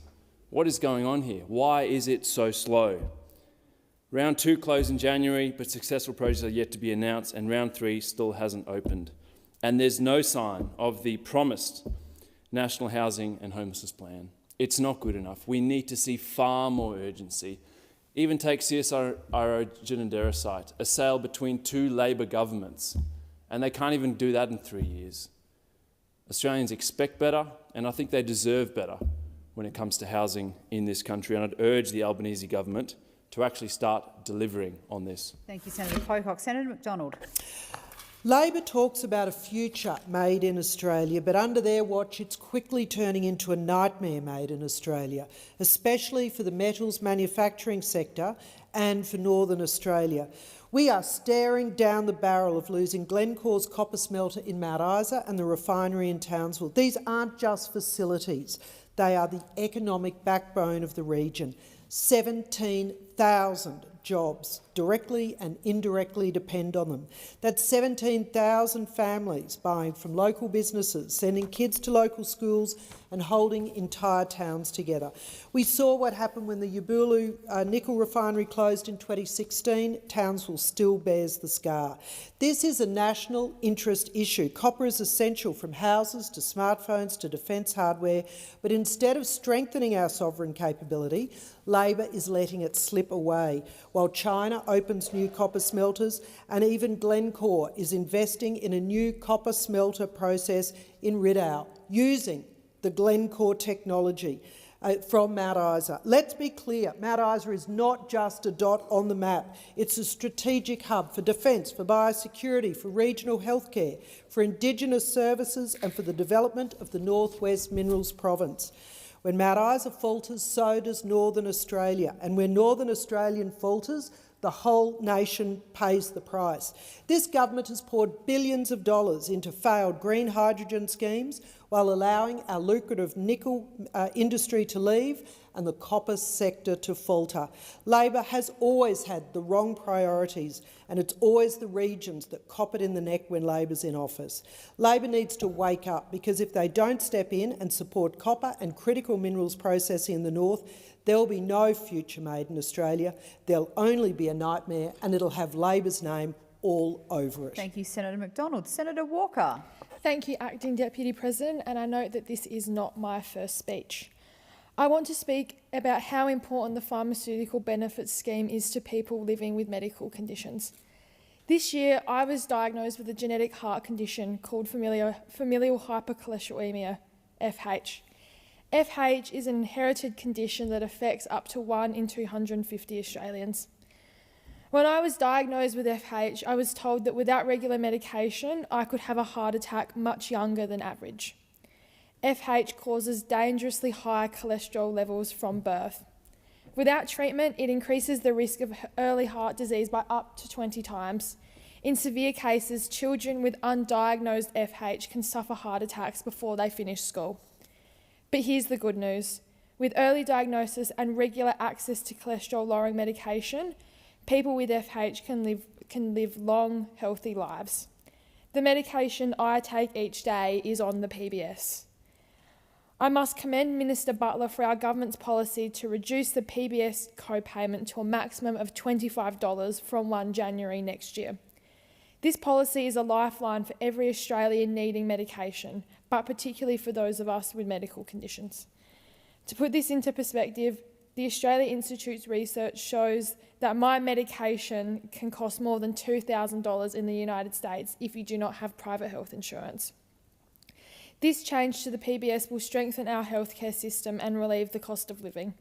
This reform is practical and compassionate, and this reform is necessary for Aussies like me who rely on medication every single day. Thank you, Senator Walker. Senator Barbara Pocock. Thank you, Acting Deputy President. I rise to speak about the forced mass starvation and ongoing genocide in Gaza. Israel has killed over 60,000 Palestinians since October 2023, but this number is likely much higher. And just this week, we received a petition with the names of 17,000 children who have been murdered in Gaza. It's utterly heartbreaking. Over 1,000 Palestinians have been killed by Israeli soldiers while trying to get the food they need to survive. It's undeniable that Israel is using mass starvation to kill the people of Gaza. There have been at least 147 deaths to date directly attributed to starvation. Most of them were children or infants. My heart breaks for every single one. Yesterday, the Senate passed a motion condemning Israel's aid blockade. It recognised that without aid, millions of Palestinians risk being plunged further into catastrophic hunger and mass death. This government agrees that Israel is breaching international law, but now it's time to act. For too long, the Albanese government has refused to end our complicity in this genocide. This government has failed to sanction the Israeli Security Cabinet, which is responsible for carrying out the genocide in Gaza, and the illegal occupation on the West Bank. The Albanese government must impose a sanctions regime against Israel, just as they've done for Russia for the illegal invasion of Ukraine. We must act in the face of this genocide. Australia needs to sanction Israel, end the two-way arms trade and cut off any funding for the genocide. And we won't stop until Palestine is free. Thank you, Senator Pocock. Senator Payman. Thank you, Acting Deputy President. I was extremely concerned to read this week that WA's NAPLAN results were amongst the worst in the country, with 40% of Year 3 students below the reading benchmark and 38.5% below the numeracy benchmark. According to the Grattan Institute's Amy Hayward, that's at least 46,000 students across WA that are not on track. That's not just a number, that's thousands of futures at risk. In these foundational years, falling behind can impact a child's entire educational journey. It seems trite to say, but children are our future, And if we really mean that, then we need to start acting it. WA classrooms are under immense pressure, teachers are stretched, trying to cater to kids with complex needs and behavioural challenges, all while managing large classroom sizes. Victoria averages 1 teacher towards 20 students, while WA teachers face 27. The funding of schools by the state government is hampered by WA's limited share of GST revenue, despite WA's economy carrying the eastern states on its back, literally. We are left behind when it comes to divvying up the GST. A larger share of the revenue would mean more money to the state government to put into our schools. Then we have the Commonwealth's share of the school resourcing standard. The government has commendably committed to fully funding public schools across Australia by 2034. By 2034, that's in 10 years' time. The kids in Year 3 today would have graduated before this promise is fulfilled. That's not good enough. Western Australians deserve better, WA families deserve better, and WA children, especially those falling behind, deserve a fair go now, not in 10 years. Thank you, Senator Payman. Senator Sharma. Thank you, Acting Deputy President. Well, earlier today my colleague Senator Bragg proposed a reference to a committee, a select committee, to establish a select committee to look into productivity in Australia. This committee would have included members of the government and the opposition. It would have been wide-ranging and far-reaching, and it would have examined what the government itself concedes is a profound national challenge facing Australia, which is the collapse in our productivity. Productivity levels in Australia are currently sitting at 2016 levels, and unless we get productivity growing again, then we have no hope of improving living standards. We have no hope of modernising and re-equipping our Defence Force. We have no hope of upgrading our infrastructure. We have no hope of continuing to fund generous social services or looking after the needy in our community. Now, that's why this side of the House, the Coalition, has welcomed the government's economic reform roundtable later this month, and we will be participating in it in good faith. But I have to say, Acting Deputy President, the early signs are not good. We have had the Prime Minister and the Treasurer now rule out industrial relations reform. We've had them rule out substantive tax reform. We've had them give trade unions 1 in 5 seats at the Productivity Roundtable. And one of the signature suggestions of the trade unions for this roundtable is to abolish the Productivity Commission. They want to abolish the professional, expert, independent body that is advising the government on how to improve productivity. The trade unions want to abolish that. So that is why I was so disappointed, genuinely disappointed, to see that Senator Bragg's reference was not supported, because this is an opportunity for bipartisanship. This is an opportunity for us all to recognise that productivity faces profound national challenges, and this was an opportunity for the Parliament to address this issue. And that is why the government's opposition to this motion is so Thank you, Senator Sharma. Senator Roberts. Thank you. Not counting tourists, the number of people in Australia today who are not Australian citizens could be as high as 3.7 million people.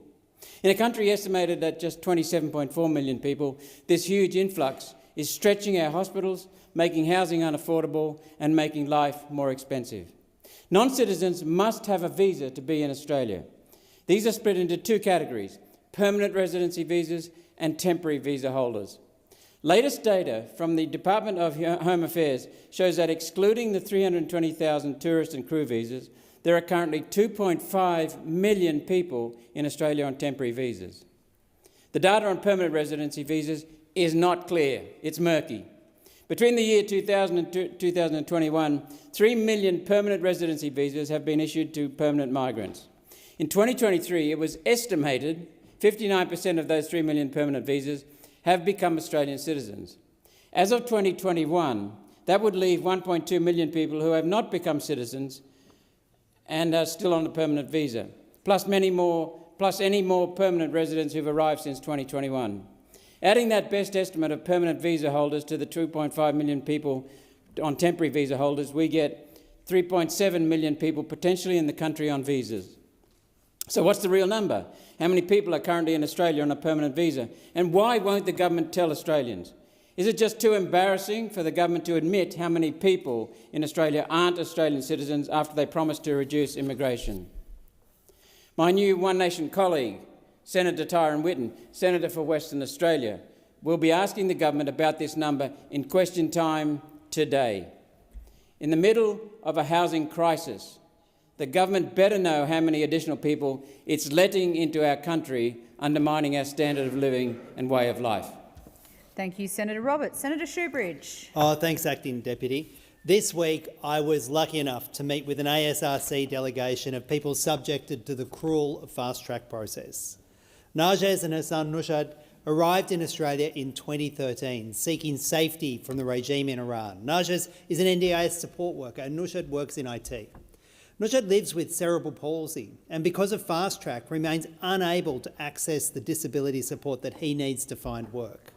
They told me, we've been doing our best for 13 years, but we just want to be able to call Australia home. I also met union organiser Danu, arriving alone in Australia at just 19 years of age, stuck in a limbo with no work rights. Danu has built a life for himself against all odds. He has elderly parents whom he's not seen for years, prevented from seeing them, from holding with them, from making those human connections. Also in the delegation was Rathi. I've had the pleasure of meeting Rathi many times. She's a proud Tamil refugee woman, a grassroots organiser and a mum of 2 daughters, one born in Australia with all the rights that comes with that. Now a happy 11-year-old, an Australian citizen, and another who arrived as a toddler, her older sister, who's now 16 years. And after 13 years, the risk of separation is a real threat to this family. And her older daughter doesn't even know if she'll be able to go to uni. She told me, for more than a decade, we've been trapped in this so-called fast-track process, but nothing about it has been fast. We're left in limbo, waiting, suffering, forgotten. We're not living, we're just surviving. We've lost years, we've lost loved ones, we've lost pieces of ourselves. All we want is a chance to live with dignity, to rebuild, to be free. Deputy President, how many more lives will be tarnished by this cruel system? Australia is their home. Enough is enough. Let's give them permanency and that home now. Thank you, Senator Shoebridge. Senator Tyrrell. Thank you, Acting Deputy. Congratulations to Labor. They're patting themselves on the back for doing the bare minimum for Tassie farmers and producers. It's official. Tassie businesses can now get 25% more money back on their claims to the Tasmanian Freight Equalisation Scheme. And don't get me wrong, it's a win. 12 months ago, no one in this chamber was talking about this broken scheme at all.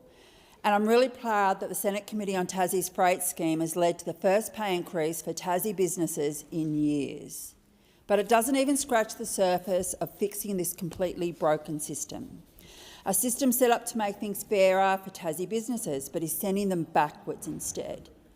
We know that changes are needed, but instead of getting on with it, Labor wants to do another review. The funny thing about reviews is that it's not a promise to change anything. Labor doesn't have to act on any of the recommendations. All it does is kick the can further down the road. We're in a cost of living crisis. Tasmanians need help now, not in 3 years' time when there's another election Labor wants to win. And if they don't have any ideas, that's okay. I've put forward things that can be done right now to improve the scheme. The scheme needs to be faster, cheaper and easier to use. Payments need to get to businesses quicker and the whole scheme would be modernised. Air freight should be included. It would be a game changer for King Island and Flinders Island. We need staff actually on the ground in Tasmania to help people use the system that's supposed to help them. And the scheme should only sit under one government department, not 2. 2 departments mean less accountability and transparency. We can fix that. These changes could happen today if Labor wanted. It's time for real action on this freight scheme, not empty promises. Thank you, Senator Tyrrell. Senator Delegar. Thanks, Acting Deputy President. Community houses truly are the heart of our communities. Early this month, I had the privilege of meeting Tracy from the Burnie Community House. Tracy was very kind to introduce me to her staff and their volunteers so they could tell me about the amazing work that they do for the local community. From the community kitchen to the veggie co-op, I was just inspired by the passion and dedication that Tracy and her team bring to their work. What I witnessed wasn't just a service, it was a movement of care, inclusion and connection. The Burnie Community House is on the front line, supporting people of all walks of life. President, can I say, more often than not, supporting some of the most vulnerable people in the community. Community houses like in Burnie are doing more than offering programs. They're creating safe spaces where people feel seen, where they feel heard and valued. They're helping adults and kids build confidence, to learn new skills and to find pathways to employment and education. But perhaps most importantly, they're weaving together the social fabric that brings people together and holds our community strong.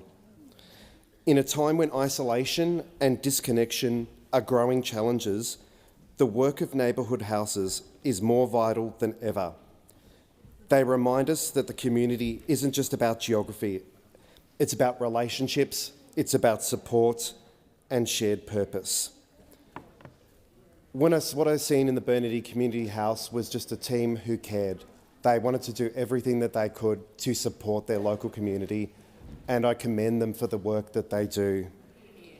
Because when we support community connection, we can build a future that's inclusive, resilient, and full of hope. I look forward to visiting more community houses in Tasmania over the coming months. Senator Deleger. Minister Wong. Thank you, President. I seek leave to make a statement concerning ministerial arrangements for question time. Is leave granted? Leave is granted, Minister Wong. Thank you. I thank the Senate. I advise changes to ministerial arrangements. Senator McCarthy will be absent from question time today on account of ministerial business interstate, and in her absence, ministers will represent portfolios at question time in accordance with the letter circulated to the President and party leaders and independent senators. Thank you, Senator Wong. We'll move to question time. Senator Collins. Here. My question is to the Minister representing the Prime Minister, Minister Wong. Minister, as I joined Australian diggers conducting exercise Talisman Sabre this month, the Netherlands joined a growing list of countries calling on Australia to increase our defence spending. But as I said last night, if Australia's political leadership were completely honest with the Australian people, the case for increasing defence spending would be a no-brainer. In 2022, the Albanese government said it would set targets on raising defence spending as a proportion of GDP. The government has since backflipped on this commitment. Minister, why was an increased GDP target a good idea in 2022 and a bad idea now, given the global challenges have only worsened? Thank you, Senator Collins. Minister Wong. Well, first, can I acknowledge the first question from Senator Collins and congratulate her on her first speech yesterday. Can I say to her she would be aware, I would assume, that that we have increased defence spending over the forward estimates and over the decade, an additional $10.6 billion over the forwards and $7.6 billion over the decade. As the Prime Minister has made clear, we fund capability and we are very conscious of the first responsibility of a government is to ensure we keep our people safe, we keep our nation safe. Critical to that and central to that is obviously ensuring defence has the capability that is required to deal with these uncertain times, and that is why we have increased defence funding to record levels, to the biggest peacetime increase in Australia's history. So I would also make the point, and that the Senator was not part of the government which delivered this, that what we saw under the previous government was a lot of press releases but very little capability, and in fact some 28 projects running nearly a century behind schedule. The cumulative slippage in capability acquisition under the previous government was 97 years. Now, the Senator is one of those who does understand the strategic circumstances Australia faces. She would also understand, given her deep knowledge of the Pacific, the importance of all arms of Senator national power Henderson, being directed to Australia's national security, defence, first amongst those, but also diplomacy, economic engagement, and she described it as a form of integration with the business. Sorry, the senator described it as a form of integration. Senator Collins, first supplementary. Minister, it takes an appreciation of the Australian Defence Force to understand the pressures our men and women in uniform face and the sacrifices they make for our country. Minister, is it correct that the Prime Minister has never attended and participated in an Australian military exercise? Minister Wong. It's a disappointing question from a senator who I think actually has... Oh, well, it is. A senator who I think does have an appreciation of the importance of the role of the ADF. Order. Order. Senator Watt, I've called order. Minister Wong, please continue. Well, thank you. That's because I held her in regard. And what I would say through you, President, to the senator is the Prime Minister absolutely understands what the men and women of the ADF do for our country. I think she may have been, amongst others, at the ceremony at the War Memorial where the Prime Minister, as always, spoke, and he spoke about the importance of service and the debt of gratitude all of us owe all those who serve. I would also say I had the privilege over the weekend of standing with service women from 3 countries, 3 services. Order. The time for answering has expired. Senator Collins, second supplementary. Minister, while the Prime Minister spent 6 days in China visiting tourist sites to pay homage to past Labor leaders, he missed our biggest and most significant joint military exercise. Minister, why didn't the Prime Minister visit our troops at Talisman Sabre when he did make time to visit People's Liberation Army officers in China? Why does the Prime Minister think national security, defence and meeting our allies is somebody else's job? Order. Before I call Minister Wong, I'm waiting for order. Senator Gallagher. Order. Order. Order across the chamber. Minister Wong. First, in relation to Talisman Sabre, senators may have seen that we had a UK-led carrier strike group with the largest warship in the British Navy, which the Defence Minister and I visited with our counterparts. What I was saying when I was speaking earlier was that I had the privilege of speaking with the men and women of 3 countries and 3 services who were participating in Talisman Sabre. Senator Ruston, maybe you could show them some respect. Maybe you could show them some respect. And that matters. Through you to Senator Collins, she would understand that China is a great power in our region and we need to engage. That is not to diminish any other relationship. We know who our strategic partner is. It is the United States. But really, they have not learned from the Dutton era, have they? They haven't listened. Thank you, Minister Wong. Senator Stewart. Thank you, President. My question is to the Minister representing the Prime Minister, Senator Wong. The Albanese Labor government's focus since being returned to office has been delivering on its commitments to the Australian people. Why is it important that government delivers on its commitments, and how is the Albanese Labor government delivering on its commitment to protect young Australians from the harms of social media? Thank you, Senator Stewart. Minister Wong. Thank you, and I thank Senator Stewart for the excellent question. And as she references, the Prime Minister did announce last year that our government would legislate 16 years of age as the minimum age for access to social media. This week the Minister for Communications has tabled the rules for these world-leading minimum age social media laws. Starting from 10 December 2025, we will require social media platforms to take reasonable steps to prevent Australians under the age of 16 from creating a social media account. Following advice from the E-Safety Commissioner and broad consultation, Minister Wells also outlined which types of online services will be excluded from the legislation, including health and education messaging apps as well as games. Most importantly, President, we are placing the burden of action on social media platforms, not just parents or young people. Now, I have heard some criticism from some in this place about this policy framework. And I would say this, it is true that there is no solution which is perfect when it comes to keeping our young people safe online. But minimum age social media laws will make a meaningful difference. They also, President, are the right thing to do. The online environment can be dangerous, and these laws are about giving parents and carers additional support.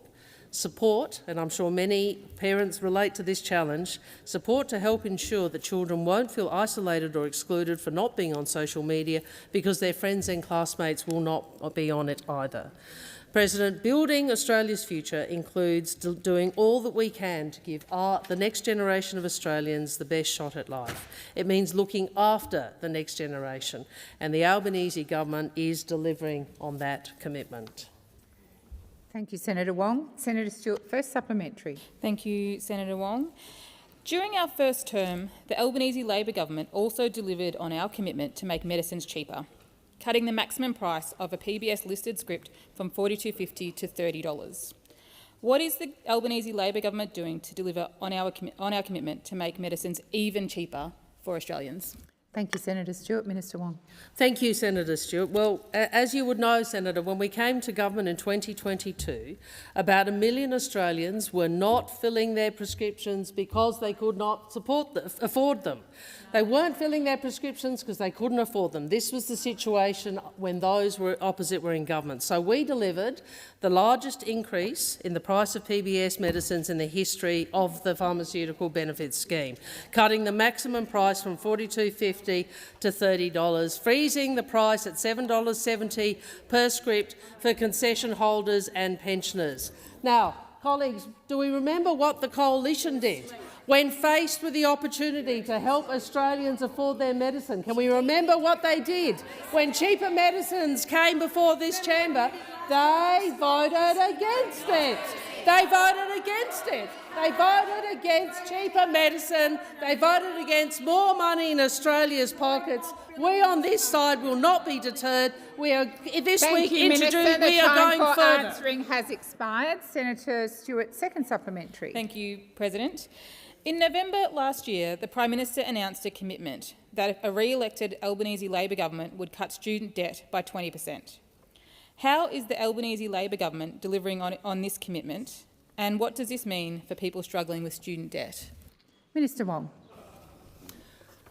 Thank you, Senator. Thank you, President. And as the Senator would know and his colleagues would know, the Prime Minister came to South Australia, the electorate of Sturt, and announced last year that a re-elected Labor government would cut student debts by 20%. We promised that this would be the first thing we would do when we were back in Parliament, and that is exactly what this team has done. That is exactly what we have done. Because we understand that getting an education shouldn't mean a lifetime of debt. 3 million Australians are getting a 20% cut to student debt, and millions more will benefit from our changes to the repayment threshold, so Australians can earn more before they start paying off their debt. And this is on top of our policy last term to cap indexation. But while we are cutting student debt, what are they doing? When this vote came on in the chamber, they were so divided they couldn't even bring themselves to vote. They couldn't even... Minister Wong. Minister Wong, please resume your seat. Order. Order. Order on my right. Senator Henderson. Point of order on misleading the Senate. Labor did not cap indexation. Senator Henderson, that's a debating point, and you know that very well. Minister Wong, please continue. So while we are cutting student debt, you can't even bring yourselves to vote on it. Time. Thank you, Minister. Senator Little, first question. Thank you, President. My question is to the Minister representing the Prime Minister, Senator Wong. Minister, the latest Closing the Gap report shows that only 4 of the 19 targets are on track, and critical outcomes like incarceration, suicide and child removal are going backwards. How can your government continue to claim to be delivering outcomes for Indigenous Australians when your government's own report is damning and shows you are failing them? Thank you, Senator Little. Minister Wong.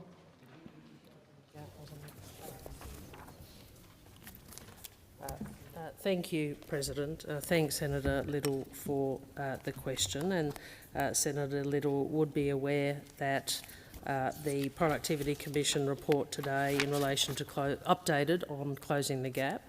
Obviously, we are making progress in some areas and insufficient progress in others, and the government acknowledges that. And I think you would have heard Minister McCarthy speaking about this publicly. 4 targets are on track to be met. So that is insufficient. Encouragingly, 10 targets are improving, and some states like Victoria and South Australia are making real progress. So that is obviously good news. Unfortunately, the Northern Territory is not, and the report shows that, in fact, there is less. The Northern Territory is going backwards. So obviously, closing the gap is a long-term commitment. It's a commitment I hope that can have continue to have bipartisan support, and obviously, the Minister is continuing to work with Aboriginal and Torres Strait Islander communities and the Coalition of Peaks to make a difference in the lives and life outcomes of Indigenous Australians.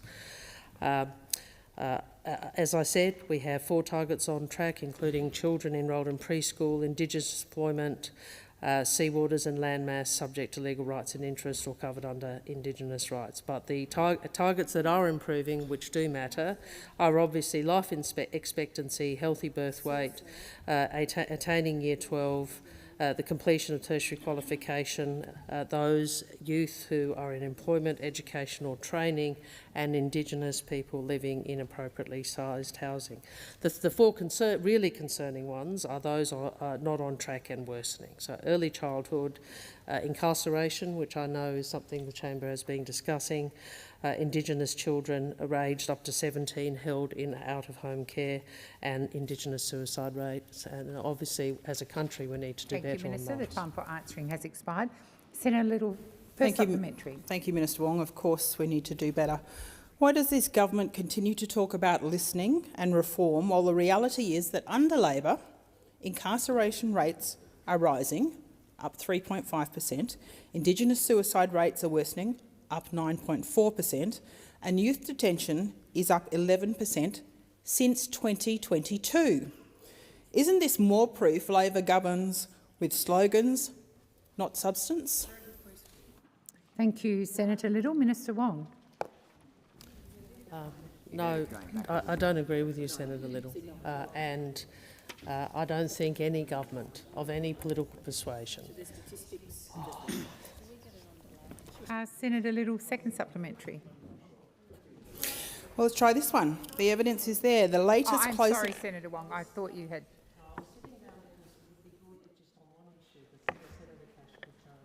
Bipartisanship. I'm very sorry. I did not hear Senator Cash. Order. Order. Senator Little, I think the minister's, beg your pardon, the minister has more to add on your first supplementary, and there needs to be silence across the chamber. Minister Wong. Look, Senator Little, I may not agree with every policy prescription, but I respect your commitment on these issues. And what I would say to you, and I think you know this, that no government of any political persuasion has delivered the sorts of outcomes on closing the gap targets that we would want, whether it's your governments from your side of politics or ours, state or federal. We know that, and we have to do better. And I hope that we see in this term the continued improvement in some of the targets that we are seeing, and I hope the 4 targets you mentioned, which I was upfront about as worsening, are ones that we can turn around.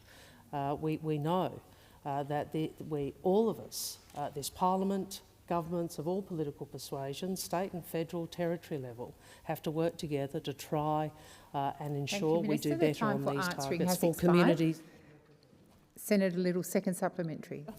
The latest Closing the Gap report also shows that the target to reduce overcrowding in Indigenous housing is also not on track. Since the Albanese government was elected in 2022, how many new additional homes have been funded by the Commonwealth for Indigenous Australians in the Northern Territory? And what is the net increase in housing supply in the Northern Territory? Thank you, Senator Little. Minister Wong. Thank you, President. Senator, I will see if I can get more detail on the housing point and the specific issue of how many additional housing since we came to government in 2022. I would make the point that the information before me is that appropriately sized housing, which is target 9A, I think, I have listed as improving but not on track. So I will certainly get for you whatever additional information Senator McCarthy can provide in relation to that. Obviously that means we're not meeting the target, but I hope what my brief says to me is that it is improving from where it was. Thank you, Minister. Senator Hanson-Young. Thank you, President. My question is to the Environment Minister, Senator Watt. The toxic algal bloom in South Australia has been wreaking havoc on our state, on our fishing industry, our tourism industry, our community. Our beaches may be closed over summer. Our beaches are littered with dead fish, dolphins, seals, rays. Isn't it true, Minister, that if this devastation was happening on Bondi Beach, you would have spent a bit longer than 11 minutes checking it out? Thank you, Senator Hanson-Young. Minister Watt. Thanks, President, and thank you, Senator Hanson-Young. It is a shame that Senator Hanson-Young is so intent on playing politics with this very serious environmental event that the bit she left out of her question was the fact that when I visited Adelaide last week, I announced $14 million in funding from the federal government to support the response and recovery to the algal bloom. You forgot that little bit. But you're right, I did while I was in Adelaide take the opportunity to go and inspect one of the beaches with the member for Boothby, Louise Miller-Frost, who's been advocating very strongly on this issue for some time. And I was also pleased to see this week Premier Malinauskas make further announcements about the joint federal-state response to this event, which included some of that funding, which will not only go towards supporting greater scientific research to understand the causes, effects and responses to this event, but also that funding will go towards supporting the many businesses who are impacted by this event. I think we've all understood the damage that this event has caused, of course, to the marine environment, which is devastating, as I've said before, and we've also seen the terrible impact that it's having on a range of businesses in South Australia, whether they be in the fishing industry, oyster farmers, tourism businesses and others as well. And so as a result of the work that we've done, this government is not sitting there throwing stones about this event. We're actually acting to provide the kind of support that South Australians have been looking for. So I'll leave it for Senator Hanson-Young to continue making her political point scoring about this event. What we're focused on is supporting the South Australian government to respond to the event, and the South Australian government was very clear in expressing its gratitude for the fact that they do have a federal government who's keen to work with them on this event. Thank you, Minister. The time for answering has expired. Senator Hanson-Young, first supplementary. Thank you. $14 million is something, but it's been pretty slow coming and it's pretty minuscule. It's going to hardly touch the sides of what our state is going to need. Minister, when will you fix the rules as requested by the South Australian government themselves, the fishing industry and the community, to declare this a national disaster, because that is what it is? Thank you, Senator Hanson-Young. Minister Watt. Thanks, President, and thanks, Senator Hanson-Young, for the question. As I've pointed out in private meetings with Senator Hanson-Young, both before and after this event, and as I've said publicly, the government has approached this event as more like a drought than a natural disaster in the sense of a flood or a cyclone or a bushfire. And the reason for that is that when you think about those sorts of natural disasters, they are rapid events that pass through communities, leaving a very devastating trail, as opposed to this kind of event and as opposed to a drought, which are long-running events that do build up over a period of time, that can't be fixed in the sense of doing something to the event, and we are all waiting for the weather to intervene as soon as possible to disperse this event. But in the meantime, what we're providing is that $14 million is half of a $28 million package, and that is every single dollar that the South Australian government asked for. Senator Hanson-Young hasn't been able to come up with a proposal about what we should do other than get out there and issue press releases. Thank you, Minister. Senator Hanson-Young, second supplementary. Thank you, President.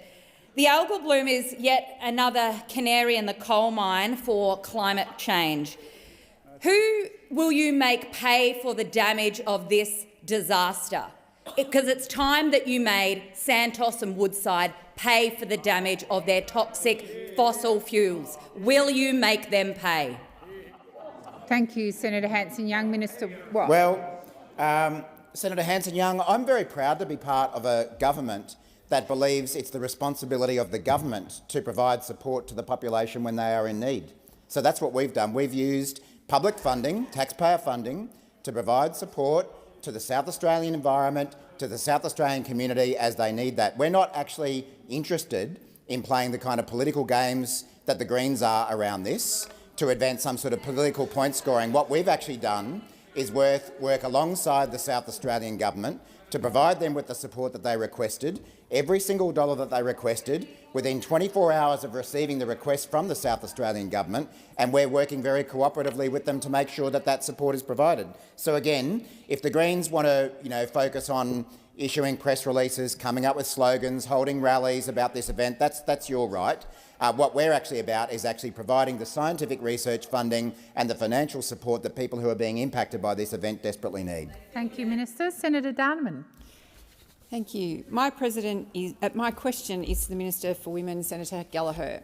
Since coming to government in May 2022, the Albanese Labor government has made driving gender equality a key national priority.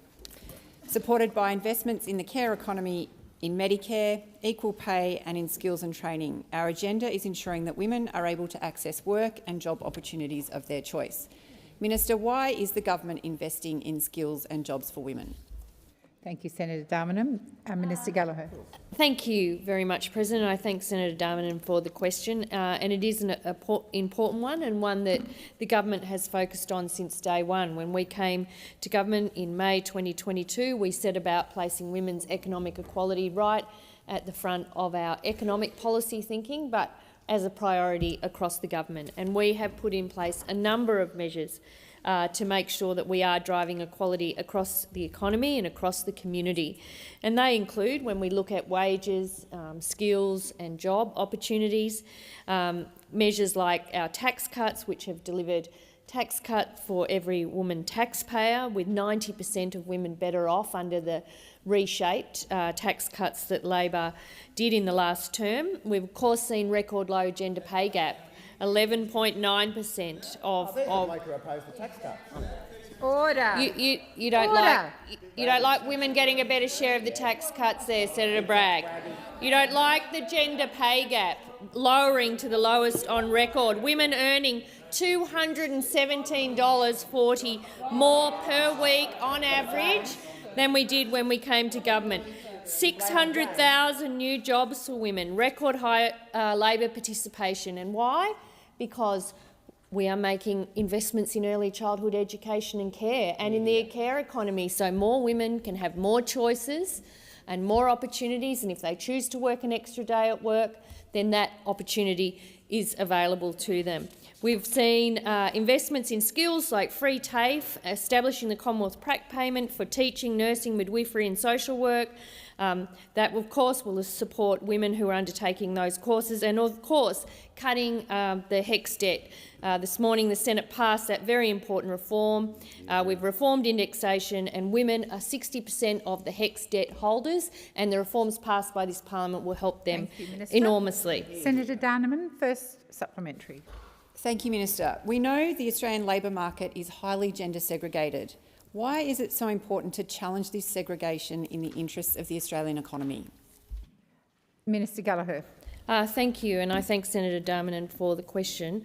We do have one of the highest gender-segregated labour markets in the OECD, and to us on this side of the chamber, that's not good enough.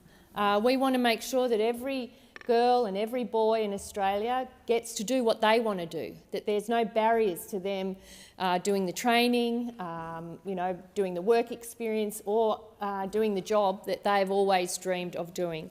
And at the moment that's not the case. We have a highly segregated labour market and we want to change that. We want more women going into the traditionally male jobs, and we want more men going into the jobs that have been traditionally held by women. And now, as we're dealing with some of those care economy wage issues, we are seeing more men go into aged care for the first time, and that is welcome. And we on this side of the chamber will always pursue equality. We don't want to see a labour market where anyone is held back, but particularly women denied those opportunities. Thank you, Minister. Senator Darmanin, second supplementary. Creating opportunity for women is in our national interest. It is not just a measure of fairness, it is a driver of our success as a nation. How is the Albanese Labor government continuing to work to support the aspirations of women around Australia? Minister Gallagher. Thank you, Senator Darmanin, for the question, and you've put it more eloquently than I did in my previous answer. But I can tell you what we will not be doing. We will not be subscribing to the views of those opposite, where we had this week the member for Longman, Mr Young, say men tend to be drawn to vocations that involve maths, physical exertion and construction and trades. Vocations like hairdressing, nursing, social workers and the like will always be more female-dominated. 2025 Liberal member, quote from this week, "We do not subscribe to that view." We also don't subscribe to views such as those of Senator Antic, who has said, "I think a little more patriarchy will help us out, not hurt us at all." Or that every angry gender studies professor who thinks they're going to crush the patriarchy has got some news coming. These are not views that are held over this side of the chamber. We want to see equality. We want to see equality for women, for men. We want opportunities for all. Answering has expired. Senator Payman. Thank you, President. My question is to the Minister for Foreign Affairs, Senator Wong. Yesterday, it was reported that a tanker carrying fuel refined largely from Russian oil docked in Kwinana in WA. While sanctions on Russian products exist, the fuel that has arrived in WA was reported to have been processed at the Jamnagar refinery in India.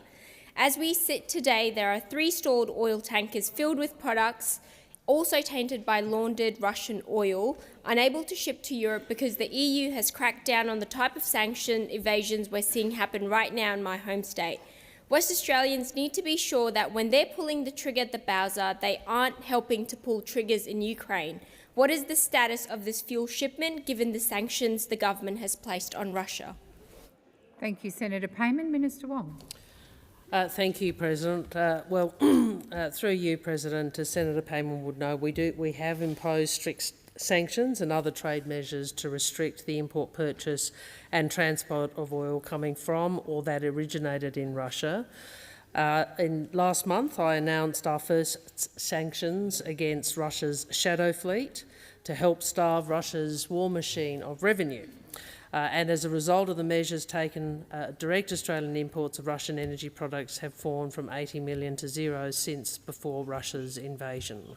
And obviously there's been bipartisan support for that. What Senator Payman references at a systemic level is what happens to energy products which enter via third countries.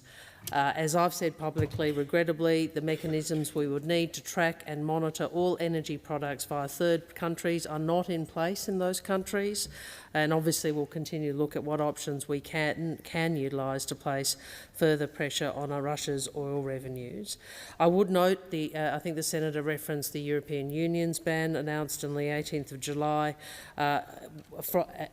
which will come into place in January 2026. I'd note that the European Union has not yet yet issued any guidance about how that would in fact be implemented.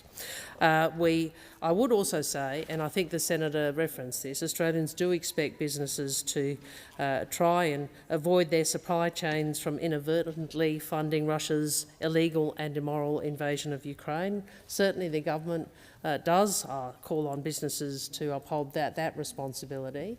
But the answer to the question, Senator, is one, we have sanctioned, we've increased those sanctions, including on the shadow fleet, but secondly, regrettably, there are not the mechanisms in third countries to enable all of the issues you raised to be tracked. Thank you, Minister. Senator Payman, first supplementary. Thank you, Minister. The Centre for Research on Energy and Clean Air found that 55% of the crude used at India's Jamnagar refinery comes from Russia. Since the invasion of Ukraine, Australia has imported $2.3 billion worth of fuel from these refineries, with an estimated $1.3 billion flowing straight back to Russia in taxes. Can the Minister assure Australians that this money will not be contributing to the invasion of Ukraine? Thank you, Senator Payman. Minister Wong. I think, Senator Payman, you're asking me to make an assurance about Indian refinery revenue. And obviously, you know, the Indian refinery, we are not the government that has responsibility for what occurs in the refineries that you outline. I really revert to my previous answer, which is, one, we have sanctioned Russia. Both parties of government have supported this. Secondly, we have now expanded those to include the shadow fleet. Third, we are looking at how we might further deal with the issue of importation from a third country, but at this stage the mechanisms don't exist for that to be tracked. Fourth, I would encourage businesses to ensure that their supply chains reflect the position of the Australian community, which is obviously very supportive of Ukraine and very keen to ensure that there is no support flowing to Russia for their illegal and immoral war. Thank you, Minister. The time for answering has expired. Senator Payman, second supplementary. Minister, as you've mentioned earlier about the European Union, will the government follow the EU's lead to close these loopholes that are available for third countries and send in Border Force to stop this fuel from reaching Australian bowsers? Minister Wong. Thank you, President. Certainly we welcome the progress that the European Union has made. As I'm advised and as I indicated to you, Senator Payman, the announcement has been made. The start date of that announcement is actually January of next year. No guidance has yet been issued that I'm aware of about how it would be implemented. We certainly will be very keen to understand how the European Union seek to deal with the sorts of practical issues that I have described to you, and we'll certainly be looking at that and engaging with them as they work through that process. Thank you, Minister. Senator Blythe. Thank you. My question is to the Minister representing the Minister for Health and Ageing, Senator McAllister. Minister, how many older Australians are currently on the National Priority System waiting for a home care package they have been assessed as needing? Thank you, Senator Blythe. Minister McAllister.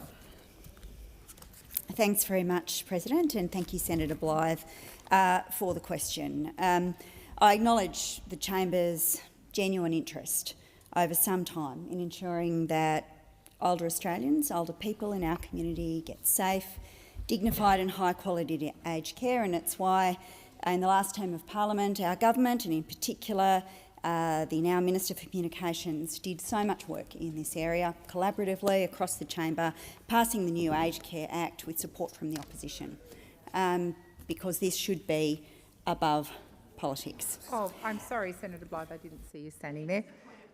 President, the question was very tight. We're just looking for a number here. Thank you. The question went to the priority list and for home care packages, and it asked for a number, and the Minister is being relevant to the question. Minister McAllister, please continue. Thanks very much, President. And of course, home care packages, Senator, have hit a record high. 306,000 home care packages, and they have helped cut average wait times ahead of that transition to the new Support at Home program, which, as you know, starts on the 1st of November. I'll take that interjection, Senator Ruston, because in March 2019, those wait times peaked at around 3 years. 3 years wait time in 2019 for a level 4 medium priority home care package. That's right. And the number... Order. Who was the Health Minister? Great question.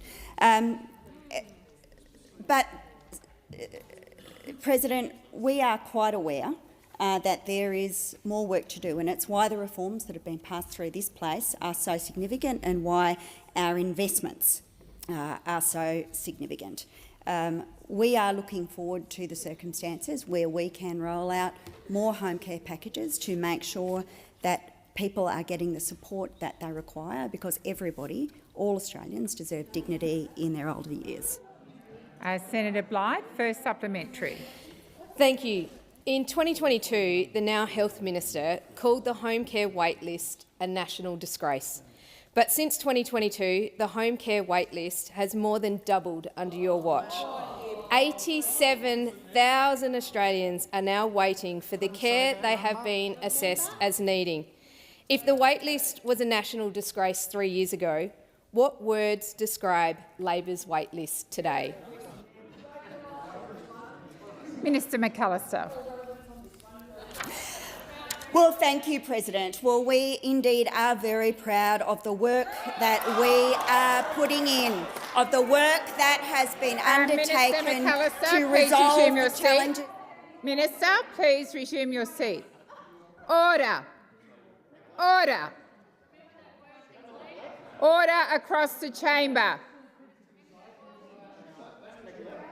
Senators Gallagher and Watt. Order. Senator Polly. I'm not going to go around the chamber calling disorderly senators back to order. I called order, and I don't want to hear the level of shouting that we heard from the opposition the minute the minister stood. Minister McAllister. Senators, last financial year the government invested over $8 billion in the home care packages program, and that compared to just $1 billion 10 years ago. Of course, we need to continue to invest in this sector because our population is ageing, and more and more baby boomers are entering that time in their... Please resume your seat. Senator Ruston, stop the running commentary. Minister McAllister, please continue. As I was saying, Senators and President, this is an area that requires significant investment, and we are making those investments. Significantly more money, significantly more packages, and significantly more people able to access the care that is being provided as a consequence of our investments, and there is more to come. And on the 1st of November, when the new arrangements kick in, we are looking forward to seeing further improvements again. Thank you, Minister. The time for answering has expired. Senator Blythe, second supplementary. Thank you. Minister, considering the wait list has more than doubled since 2022, why have you withheld the 83,000 additional home care packages you promised before the election? Thank you, Senator Blythe. Minister McAllister. Thanks very much, President. Well, the new Aged Care Act will commence on the 1st of November 2025, and with it a new program will start, the Support at Home program. And from now until that new act commences, we will continue releasing home care packages each and every week to people assessed as needing in-home care. Senator Cash. And there will be a continuing high demand for these packages because our population is please aging. resume your seat. I'm really sorry I've had to interrupt you so often. Senator Ruston, I asked you to stop the running commentary. I've called you to account more than anyone else. If you can't listen in silence, I invite you to leave the chamber. Minister McAllister. It is important to note that people who are assessed as high priority and who need urgent access to home care continue to receive that home care package within a month. And people who are waiting for packages at assessed levels are able to access the Commonwealth Home Support Program. But the truth is that on the 1st of November we will have a new program, and it is a really important step forward, and one that the government is proud of, and one that we hope that the whole Parliament can be proud of, because it was a bipartisan effort to bring these reforms forward, because they were badly needed after a decade of neglect. Minister, the time for answering has expired. Senator Whitten. Thank you, President. My question is to the Minister representing the Minister for Immigration and Citizenship, Minister Watt. Minister, how many permanent resident visas for people who have not become citizens are currently issued in Australia, and why isn't this information published routinely? Minister Watt. Thanks, President, and thanks, Senator Whitten. I'm not sure I have that level of detail with me, but I'll certainly seek some guidance on that from the Minister's office if we are in a position to provide you with that detail. Yeah, I'm also not sure that it is correct that that data is not published, so I'll clarify that point as well. So if there's any ability for me to come back to you over the course of question time with that information, I'll certainly do so. Thank you, Minister. Senator Whitten, first supplementary. Minister, despite the government promising to cut immigration, the latest Border Force data shows that after excluding tourists and crew visas, there are 2.5 million temporary visa holders in the country on top of permanent visa holders. The latest available data says there could be 1.2 million permanent visas on issue. Minister, how many people in Australia right now are not Australian citizens, and how much more or less than 3.7 million people is it?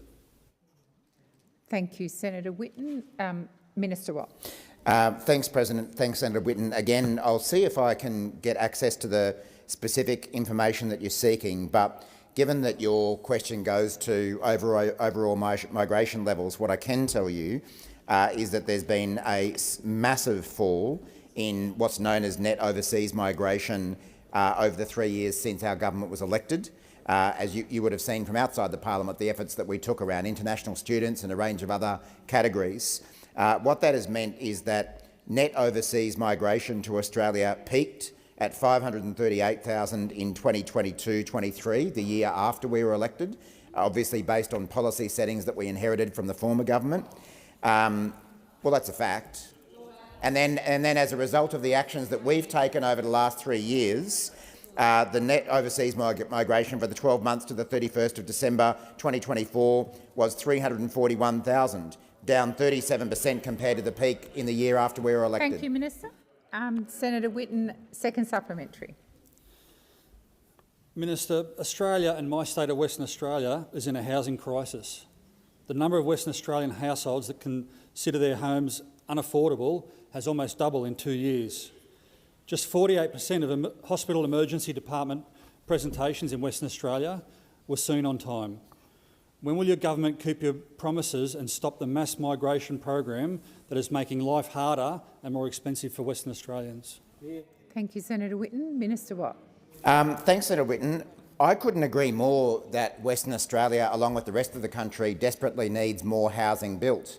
And Senator Whitten, being a new senator here, you may not be aware that on numerous occasions in the last 3 years, the Labor government attempted to pass legislation seeking to build more housing, and two of the senators who consistently voted against that legislation were Senator Hanson and Senator Roberts.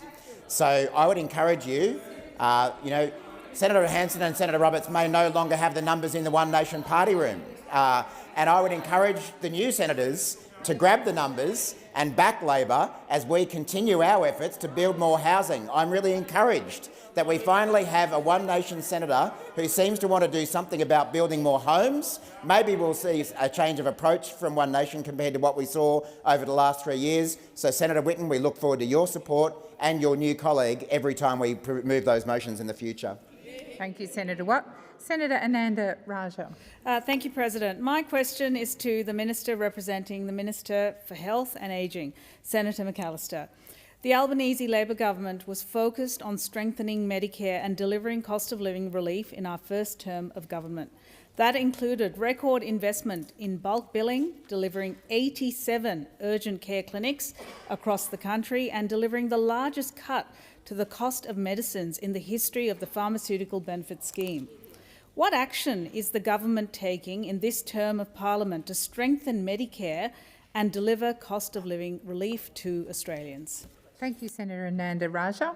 Minister McAllister. Thank you, Senator Ananda Raja, and I acknowledge your advocacy for Medicare and for public health in your time in the other place, and doubtless it will continue here. As your question notes, our government has already slashed the cost of medicines, and in 2023 we delivered the largest cut to the cost of medicines in the history of the PBS, with the maximum cost of a script falling to $30 from $42.50 previously. But we want to deliver even cheaper medicines, and that's why the government will make sure that a prescription on the pharmaceutical benefits scheme costs no more than $25. This is a 20% cut in the maximum cost of medicines under the PBS, saving Australians more than $200 million a year. And pensioners and concession card holders will have the cost of their PBS medicines frozen at just $7.70 until 2030. Now, you'd have to go way back to 2004 for medicines to be this cheap. And just to remind people, 2004 was when Rove McManus won the Gold Logie. It's the year that Facebook was launched. It's the year Casey Donovan won Australian Idol. And it is the last time that medicines were this cheap. Now, make no mistake, Madam President, this is what Labor governments do. This is what real cost of living relief looks like, because we know that healthcare should be accessible for everybody, no matter how much you make, no matter where you live. And it's why we will deliver $8.5 billion to expand bulk billing to every Australian to create a new incentive payment for practices that bulk bill every patient. This will mean 9 out of 10 GP visits will be bulk billed by 2030. We will also open another 50 Medicare urgent care clinics, and once all of these clinics are open, 4 out of 5 Australians will live within a 20-minute drive to an urgent care clinic. Thank you, Minister. Senator Ananda Raja, first supplementary. When the Albanese Labor government was first elected, the Royal Australian College of GPs described bulk billing rates as in, and I quote, free fall. Free fall. What impact have the government's policies had to improve bulk billing rates, ensuring more Australians can see a GP for free? Senator McAllister. Well, Medicare billing data shows that our record investment in Medicare saw an additional 6 million bulk billed GP visits in the year to December 2024. And that is an important achievement, especially because of what we inherited from those opposite. The previous government liked to inflate their bulk billing figures by relying on the massive number of COVID-related bulk billing during the pandemic, like PCR swabs and vaccines. The Coalition fudged the figures, magically producing a bulk billing figure of 88% just on the eve of the last election. And the Vice President, no less, of the College of GPs called them out and said that 88% figure was misleading and significantly skewed. And other experts described that as a great big lie, essentially rubbish and completely meaningless. We are taking a very different approach. Thank you, Minister. The time for answering has expired. Senator Ananda Raja, second supplementary. Thank you, President. The Albanese Labor government campaigned on making the single largest investment in Medicare since its creation over 40 years ago, which will mean 9 out of 10 GP visits will be bulk billed by 2030. This approach received widespread support in the community and in the Parliament. What progress has the government made on our plans to improve bulk billing rates over this term of Parliament and beyond? Minister McAllister. Well, thank you, President. Well, on the 23rd of February, the Prime Minister announced our policy, the most significant investment in Medicare's history, an investment that will see 9 out of 10 GP visits bulk billed by 2030. And the Coalition, Mr Dutton and Senator Ruston, stood up that day and they said quite a few things. They didn't just say that they liked our policy, but they liked it so much, in fact, that they wanted Parliament to be recalled to pass it. Do you remember that? Remember that, Senator Ruston? That wasn't actually everything that Senator Ruston had to say on that day. She also said, Peter Dutton, a man who has a very strong and proud track record as the Leader of the Opposition, but also as the Health Minister. So this was the Shadow Minister's favourite health minister, and what did she like most about Peter Dutton One Wonders? Was it attempting to introduce the GP tax? Was that the favourite thing, Senator Ruston? Was it ripping billions out of public hospitals? We stand by our commitments in the campaign, and the question is, do you stand by yours? Thank you, Minister. The time for answering has expired. Senator Sharma. Thanks, President. My question's to the Minister representing the Treasurer, Senator Gallagher. Senator, the Treasurer has said the government sees AI, artificial intelligence, as a huge opportunity for Australia. It's a key part of our productivity agenda, an absolute game changer. And regulation will matter, but we are overwhelmingly focused on capabilities and opportunities, not just guardrails. And yet, at the AFR AI Summit in June, Senator Ayres, the Minister for Industry and Innovation, promised to give unions a significant say over the AI rollout. So, can the Minister confirm, do the Treasurer's comments reflect the government's approach to the opportunities presented by AI? Thank you, Senator Sharma. Minister Gallagher. Thank you, and I thank Senator Sharma for the question. And it's an important question, the question around AI. And there are obviously a lot of opportunities that come with AI, but there are also challenges, and I think we need to be upfront about that. Senator Ayres and Mr Charlton in the other place are leading the work across government looking at AI across the economy. My responsibilities are looking at AI across government, and I'm doing that. And of course the Treasurer is included in all of those discussions, as you would expect as our leading economic spokesperson. And we do believe there is a role, an important role for unions to play in discussions alongside with other stakeholders. And I've held a roundtable recently on AI. There is a lot of engagement from business community because they see the opportunities and challenges as well. And indeed, in the last few weeks, I've spent time with a number of the big companies in Australia who are implementing AI across their businesses, and all of them talk about working with their employees through one way or another, including with union representatives, because this is an issue that workers deserve to have a say on and to be involved in. This is a big change coming to workplaces. It's happening already. There is no going back, but there is a responsibility on us as leaders in government, in business, across society, to ensure that working people and jobs and the opportunities that come with AI are considered fully and different viewpoints heard. We make no apology for that at all. I would encourage the opposition to engage in similar terms. I mean, if you want to be serious about the opportunities and challenges of AI, get involved, talk to unions, talk to business and understand what is happening. Thank you, Minister. The time for answering has expired. Senator Sharma, first supplementary. Thanks, President. Thank you, Senator.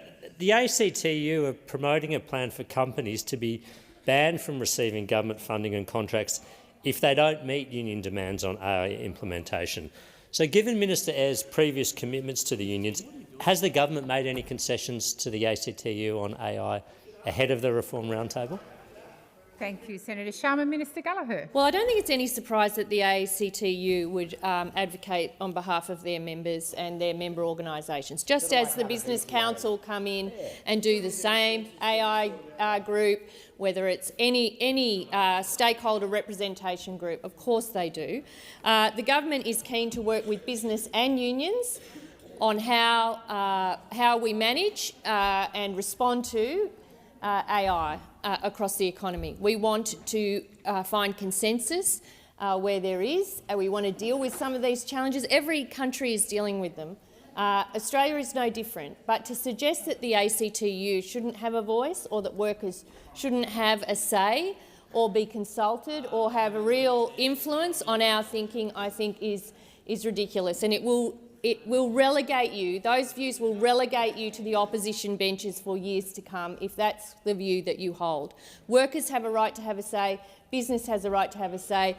Government should listen to all of that and find a sensible path for answering has expired. Senator Sharma, second supplementary. Thank you, President. Thanks for that answer, Minister. Can the Minister rule out that productivity productivity stifling concessions on AI have not and will not be made to unions in advance of the Reform Summit, and that outcomes won't just be another stitch-up like the last Jobs and Skills Summit? Thank you, Senator Sharma. Minister Gallagher. Well, of course, as Senator Sharma will know, the opposition are coming, being represented at the Productivity Roundtable. So I think that imputation, the imputation that there's a stitch-up and all of that sort of language is very regretful, because the opposition have been given a seat at the table to engage in those discussions. We think there's a lot of opportunity that comes from bringing stakeholders together in that kind of environment to find areas of consensus and to work out ways through it. So we are very optimistic about the Productivity Roundtable. We hope that every invitee comes with ideas, but also prepared to listen to alternative views, and the opposition is going to be represented there. I guess it's over to the opposition whether they want to come with fully formed views like that disengage from the real opportunities, or whether they come with a willingness to listen. It's over to you. Thank you, Minister. Senator Sheldon. And my question is to the Minister representing the Minister for Housing, Senator Ayres. In its first term, the Albanese Labor government prioritised building more homes. They don't want to hear it, do they? More than 500,000 homes have been built. Senator Sheldon, Senator Sheldon, was elected in May Senator Sheldon, resume your seat. Order. Order. Please continue. Please continue, Senator Sheldon. This sits alongside making it easier to buy and better to rent as one of the pillars of the government's $43 billion housing plan. Why is it necessary for the government to increase the supply of housing? Thank you, Senator Sheldon. Before I call the Minister, order. Order. Order. Senator McGrath, I just called order. Minister Ayres. Well, I'm very grateful to Senator Sheldon, President, for that question, although I've been hoping for the whole fortnight that Senator Sharma would ask me the question that he just directed towards Senator Gallagher, because I have to say, his opinion piece in the Financial Review. Please resume your seat. Minister Ayres. I'm waiting. I'm waiting. Order. Senator Ruston. A point of order on relevance. I think the Minister perhaps should be brought back to the question. Thank you, Senator Ruston. Order. Order across the chamber. Minister Ayres, I have not called you. Minister Ayres, I am going to direct you back to the question. Thank you. Just one little joke. Just one little joke. I really am grateful for this question, though. We have been absolutely focused as a government on delivering new homes and the homes that Australians need. 28,000 homes under construction or in planning now. Now that contrasts with what happened under the previous government under their program. 373 homes over a decade. Now, the truth is, Australians know when they build a home, you know what? It takes time to build a home. It takes time to build a home. You've got to work your way through it. You've got to work your way through it. And you know who agrees with us? You know who agrees with us about housing supply? Minister Ayres, please resume your seat. Those on my left might find this amusing. I do not. It is my job to keep order in this chamber, and you are making it incredibly difficult. If you can't sit in silence, leave the chamber. Minister Ayres. Thanks, President. And you know who agrees with us? It's Senator Bragg, who Senator Cash referred to yesterday as Braggy. Senator McGrath. Braggy. I don't know whether it's Braggy with an IE or Braggy with a Y at the end. Minister. Order. Order. Senator Ruston. To not answer questions. I've called you, Senator On a Ruston. point of order, you think the minister might be able to answer his own point of order, dixer. Senator Ruston. He's not being relevant to his own question. Senator Ruston. There is an incredible amount of comment from the opposition side, and as you are well aware, the minister can take those comments. I would like the question to be answered. I'm sure you would as well. That requires all of you on the opposition benches not to interject. Minister Ayres. Got a silent K. He said, we need to find a way to unlock supply. Otherwise, we're going to make the problem worse. That was his view a few months ago. Oh, Braggy. We don't call him Braggy over Senator here. Ayres. We call him home blocker. That's what this guy's all about. Home blocker. Senator Ayres. PLOKKA, home blocker. Senator Ayres, order. Order. I am going to ask you to withdraw. I withdraw. And please continue. And why are we working so hard with the states, with developers, with local government, with investors, to deal with the questions of supply? Because in substance it matters, because it's about actually doing Thank you, Minister. things. Your time for answering has expired. Senator Sheldon, first supplementary. Industry expects the Albanese Labor government's build-to-rent legislation will deliver 80,000 new rental properties. What impact will this policy have on renters and Australians hoping to buy a home? Minister Ayres. 80,000 new high-quality homes just for renters. Thousands of affordable tenancies with caps on rent. Access to secure long-term rentals will change the lives of hundreds of thousands of Australians. Men and women, little kids, lives changed. And how does Senator Bragg and the Coalition describe this life-changing, nation-building scheme? A nightmare, he says. A nightmare. A foreign investor tax cut. Now the Liberal Party of Australia is opposed to foreign investment. Like, what on earth is going on? What on earth is going on in terms of ideological consistency over there if you're opposed to investment in housing, in development, in building projects, in developing Australian construction projects? You have entirely lost your way. Entirely lost your way. The same senator who said in his first speech, our tax system and broader policy settings— Thank you, Minister. The time for answering has expired. Senator Sheldon, second supplementary. The Albanese Labor government has a wide range of policies to increase housing supply. What progress has the government made on its commitment to make sure all Australians have access to safe and secure housing? Minister Ayres. Everybody deserves a decent home. And what Senator Bragg said was our tax system and broader policy settings must encourage foreign investment. And his first speech, he meant it then, he doesn't mean it now. It's a symbol of the sort of inconsistency and hyper-partisanship of this show. We have got straight to work from our first term in government. Straight to work. We took the Commonwealth from being a negligent bystander under the previous government to a government with the boldest and most ambitious housing program since the Second World War.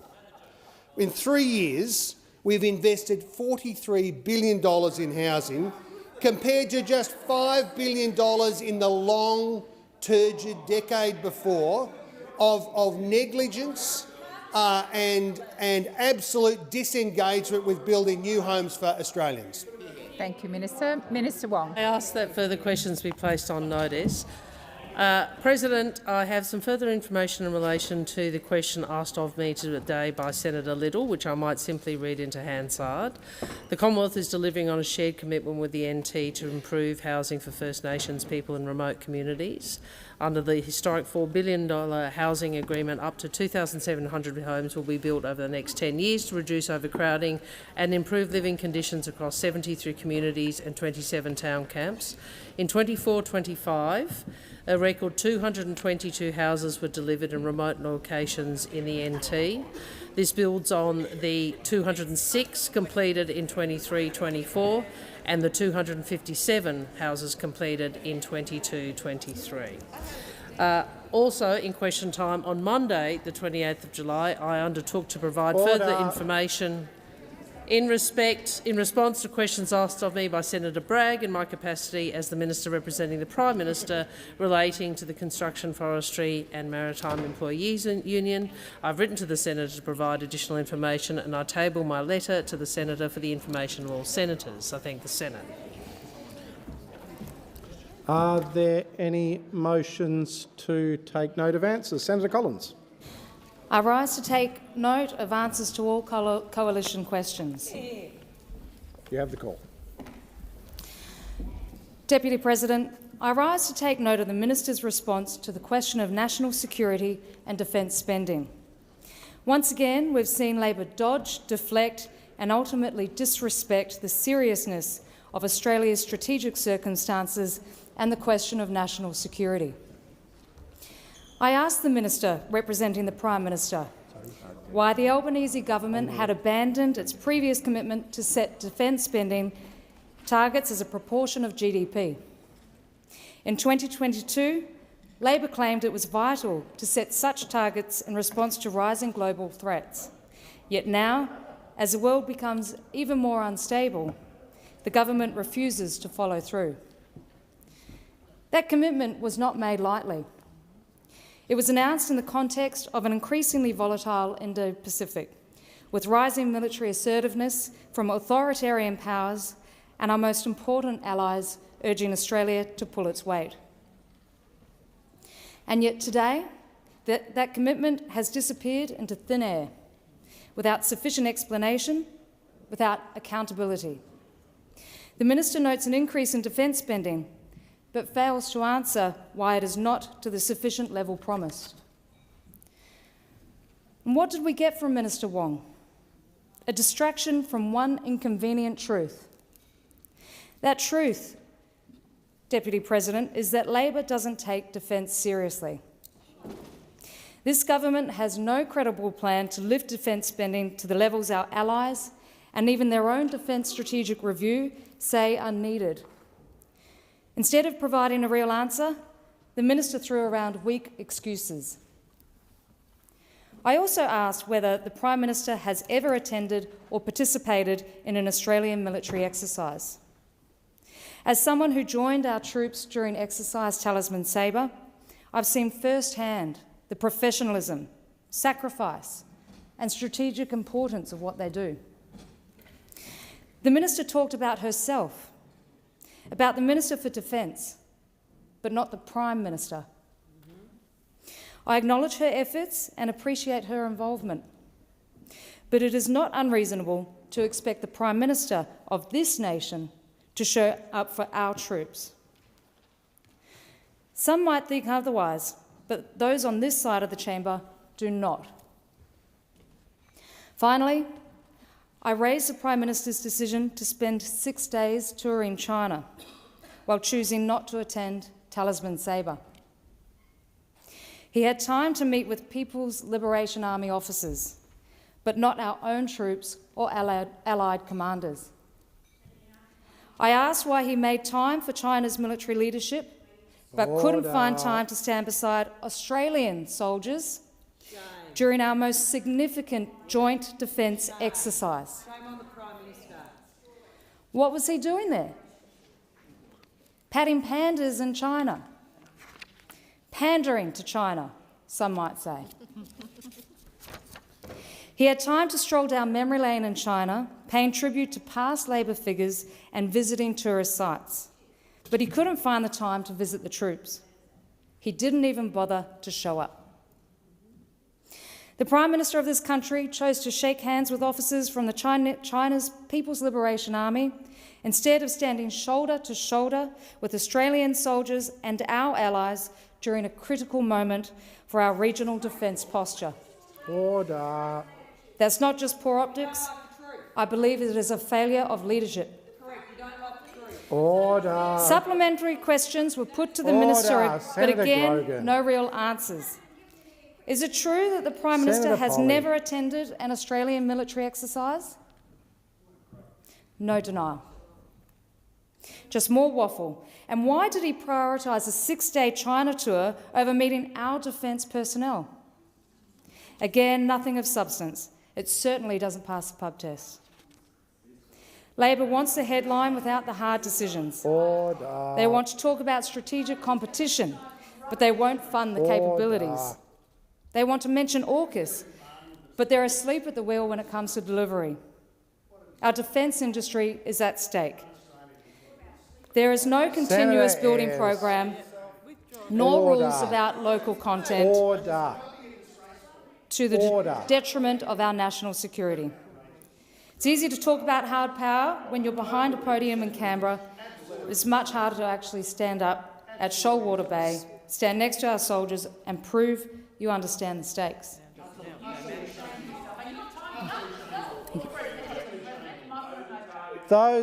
Senator O'Neill, sit down. I'm not going to call anyone until there's order in the chamber. Senator Ayres, some of your contributions have been very unhelpful to order in the chamber. You had the right to stand up and take a point of order, Senator Ayres. Instead, you decided to interject from your seat. That is highly disorderly.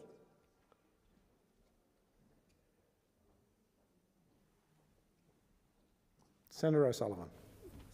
President, further to what you've just ruled there, I'd ask you, Senator Ayres, to reflect on the fact that you were directing him to be quiet, and he was in both forceful and the way that he spoke in directing his comments through to Senator Collins, but the way that he was addressing it through you I thought was entirely inappropriate.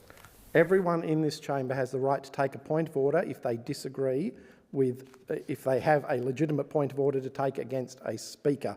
Clearly you knew there was no point of order to take, Senator Ayres, which is why you did it from your seat. However, we should continue with the taking note. Senator O'Neill. Oh, thank you very much for the call, Deputy Speaker. And what we just saw in question time with the question and with the response from a very new senator, and I will acknowledge that she gave a very thoughtful contribution yesterday in her first speech, is a clear misunderstanding of how a proper cabinet government that is disciplined undertakes the share of the work distributed across all of those people for whom there are responsibilities. Both the Defence Minister and the Foreign Minister attended Talisman Sabre, and I'm glad that the new member has arrived and she's had the experience of sharing some time with the ADF. But dripping with sanctimony about 2 or 3 days with the ADF is no argument of any substance at all. The defence of the nation is a critical part of what this government does. There's overlap in all sorts of other areas with state governments, but defence is the responsibility of the federal government.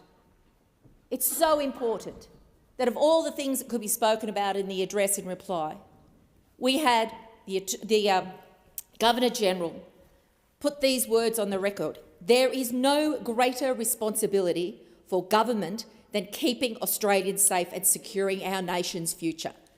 We stand by that. We are committed to that. And we seek, in these incredibly tumultuous times, bipartisanship on that. But there is no way that this undisciplined mob who lost so spectacularly at the last election are capable of rising to that challenge. The Australian people need a lot better than what's on offer from the opposition in terms of accountability of this government with regard to the defence of the nation, the very existence of our country.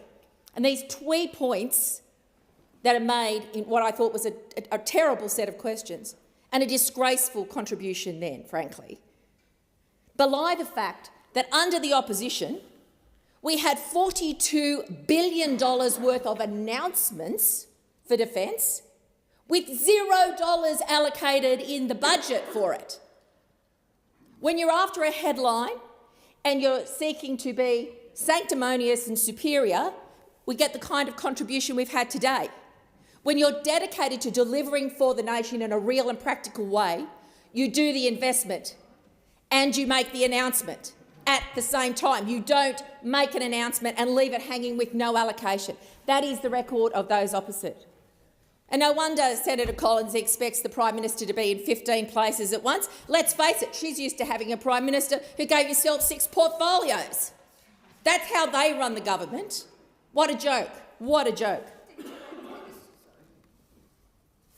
What I'm really concerned about is that what we saw in question time today, is edging towards a shift away from the bipartisanship that is vital to this nation. The facts belie the image that was attempted to be created here today. The facts are that the Albanese government has increased defence funding to record levels, and that includes acquiring new capabilities for our Australian Defence Force, of whom we are all proud. We honour their service. We honour their sacrifice for this nation. And nearly every single one of us around this chamber have been out with the ADF in the program that we're provided for, to go and experience it firsthand and see what's happening. We know there are challenges, and that's why the Albanese government not just announced, but actually added $10.6 billion over the forward estimates to our defence budget, and $57.6 billion over the decade. Now, those opposite can try and make points about what happens in our day-to-day interactions with others and the responsibilities that we need to take on as a government. But the money that we are investing in defence is an indication of how committed we are to that primary job of protecting our nation. Not $42 billion of announcements, but $56 billion of cold, hard Australian earned cash to make sure we are protected. It's not a game, it's not to be played with, and what we saw today was an absolute disgrace. The Albanese government will continually assess our defence capabilities, and we will resource them.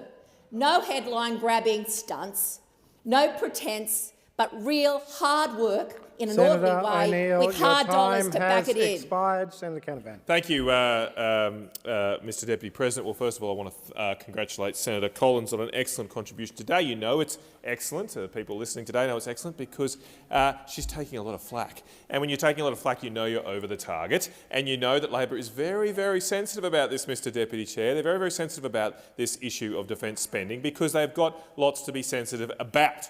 They are doing nothing right now to protect our nation's defence. They do make announcements, like Senator O'Neill just mentioned, of billions of dollars of money to be spent in the future, but nothing ever happens in the present. And it's actually what happens in the present that's going to make the difference between us being able to properly defend our nation or not. I first want to pick up, though, Mr Deputy Chair, on something that Senator O'Neill accused the coalition of somehow departing from bipartisanship here on this issue.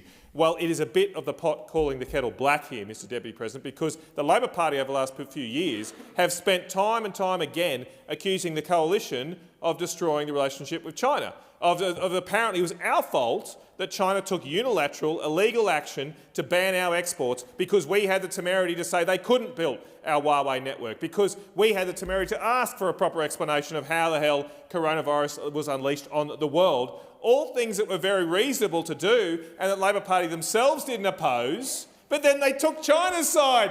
On the illegal trade actions they took and gave them credence and somehow justification to ban our coal, to ban our barley, to ban our lobster exports and to ban our red wine. I mean, instead of standing up for Australia's right to say we will decide who builds our 5G network, which pretty much every other Western country has joined us now, they decided to take the Chinese Communist Party's side on a legal trade action they took.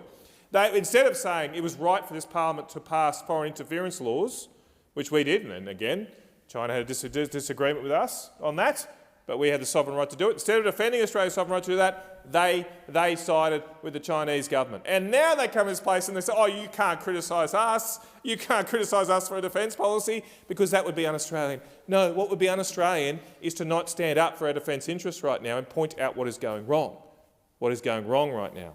Because the biggest issue here is that the Australian government, unfortunately, right now, does not seem to be engaging with our most important friend and ally in the United States. They have not provided a considered response to the request of the United States for our country to lift our defence spending, to work with them on a number of specific defence projects. Now, we can have a reasonable debate about whether we should lift our defence spending or not, but it is at least legitimate for our friend and ally that does provide us significant military support, that we are engaged in a most significant military agreement since the Second World War in the AUKUS agreement, for them to request that we lift our load, that we contribute to the relationship. So when Secretary Hegseth made this speech, the US Defence Secretary made this request at the Shangri-La conference a few months ago, he gave a very considered speech that I encourage all senators to read. It's very considered. He obviously spent a lot of the speech talking about China and the threat of the aggressive actions they are taking in our region that are threatening many of our friends and neighbours. But one thing that has gone unremarked is that the country he mentioned the second most times was Australia.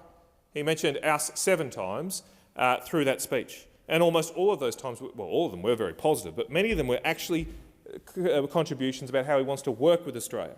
He mentioned how the American government is establishing a project in Australia to repair P-8 radar systems. He mentioned how he'd like to work with Australia for us to develop guided weapons and explosive ordnance supply chains. He mentioned how he would like Australia to produce 155mm ammunition, which is the bedrock of every defence force. A major issue is that Russia can produce more of that type of ammunition than the entire NATO countries can right now in any one year. And so it's very important for us to produce 155mm ammunition. When we were in government, we supported a facility in Maryborough to do this. Why aren't we working with the Americans on this? Peter Hegseth gave that speech, a very considered speech, an olive branch to our country, and the Prime Minister was asked about it, and he said, we're a sovereign nation, and the idea that we, respond to every comment that's made, what we do is serious policy. That is an insult. It is an absolute insult for our Prime Minister to respond to a considered speech like that by saying we don't respond to every comment. I mean, get serious, guys. Take seriously what the US Defence Secretary says instead of juvenile and naive responses like that. I am very worried about where our country's defence policy is right now because our government doesn't seem to be in control. Senator Canavan, your time has expired. Senator Polly. I just want to concur with the comments that was made by my Senate colleague, Senator O'Neill. I think it demonstrates today that those opposites still haven't learned anything, not even going through another election where they were defeated. We are investing in defence spending, as they well know, but to come in and take a shot at the Prime Minister when we have a Minister for Defence, and they know very well a Prime Minister cannot be at every event that he or she may want to. But the reality is we've had to undertake such a massive clean-up of the messes that you guys left behind after 11 long years of being in government. And so defence is just one of those. Let's talk about something that impacts every Australian just as much as national security and our defence force, and that is aged care. Let's talk about aged care, shall we? 11 years, 5 failed ministers for aged care. 5. This is a government that their own failings, they had to call a royal commission into their own failings. Now, I would be turning away too if I were you, Senator Cash, and ignoring the fact that what I'm saying is absolutely right. It was your own failings. You had to call a royal commission. And what was the name of that report? Can anyone tell me? Neglect. Neglect. So, again, we've had to come in, and it will take time because there's so many messes, and aged care is just one of those. The investment that we've made into aged care has been so significant. Residential aged care in this country was in a shambles thanks to those. They didn't invest the money that they needed to ensure, A, we had a well-educated, trained workforce? No, they didn't do that. Did they ensure that home care packages were meeting the needs? No, they didn't. Are we an ageing population? Yes, we are. Unfortunately, that's increasing all the time, so the demand is always going to outstrip the capacity of any government to deliver everything that we want. But for you to come in here and lecture and ask about home care packages with your failings, I mean, let's be real, five failed ministers. And if we want to go back and talk about the pandemic and what happened in aged care in this country during that time, and who was in government? That's right, it was those opposite. How many people died in residential aged care because there was no registration of aged care workers in this country? And those workers who were earning the lowest wages of most Australians had to have a second job, so they were going from one residential care home to another. So don't come in this place and try and lecture us about we're not doing enough. We have set the foundations in our first term around aged care. We have had to re-establish our international reputation because of the way that those opposite, when they were in government, ruined it in so many areas. And let's not even talk about what their reputation was in the Pacific, our closest neighbours. And now they want to attack a Prime Minister who is doing his job. Minister for Defence doing a great job. Minister Richard Marles, very good, highly respected, working with Defence, making the strategic decisions about how and where we invest our money. And then there's questions today about closing the gap targets. Well, we have been investing in our Indigenous brothers and sisters, wanting to lift their opportunities in this country. But again, you haven't got a very good track record yourselves. And then when we want to talk about artificial intelligence, all of a sudden, because we engage with the union movement and we want to see good, highly qualified, skilled jobs in this area where there's a lot of opportunities, we should be getting people to invest in AI in this country. But what do? They just pluck another thing out of the air that they just want to come in here and say that we're not doing enough or we're dealing with the wrong people. Maybe some of you should pick up the phone and have a chat with some unionists. Your time has expired. Senator O'Sullivan. Thank you very much, Deputy President. Having just been re-elected for my second term of 6 years, I've spent a little bit of time, as I'm sure others are in the same boat in this place. I've spent a little bit of time just thinking, pondering about what I've achieved and what needs to be achieved over this term. And one of the things, and I know you know me well, Deputy President, but one of the things that really drove me to run for Parliament in the first place back in 2018 and 19 was this issue of closing the gap. Those that know me know that I spent 10 years working in that space, particularly in the employment area, working to close the gap in employment and seeing that unemployment rate reduce, because my firm belief is that while employment won't change everything, without it nothing will change. And if you can increase that economic empowerment and economic independence, you change not just the life of the individual, but indeed they change it for themselves and for their entire families, indeed the community. And unfortunately, one of my great disappointments, and this isn't a political statement, I'm not pointing fingers at any individual or any party or any situation, but one of my great disappointments is that we haven't seen enough progress in this space in terms of closing the gap. And it's very disheartening. I know, we get the pleasure of having the pleasure of a job like we have here in this place, but the reality is for people that are on the coalface of actually dealing with this, individuals in communities across Australia that are facing the many challenges that are represented by the stats that we've seen reported on today, you know that it's very confronting and it's very real. One of the concerns that I've got about the way that this government is handling this issue is in the area of economic participation. It's great to see that that the economic participation target is actually somewhat on track.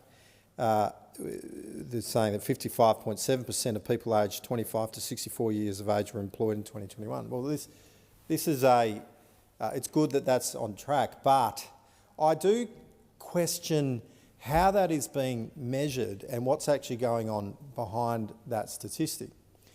Because what we know is that the government have made the decision, admittedly with the support of the Coalition of Peaks and others that have informed this important tracking process, is that they are including the participation in, for example, the Remote Jobs Economic Participation Program and the Rangers type programs. Now, I don't want to denigrate them because they do have a place. Those programs have a place, but ultimately, the real measure needs to be whether or not we're getting people participating in an economic space that is independent of government, that is actually a market job rather than a government-directed and government-funded job. And a lot of the programs and the jobs that are funded through these programs are very dependent on government and in many cases actually displacing real jobs that exist within in the marketplace, in the common labour market.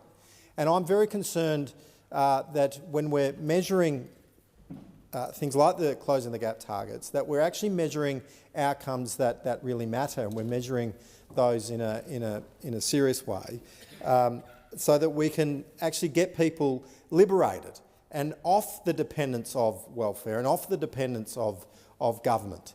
The fact that you could be on a program like this for a long enough time to actually then get long service leave, being in a very welfare-driven, supported program, whereas what we really need to be doing is getting people into sustainable jobs that are not dependent on government continuing to having to prop those jobs up. Now, again, I don't denigrate the good work that is supported by many of these programs, but if we're sort of limiting ourselves and we're not thinking with the blue sky kind of thinking that we need, where we actually lift our vision for Australia, then I fear that we will continue to hold people back and prevent them from having the full benefit of being liberated from an economic point of view.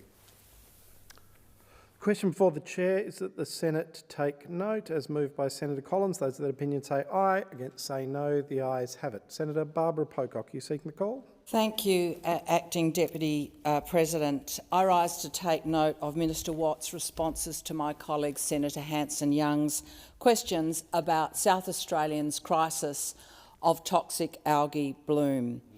South Australians love their beaches, and I certainly number myself amongst those.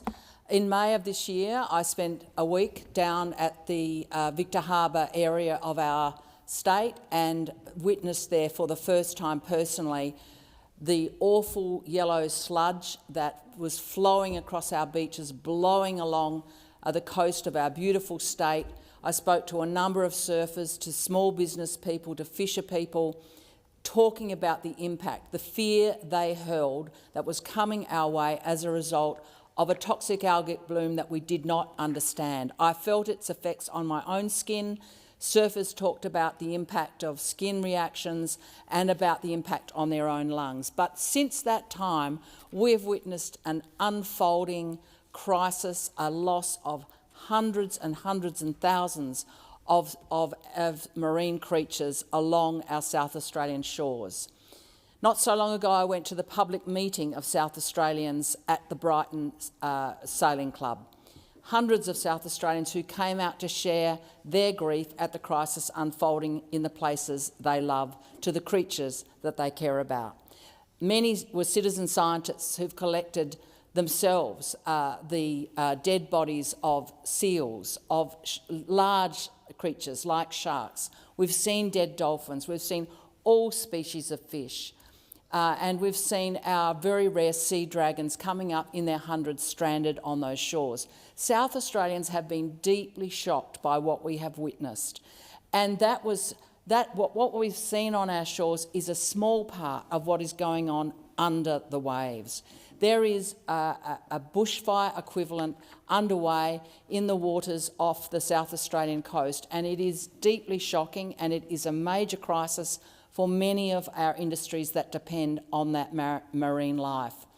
We've got people whose livelihoods are threatened very fundamentally, who haven't caught a fish for months, whose oyster leases are at risk. And the fear is, not only are we seeing right now the dead bodies of marine life which really concern us, the concern is that this is going to go on for months and months and possibly years and affect those livelihoods.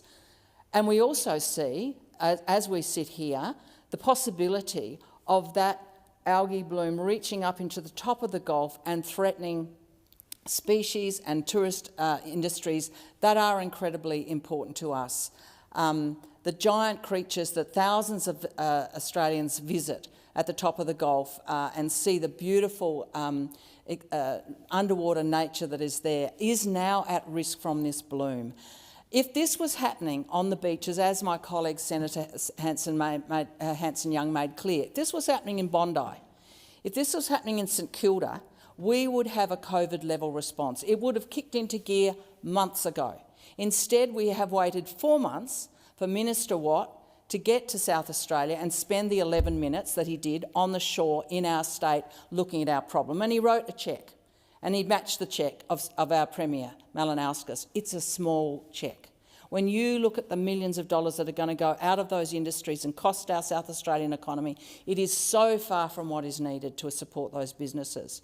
But I also want to talk about the scientists who came along to the public meeting not so long ago and showed us the images of what it looked like under the jetty on York Peninsula 6, 8, 10 months ago and what it looks like now. And it is devastating.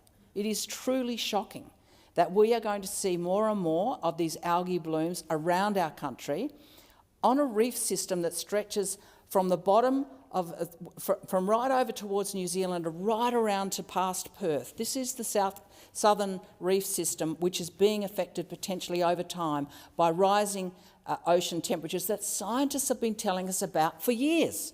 They have been saying ocean increases in temperature are going to put at risk our coastal marine life. And it's partly driven by changes in the underwater ecology. We know that our seagrass systems, our giant kelp systems are not what they were. Over decades they have changed, and they are a natural rehabilitation around, we hear from the scientists, of that algae. They are gone, they are decimated. But the really important difference that's happening now is we are reaping the product of fossil fuels and the impact they are having in driving a climate crisis that is increasing the temperature of our oceans and risking our beautiful marine life and not only the economic well-being but so many things that South Australians treasure. Your time has expired.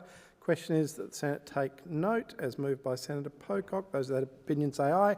Against say no. The ayes have it. Senator Cadell. I'll go to Senator Cadell first. I think we've just got a couple of quick matters to deal with. So, Senator Cadell. Thank you, Deputy President. I seek leave to make a short statement regarding to the office holder arrangements of the Nationals. Is leave granted? Leave is granted. Thank you. I advise the Senate that I am replacing Senator McDonald as whip for the purposes of Standing Order 24A relating to the selection of bills. Thank you. Senator Steele-John. I seek leave to table this non-conforming petition titled Stand Up for Disability Support, Stop the NDIS Cut to some 60,000 signatures. I understand this has been agreed. Is leave granted? Leave is granted. Thank you, Deputy President. I table the petition. Thank you, Senator Steele-John. And now we'll go to delegation reports. Senator O'Neill. Thank you very much, Deputy President. And I seek leave to present a delegation report. Is leave granted? There being no objection, leave is granted. Senator O'Neill. Thank you, Deputy President. I present the report of the Australian Parliamentary Delegation to the 150th Inter-Parliamentary Union Assembly, which took place from the 5th to the 9th of April 2025. I seek leave to move a motion to take note of the document. Is leave granted? There being no objection, leave is granted. I move that the Senate take note of the document. Thank you. From the 2nd to the 9th of April this year, I travelled to Tashkent, the capital of the Republic of Uzbekistan, as part of the delegation to the International Parliamentary Union, known as the IPU. It was no ordinary delegation, as the House of Representatives had been prorogued for the election. I had the privilege of representing our very, very much respected Speaker, the Honourable Milton Dick, as the delegation leader on this occasion. I was also accompanied by my then colleague from the Senate, Senator Reynolds. While the delegation was small, the task was significant. We certainly missed the company and the leadership of the Speaker, but we did our very, very best to represent Australia's interest and to build relationships with our fellow parliamentarians from around the world. Australia's contribution to the IPU is long-standing and substantial, with continuous participation in parliamentary diplomacy to promote peace, cooperation and mutual understanding among nations. Prior to the commencement of the formal assembly, I had the honour of representing our Speaker as chairperson of the Subcommittee on Finance to the Executive Committee. Senator Reynolds, in what would be her final contribution to the IPU, continued her vital work on addressing orphanage trafficking. She facilitated a discussion on the implementation of the 2023 resolution on this issue, hosted by the Standing Committee on Democracy and Human Rights.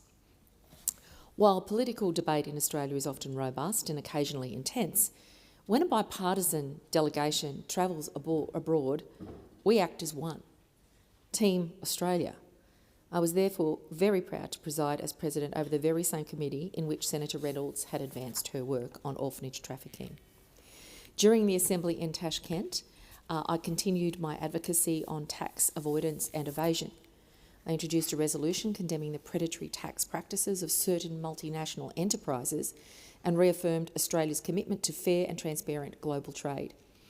Firms such as PwC have promoted schemes that allow multinational enterprises to exploit jurisdictional gaps, enabling them to operate across borders with little accountability while maximising profits.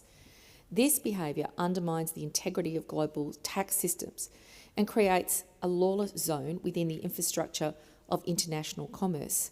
And in doing so, it undermines any movement towards the achievement of the Sustainable Development Goals, about which there is so much consensus, yet so little investment.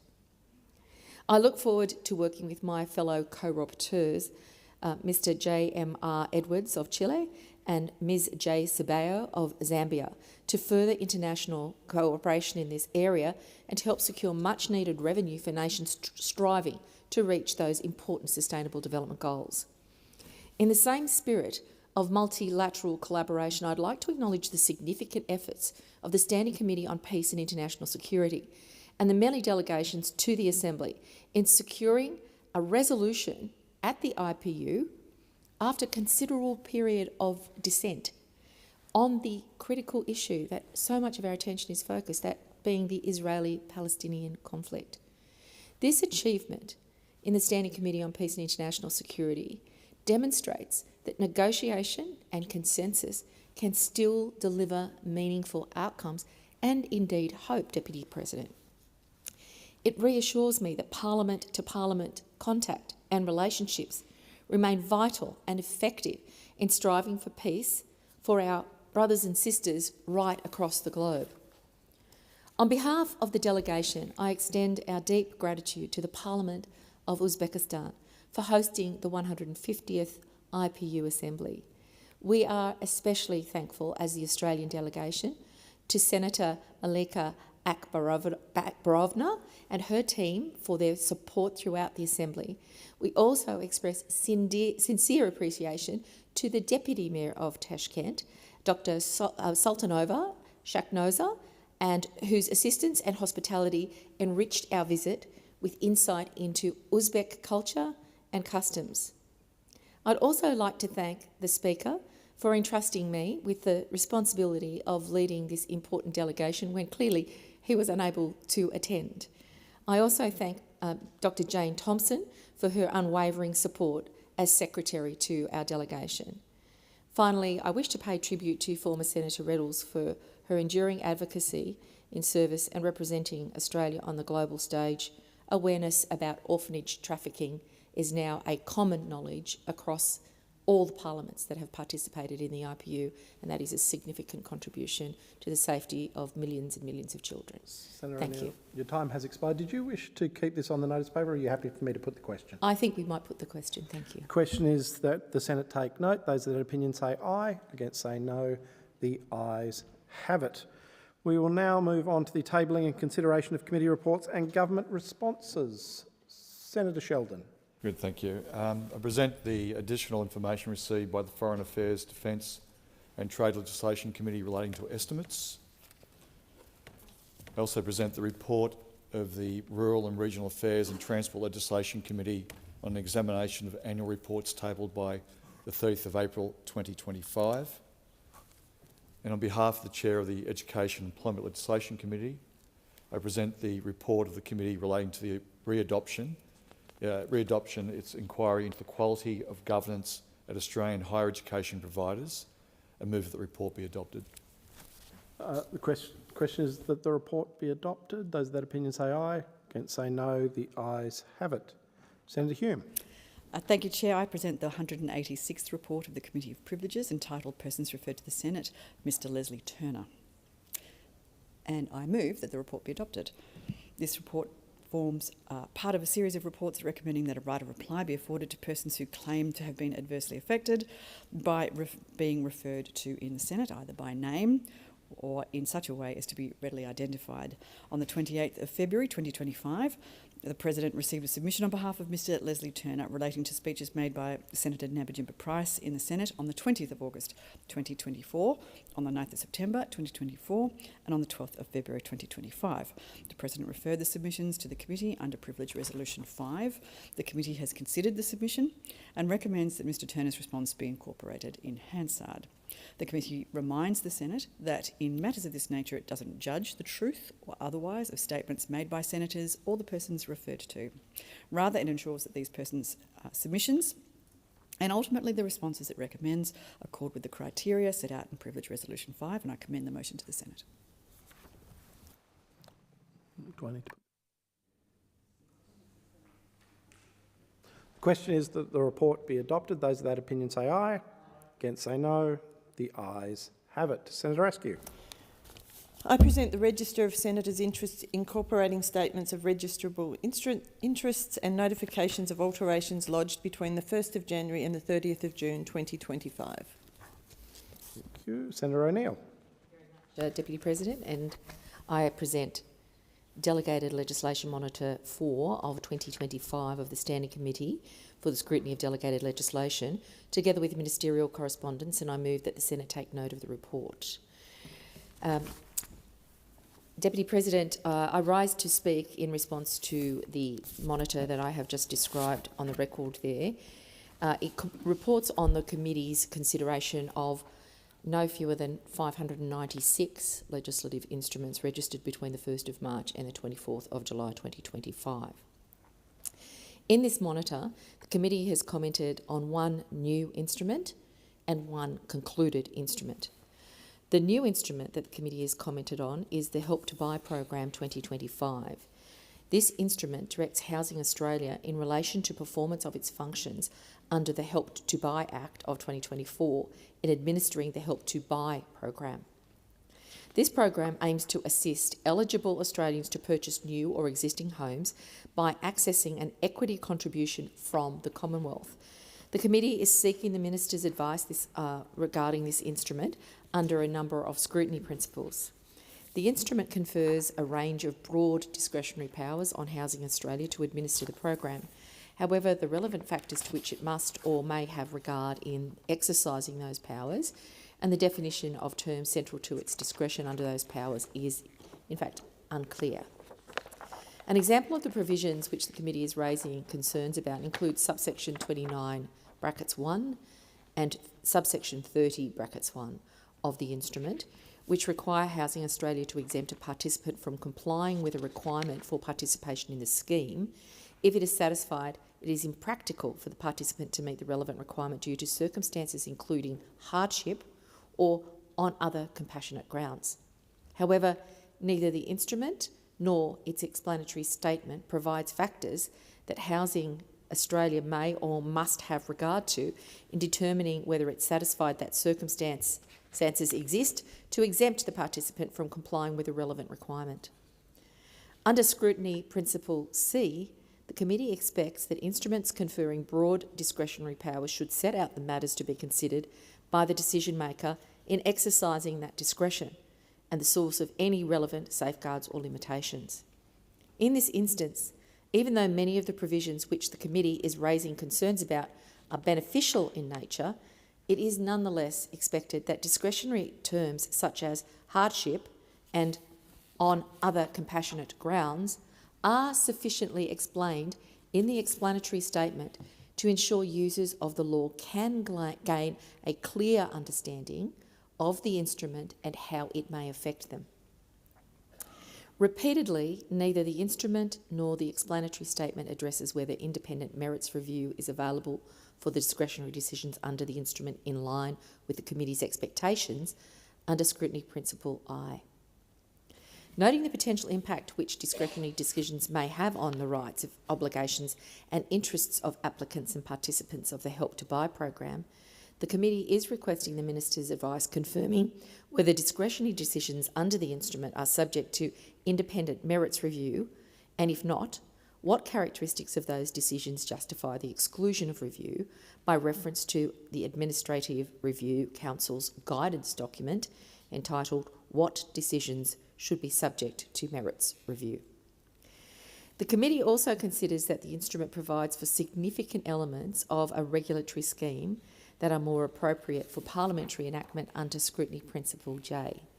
This includes defining key terms such as eligible applicant and eligible property, which are matters essential to determining whether a Help to Buy arrangement under the Help to Buy program can lawfully be made.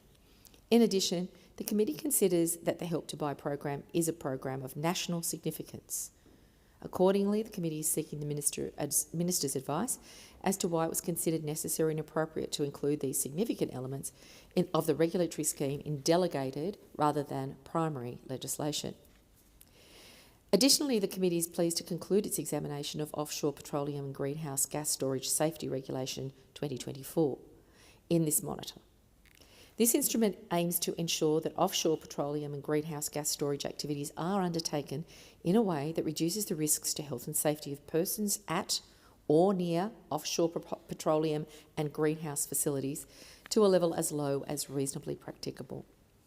The committee has been engaging with the Minister for Resources since Monitor Number 1 of 2025 in relation to several scrutiny concerns. The committee thanks the Minister for her recent undertaking to amend the instrument's explanatory statement to include advice she previously provided regarding the exclusion of independent merits review and the justification for including significant penalties in delegated legislation under Scrutiny Principles I and J. This Parliament, the committee, is continuing to monitor the implementation of outstanding undertakings. The committee is pleased to advise that 9 undertakings have been implemented in this monitor's reporting period, while 17 undertakings remain outstanding for more than 90 days.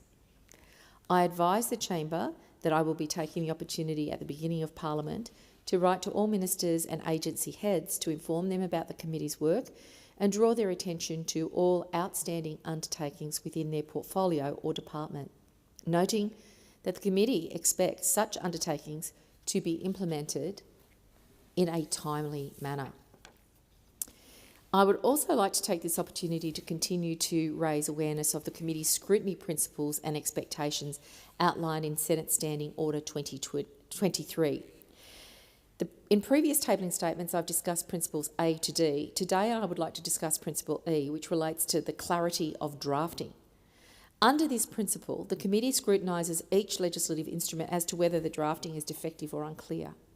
The committee is particularly concerned with instruments that contain errors or unclear drafting, which are likely to affect the meaning or interpretation of the instrument, or where instruments do not clearly define key terms. This is of particular concern as unclear drafting or errors may affect the meaning or interpretation of an instrument in such a way that it may prevent persons, including those directly affected by the law, from understanding their rights and their obligations. Under Principle E, the committee expects that instruments and explanatory statements are drafted in such a way that they're clear and intelligible to all persons, and that individuals' rights and obligations are clear. Further, key terms, including specialist terms and legal terms, should be clearly defined in the instrument and its explanatory statement. Where the definition of a key term is sourced from other legislation, the source provision should be cited in the instrument's explanatory statement. I'm pleased to note that the committee raised concerns under Principle E a total of 7 times in 2024, which is a decrease from 11 times in 2023. However, the committee has recently identified 2 instruments which contain errors in their explanatory statements, which may affect the interpretation of the instruments. I would therefore like to take this opportunity to emphasise at the commencement of the 48th Parliament the importance of accurate drafting for instruments and their explanatory statements. While concerns regarding clarity of drafting and drafting errors are relatively infrequent, noting their potential to impact the interpretation and understanding of law, the committee will continue to monitor this issue and draw attention to its expectations under Principle E. And if I can speak in plain Aussie straight talk, in the work that the committee does, we seek to make sure that Australians who are affected by the laws that we create are able to go and find out all about how the law works, to be able to understand it, and to be able to access the information that they need at that point to progress in a way that the law accords. That's what it's about, making sure that access to law is available and that the law is clear, particularly with regard to delegated legislation. That's our purpose. It's in service of the nation, and I'm delighted to be chair of the committee with a very illustrious group of senators alongside me to do this important work. And with these comments, I commend the committee's delegated legislation monitor number 4 of 2025 to the Senate. Thank you, Deputy President. The Senate take note. Those of that opinion say aye. Against say no. The ayes have it. Minister McAllister. Thank you, Deputy President. I present the government response to the report of the Education and Employment Legislation Committee on its inquiry into the wage justice for early childhood education and care workers, Special Account Bill 2024, and seek leave to have the document incorporated into Hansard. There being no objection, leave is granted. We will now move on to consideration of documents which are listed on page 12 and 13 of the notice paper. Any document to which no senator rises will be taken to be discharged from the notice paper. Senator Cadell. Thank you, Deputy President. I take note of documents on page 13 of documents 11, 14 and 15 and seek leave to continue my remarks. 11, 14 and 15. Thank you, Senator Cadell. Senator Sheldon. And I take note of documents listed at numbers 1 and 3 on the notice paper and seek leave to continue my remarks. Thank you. Any further documents? Senator Whish-Wilson. I have one for page 14. President, we will get there very shortly. Yep. We all good there? Yes. All right. We will now move on to further consideration.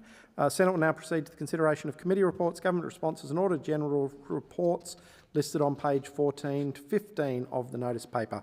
Again, any report or response to which no senator rises will be taken to be discharged from the notice paper. Senator Whish-Wilson. Thank you, President. I rise to take note of document 4 on page 14, Environment and Communications Reference Committee No Time to Waste, Waste Reduction and Recycling Policies Progress Report and seek leave to continue my remarks.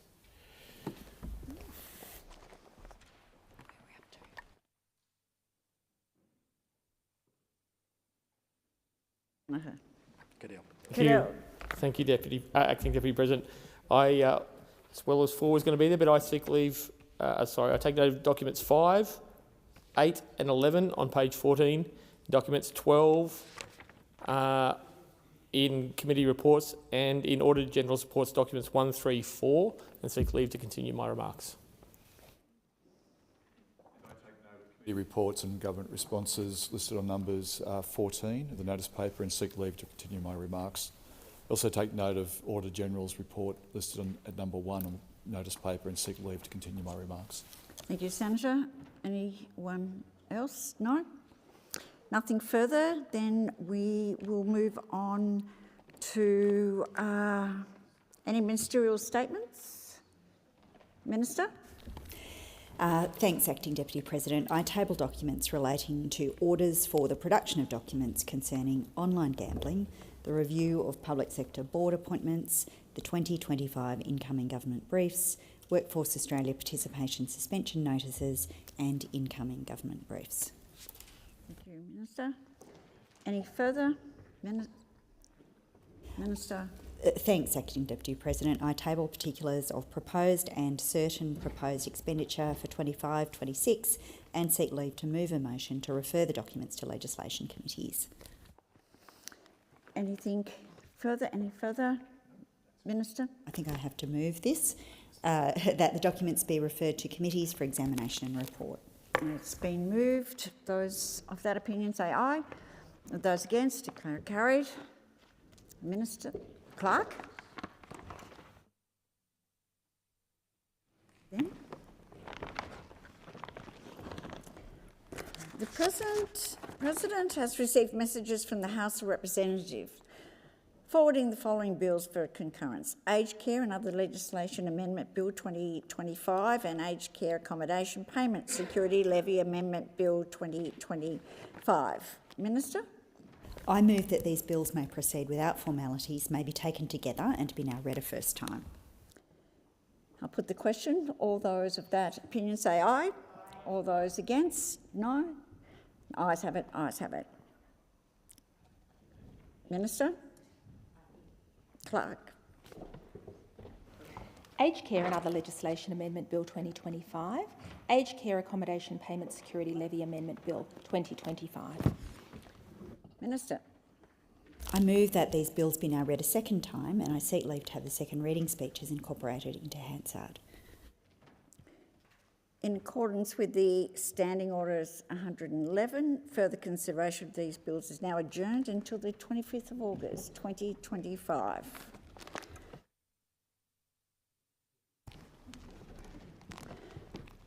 The President has received messages from the House of Representatives forwarding the following bills for concurrence: Australian Security Intelligence Organisation Amendment Bill Number 1, 2025, Defence Housing Australia Amendment Bill 2025, Health Insurance Pathology Fees Repeal Bill 2025 and Pacific Banking Guarantee Bill 2025. Minister? I move that these bills may proceed without formalities, may be taken together and be now read a first time. I'll put those of that opinion say aye. Those against, no. Ayes have it. Ayes have it. Clerk? Australian Security Intelligence Organisation Amendment Bill Number 1, 2025, Defence Housing Australia Amendment Bill 2025, Health Insurance Pathology Fees Repeal Bill 2025, Pacific Banking Guarantee Bill 2025. Minister? I move that these bills be now read a second time and I seek leave to have the second reading speeches incorporated in Hansard. In accordance with the Standing Order 111, further consideration of these bills is now adjourned to the 25th of August 2025. Minister? I move that the bills be listed as separate orders of the day. I put that question. Those of that opinion say aye. Those against, no. The ayes have it. Ayes have it.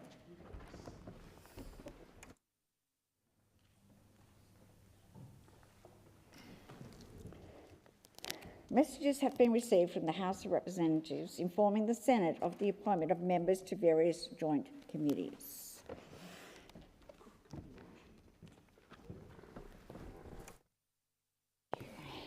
The President has received letters nominating senators to be members of committees. Minister? I seek leave to move a motion to vary the membership of committees. Yes, leave granted. Leave's granted. Minister? I move that senators be discharged from and appointed to committees as set out in the document available in the chamber and listed on the dynamic grid. Thank you, Minister. Clerk? General business debate. Notice of motion number 73, standing in the name of Senator Ruston, concerning Medicare. Senator Ruston. Thank you, Madam Acting Deputy President. Well, today I stand to speak on the general business motion that I moved in this place. I moved this motion because of my extraordinary concern about the Prime Minister and the government misleading Australians about a crisis that befalling our healthcare system at the moment, most particularly a crisis in access to general practice, which is access to primary care. And I say this, and I'll provide evidence as to why I'm concerned, is because during the election campaign, the Prime Minister, that is the person who is the leader of our nation, promised Australians that all you need is your Medicare card, not your credit card, when you visit your doctor. He also said it would be free to see a GP. Now, quite reasonably, after making that commitment to Australians 71 times at least that we can identify, that Australians quite rightly expect that when they go to see their GP, they will not be having any out-of-pocket expenses. That means when they go to see the GP, they will provide their Medicare card, and that will be the only card that they require. However, we knew all along this was likely not to be able to be achieved. We said throughout the campaign that we believed that the government, and particularly the Prime Minister, in his shady stunts as he was running around wielding his plastic card, as if somehow that was going to be his sole purpose for winning the election, or his sole platform for winning the election. We remained very concerned. So we constantly said throughout the campaign that we believed that the Prime Minister was misleading Australians and giving them a false sense that their healthcare was about to become free. Because Australians know, they have experienced it over the last 3 years particularly, about how much costs in terms of accessing their GP have gone up. In fact, they have gone up on average 45% more of the cost of going to see a GP. Out-of-pocket expenses have risen. But immediately following the election, we find out on the incoming government brief that the Department of Health and Aged Care actually advised the Prime Minister and advised the government prior to the election that, in fact, there was no possibility that people going to see the doctor, that every person that went to see the doctor would be actually able to see their GP for free. And in fact, that FOI identified that even on the conservative estimates of the Department of Health and Aged Care, the department believed that a quarter of GP clinics across Australia will not bulk bill despite the Australian Labor Party government's promises to them during the election campaign. So this data shows that millions of Australians will still need their credit card, something that the Prime Minister promised them that they would not need. So quite clearly, the Prime Minister's own Department of Health has actually belled the cat on the fact that not only did he mislead Australians during the election campaign, he did so knowingly. But as I said, the worst part of it is that not only did he mislead Australians about how much money that they were going to be having to pull out of their own pocket when they went to see a GP, right now that amount is higher than it has ever been before. But the other probably telling thing was this week, the Minister for Health, Mark Butler, on morning television, and I quote, said, "We never said there would be 100% bulk billing." So what I'd really like to understand from the Prime Minister is if all you need to visit your doctor is your Medicare card, how can that not mean that you're telling the Australian public that you will get your healthcare, primary care for free? How is it that when you say it will be free to see a GP, that is not telling Australians that every Australian will get to see the GP for free? The Prime Minister knew it wasn't true. He knew it wasn't true when he was saying it. He knows it's not true now. He continues to say it, and yet his very own Health Minister is quite happy to admit that what the Prime Minister is saying was never actually true. So, quite clearly, what this tells us is that we have a Prime Minister who is prepared to use a disingenuous stunt that he knows to be not true in order to win an election. He is prepared to use something as important as Australians' affordable access to primary care as a stunt in order to win an election. I think this reflects incredibly badly on the Australian Prime Minister. Because the reality is, while the Prime Minister's been wandering around waving his Medicare card around, in May alone, that's the first month of the new government's reign. This is not in the previous term, this is after the Prime Minister has made his promise to Australians. Australians forked out $166 million in out-of-pocket costs when they saw their GP in May 2025.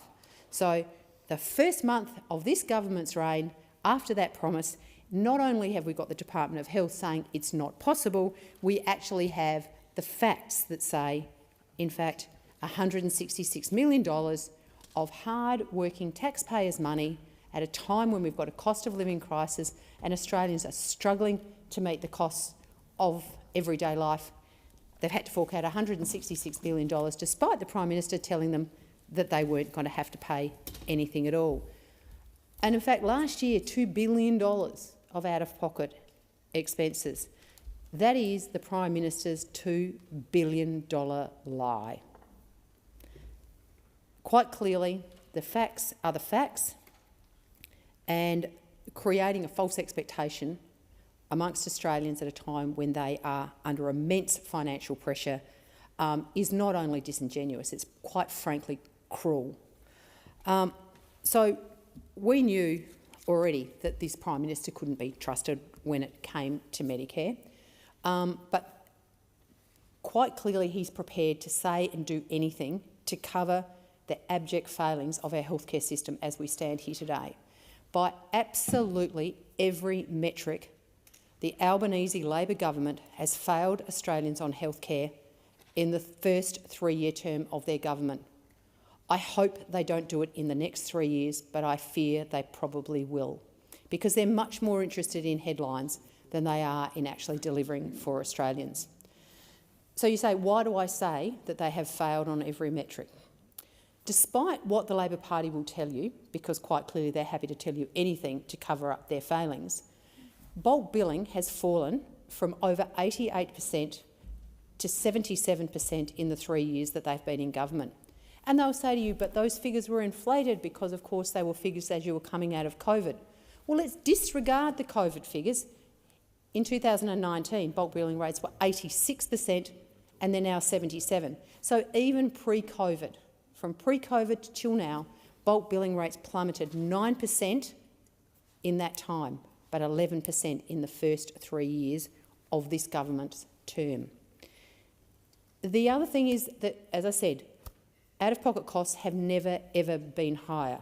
45% increase in out-of-pocket costs as a percentage over that 3 years. So that means Australians are paying more out of their pocket than they've ever paid before when they go to visit a doctor. And it doesn't matter how many times the Labor Party comes in here and tells you a story about how wonderful everything is. Australians know the difference because they feel it every time they go to their doctor. They feel it in their hip pocket. But more egregious than that, more egregious than the fact that they're having to fork out so much more when they go to see their doctor, despite the promises of those opposite. 1.5 million Australians last year chose not to see their doctor because they said they couldn't afford to do it. They made the very difficult decision of not seeing the doctor because they had other pressures on their family budget, pressures about putting food on the table, pressures about paying the mortgage, filling up the car with fuel, paying for their insurance, paying for the stuff to make sure that their kids had what they needed when they went to school. Those were the decisions that Australians had to make, and they forewent their going to a doctor because they had to make that very difficult decision about how they were going to spend their money. And as a result of not seeing their doctor, Australians got sicker. So we have seen increased pressure on our emergency departments. We've seen ramping accelerate in every state and territory around the country. And not only does that mean that Australians are getting sicker, so it's very bad for Australians, it also means that the cost by the time they go to see a doctor on our healthcare system in our hospitals is so much higher, when that could have been prevented if simply they'd had access to their GP. So we've seen, as I said, increase in ramping, increase in emergency presentations, an increase in out-of-pocket costs, people not seeing the doctor, bulk billing rates falling. I mean, I don't know how this government can congratulate itself in health. They should actually put down their smokescreen, they should put down their disingenuous stunts, and they should actually accept the fact that we have a challenge and a crisis in our primary care system, in our healthcare system, and we should be addressing that. Don't pretend it doesn't exist, because that won't solve the problem. And the government's very good at making sure that all they do is denigrate the record of the coalition. Well, let me put it on the record tonight that the disgraceful scare campaigns that have been run by those opposite for the last 3 elections actually fly in the face of the facts. Funding to Medicare under the coalition government increased every single year, from $18.6 billion when Labor left government in 2012 and 13 to more than $30 billion when we were in government in 21-22. Significantly, bulk billing was much, much higher when we were in government. It consistently rose the entire time that we were in government. And the other point that's worth making, despite those opposite once again telling the Australian public things that are not correct about the coalition's track record on the PBS, we are a proud supporter of Australians getting access to affordable medicines. We want Australians to get access to cheaper medicines. In fact, we listed 2,900 new or amended medicines during our time when we were in government, and we made a commitment that if the process through the TGA and PBAC approved a medication, we would list it on the PBS. The last time the Labor Party were in government, back in 2012, they stopped listing medicines on the PBS because, by their own admission, they had run out of money to do so. So that is in stark contrast to the absolute commitment by the coalition government during its time to make sure that all medications on the PBS were listed, approved by PBAC, were listed on the PBS. And what we've seen in the last term of government, despite the fact this government claims that it's the best friend of our healthcare system, they were the ones who, for the very first time, put a cap on the number of medicines that could be listed for a PBAC meeting. So, in effect, this is another backhanded way to not list medications that otherwise might have been listed, because if you can't get it onto the PBAC agenda, it can't be approved by PBAC, so therefore you don't have to list it.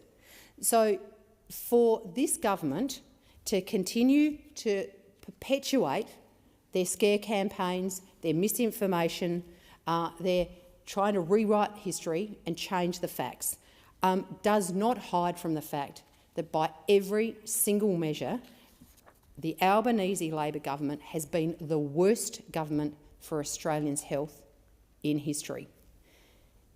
And in conclusion, there is one other element of our healthcare system that I'd like to draw attention to, and that is the absolute epidemic that we have at the moment in relation to mental health. What this government did in the last election, in the last term of government, in the 3 years from 2022 to 2025, was they got rid of the Mental Health Commission. They did not renew the funding for the National Suicide Prevention Research. They managed to chase the head of Mental Health Australia out of his position because he ended up giving up being the chair because he said it was a pointless exercise because the Prime Minister was not listening to Australians who had challenges with mental health and was completely disregarding it.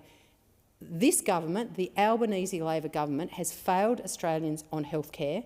failed Australians when it comes to their mental health, and yet to this day, as we're standing in this parliament, they are still prepared to come in here, ask questions in question time, do addresses in the address in reply, have speeches that continues to perpetuate the lies. Thank you, it Senator. must stop. Your time's expired. Senator Stiljohn. Thank you, Acting President. In contributing to this debate this evening, I'm going to tackle 3 key areas of healthcare which people in the community have said to me are urgent priorities. We must recognise that our community are struggling through a cost of living crisis, struggling to keep the roof over their heads, struggling to afford the weekly shop, and yes, struggling to be able to access the healthcare that they urgently need. First, let us look clearly at this question of access to general practice, to being able to go and see your GP. Because if you cannot access a GP when you need it, because of cost, there are so many negative health consequences. In my home state of Western Australia, the average out-of-pocket cost for a 20-minute GP appointment is $42.66. Now, to some in here, that might sound like not too much. Why are people complaining? Why is that a struggle? If you're a shadow minister or a minister, even an assistant minister, that might just pass off the top of your bank account, you wouldn't even notice. Well, for most people in the community, for most people in WA, that amount of money is just not doable. Not if you are also balancing feeding your kids or paying the rent or cobbling together enough for the mortgage. You just can't do it. And while it is welcome that the government has introduced bulk billing incentives, what we see from the Clean Bill report is that what has been done so far is not enough. That about 750 clinics are estimated to actually increase their rate of bulk billing. That is nowhere near enough to get to the target of enabling people to see the GP using their Medicare card, which was what was promised at the election. Nowhere near enough. And so people in my home state are continuing to go without the access to the healthcare that they need.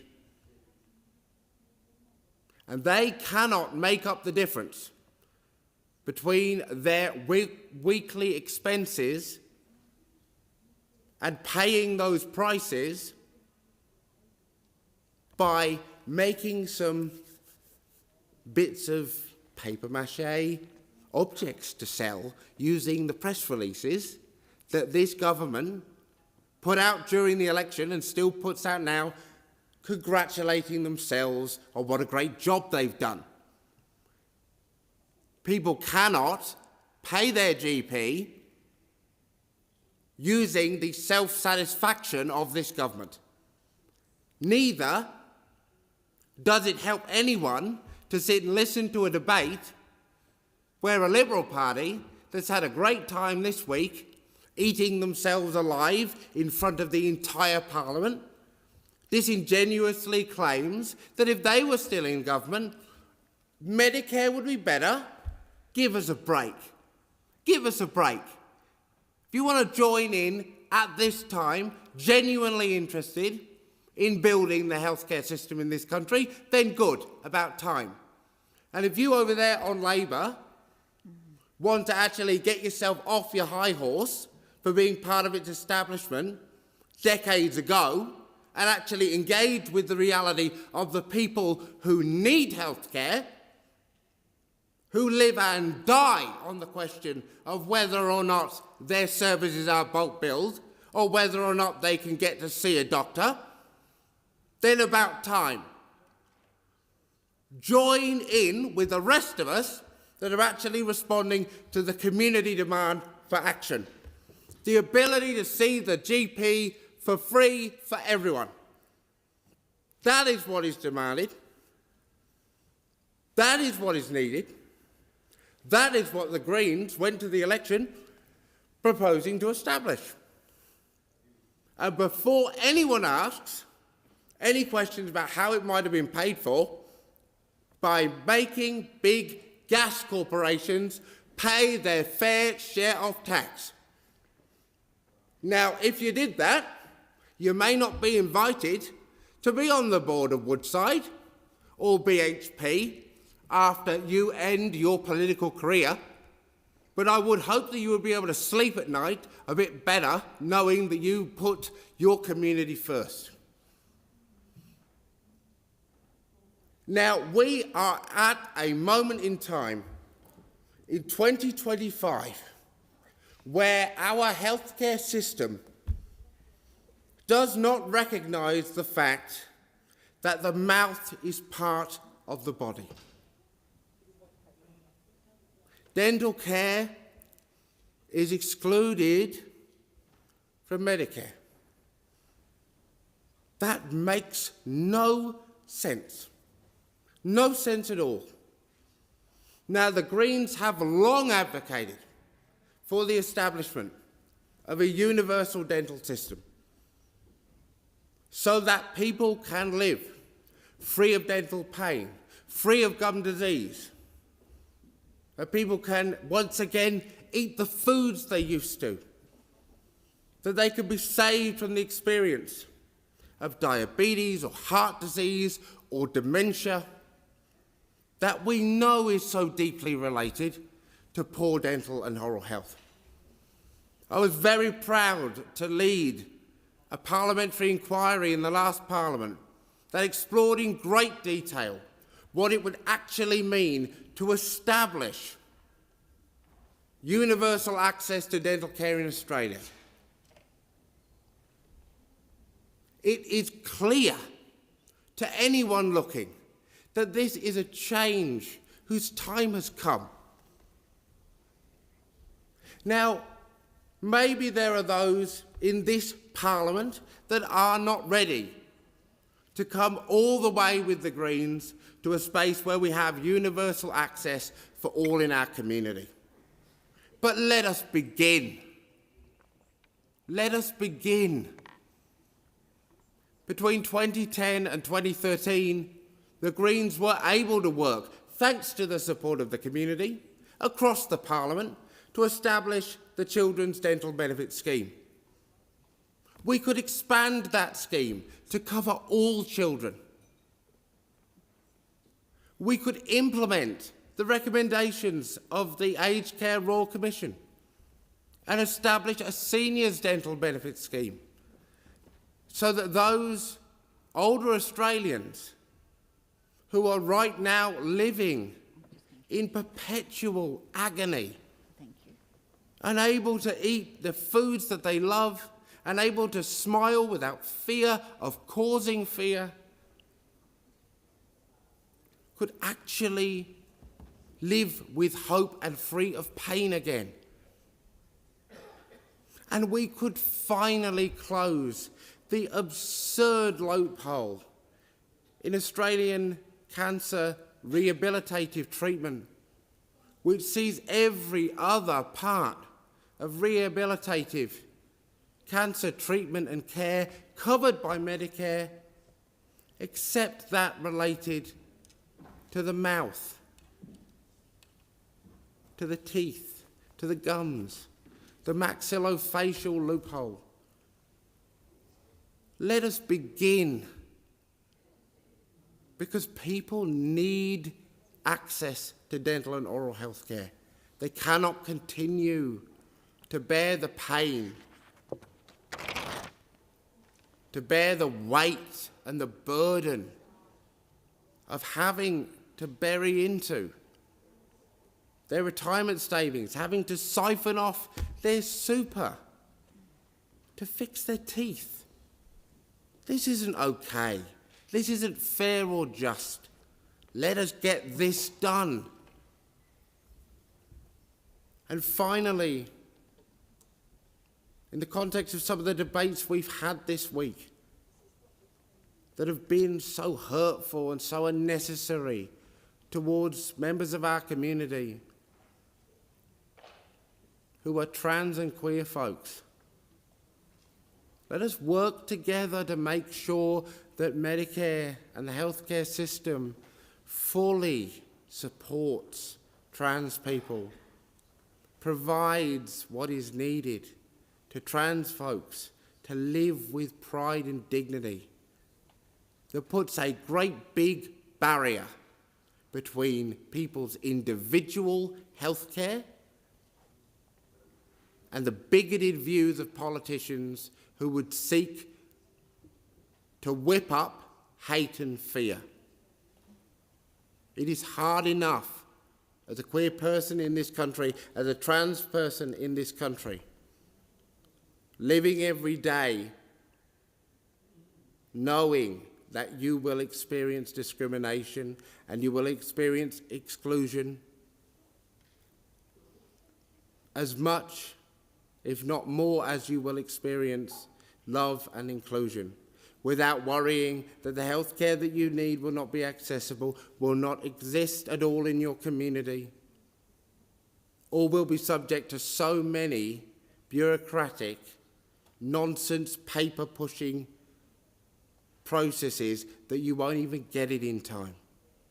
In my state of WA, the situation we have right now with trans healthcare is a shame. It's a shame on the state government and it's a shame on the federal government. It is so unnecessary, causing so much harm. It's not okay. It's not okay. Let us work together to build a healthcare system that actually meets the needs of the community. It is not good enough for politicians in this place to set their standard of success at the level of ambition that they personally believe is good enough. We must set our level of ambition and we must judge ourselves against the extent to which we meet the needs of the community, the actual needs of the people who send us here. The resources to do it are there if we would but take them. If we can find in ourselves and in our positions of power the courage to confront powerful vested interests and corporate influence, then we will find enough resources to get this done. And not only will we find enough resources to get it done, we won't have to be in an absurd situation where a government elected on a platform of supporting disabled people in our community turns around, the Labour government has done, and decides to implement cuts to the very National Disability Insurance Scheme that they promised they would preserve. Today I tabled a petition from 60,000 people who do not and will not cop the cuts from this government to our NDIS that risk the removal of the vital allied health supports and the support coordinators and the plan managers. They will not cop it and will not be silent. They understand the connection between disability supports and Medicare, and they understand the commitment that those who sought to chuck the Liberals out of power made at the election.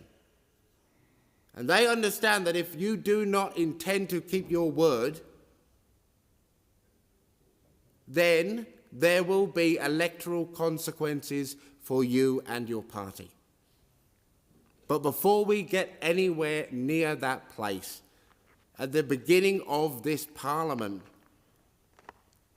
let us come together around some of the most basic opportunities for progress and change, getting dental care into Medicare for seniors, for kids, and for those recovering from cancer. Thank you, Senator. Your time's expired. The Senate stands adjourned and will meet again on Monday, the 25th of August at 10 a.m.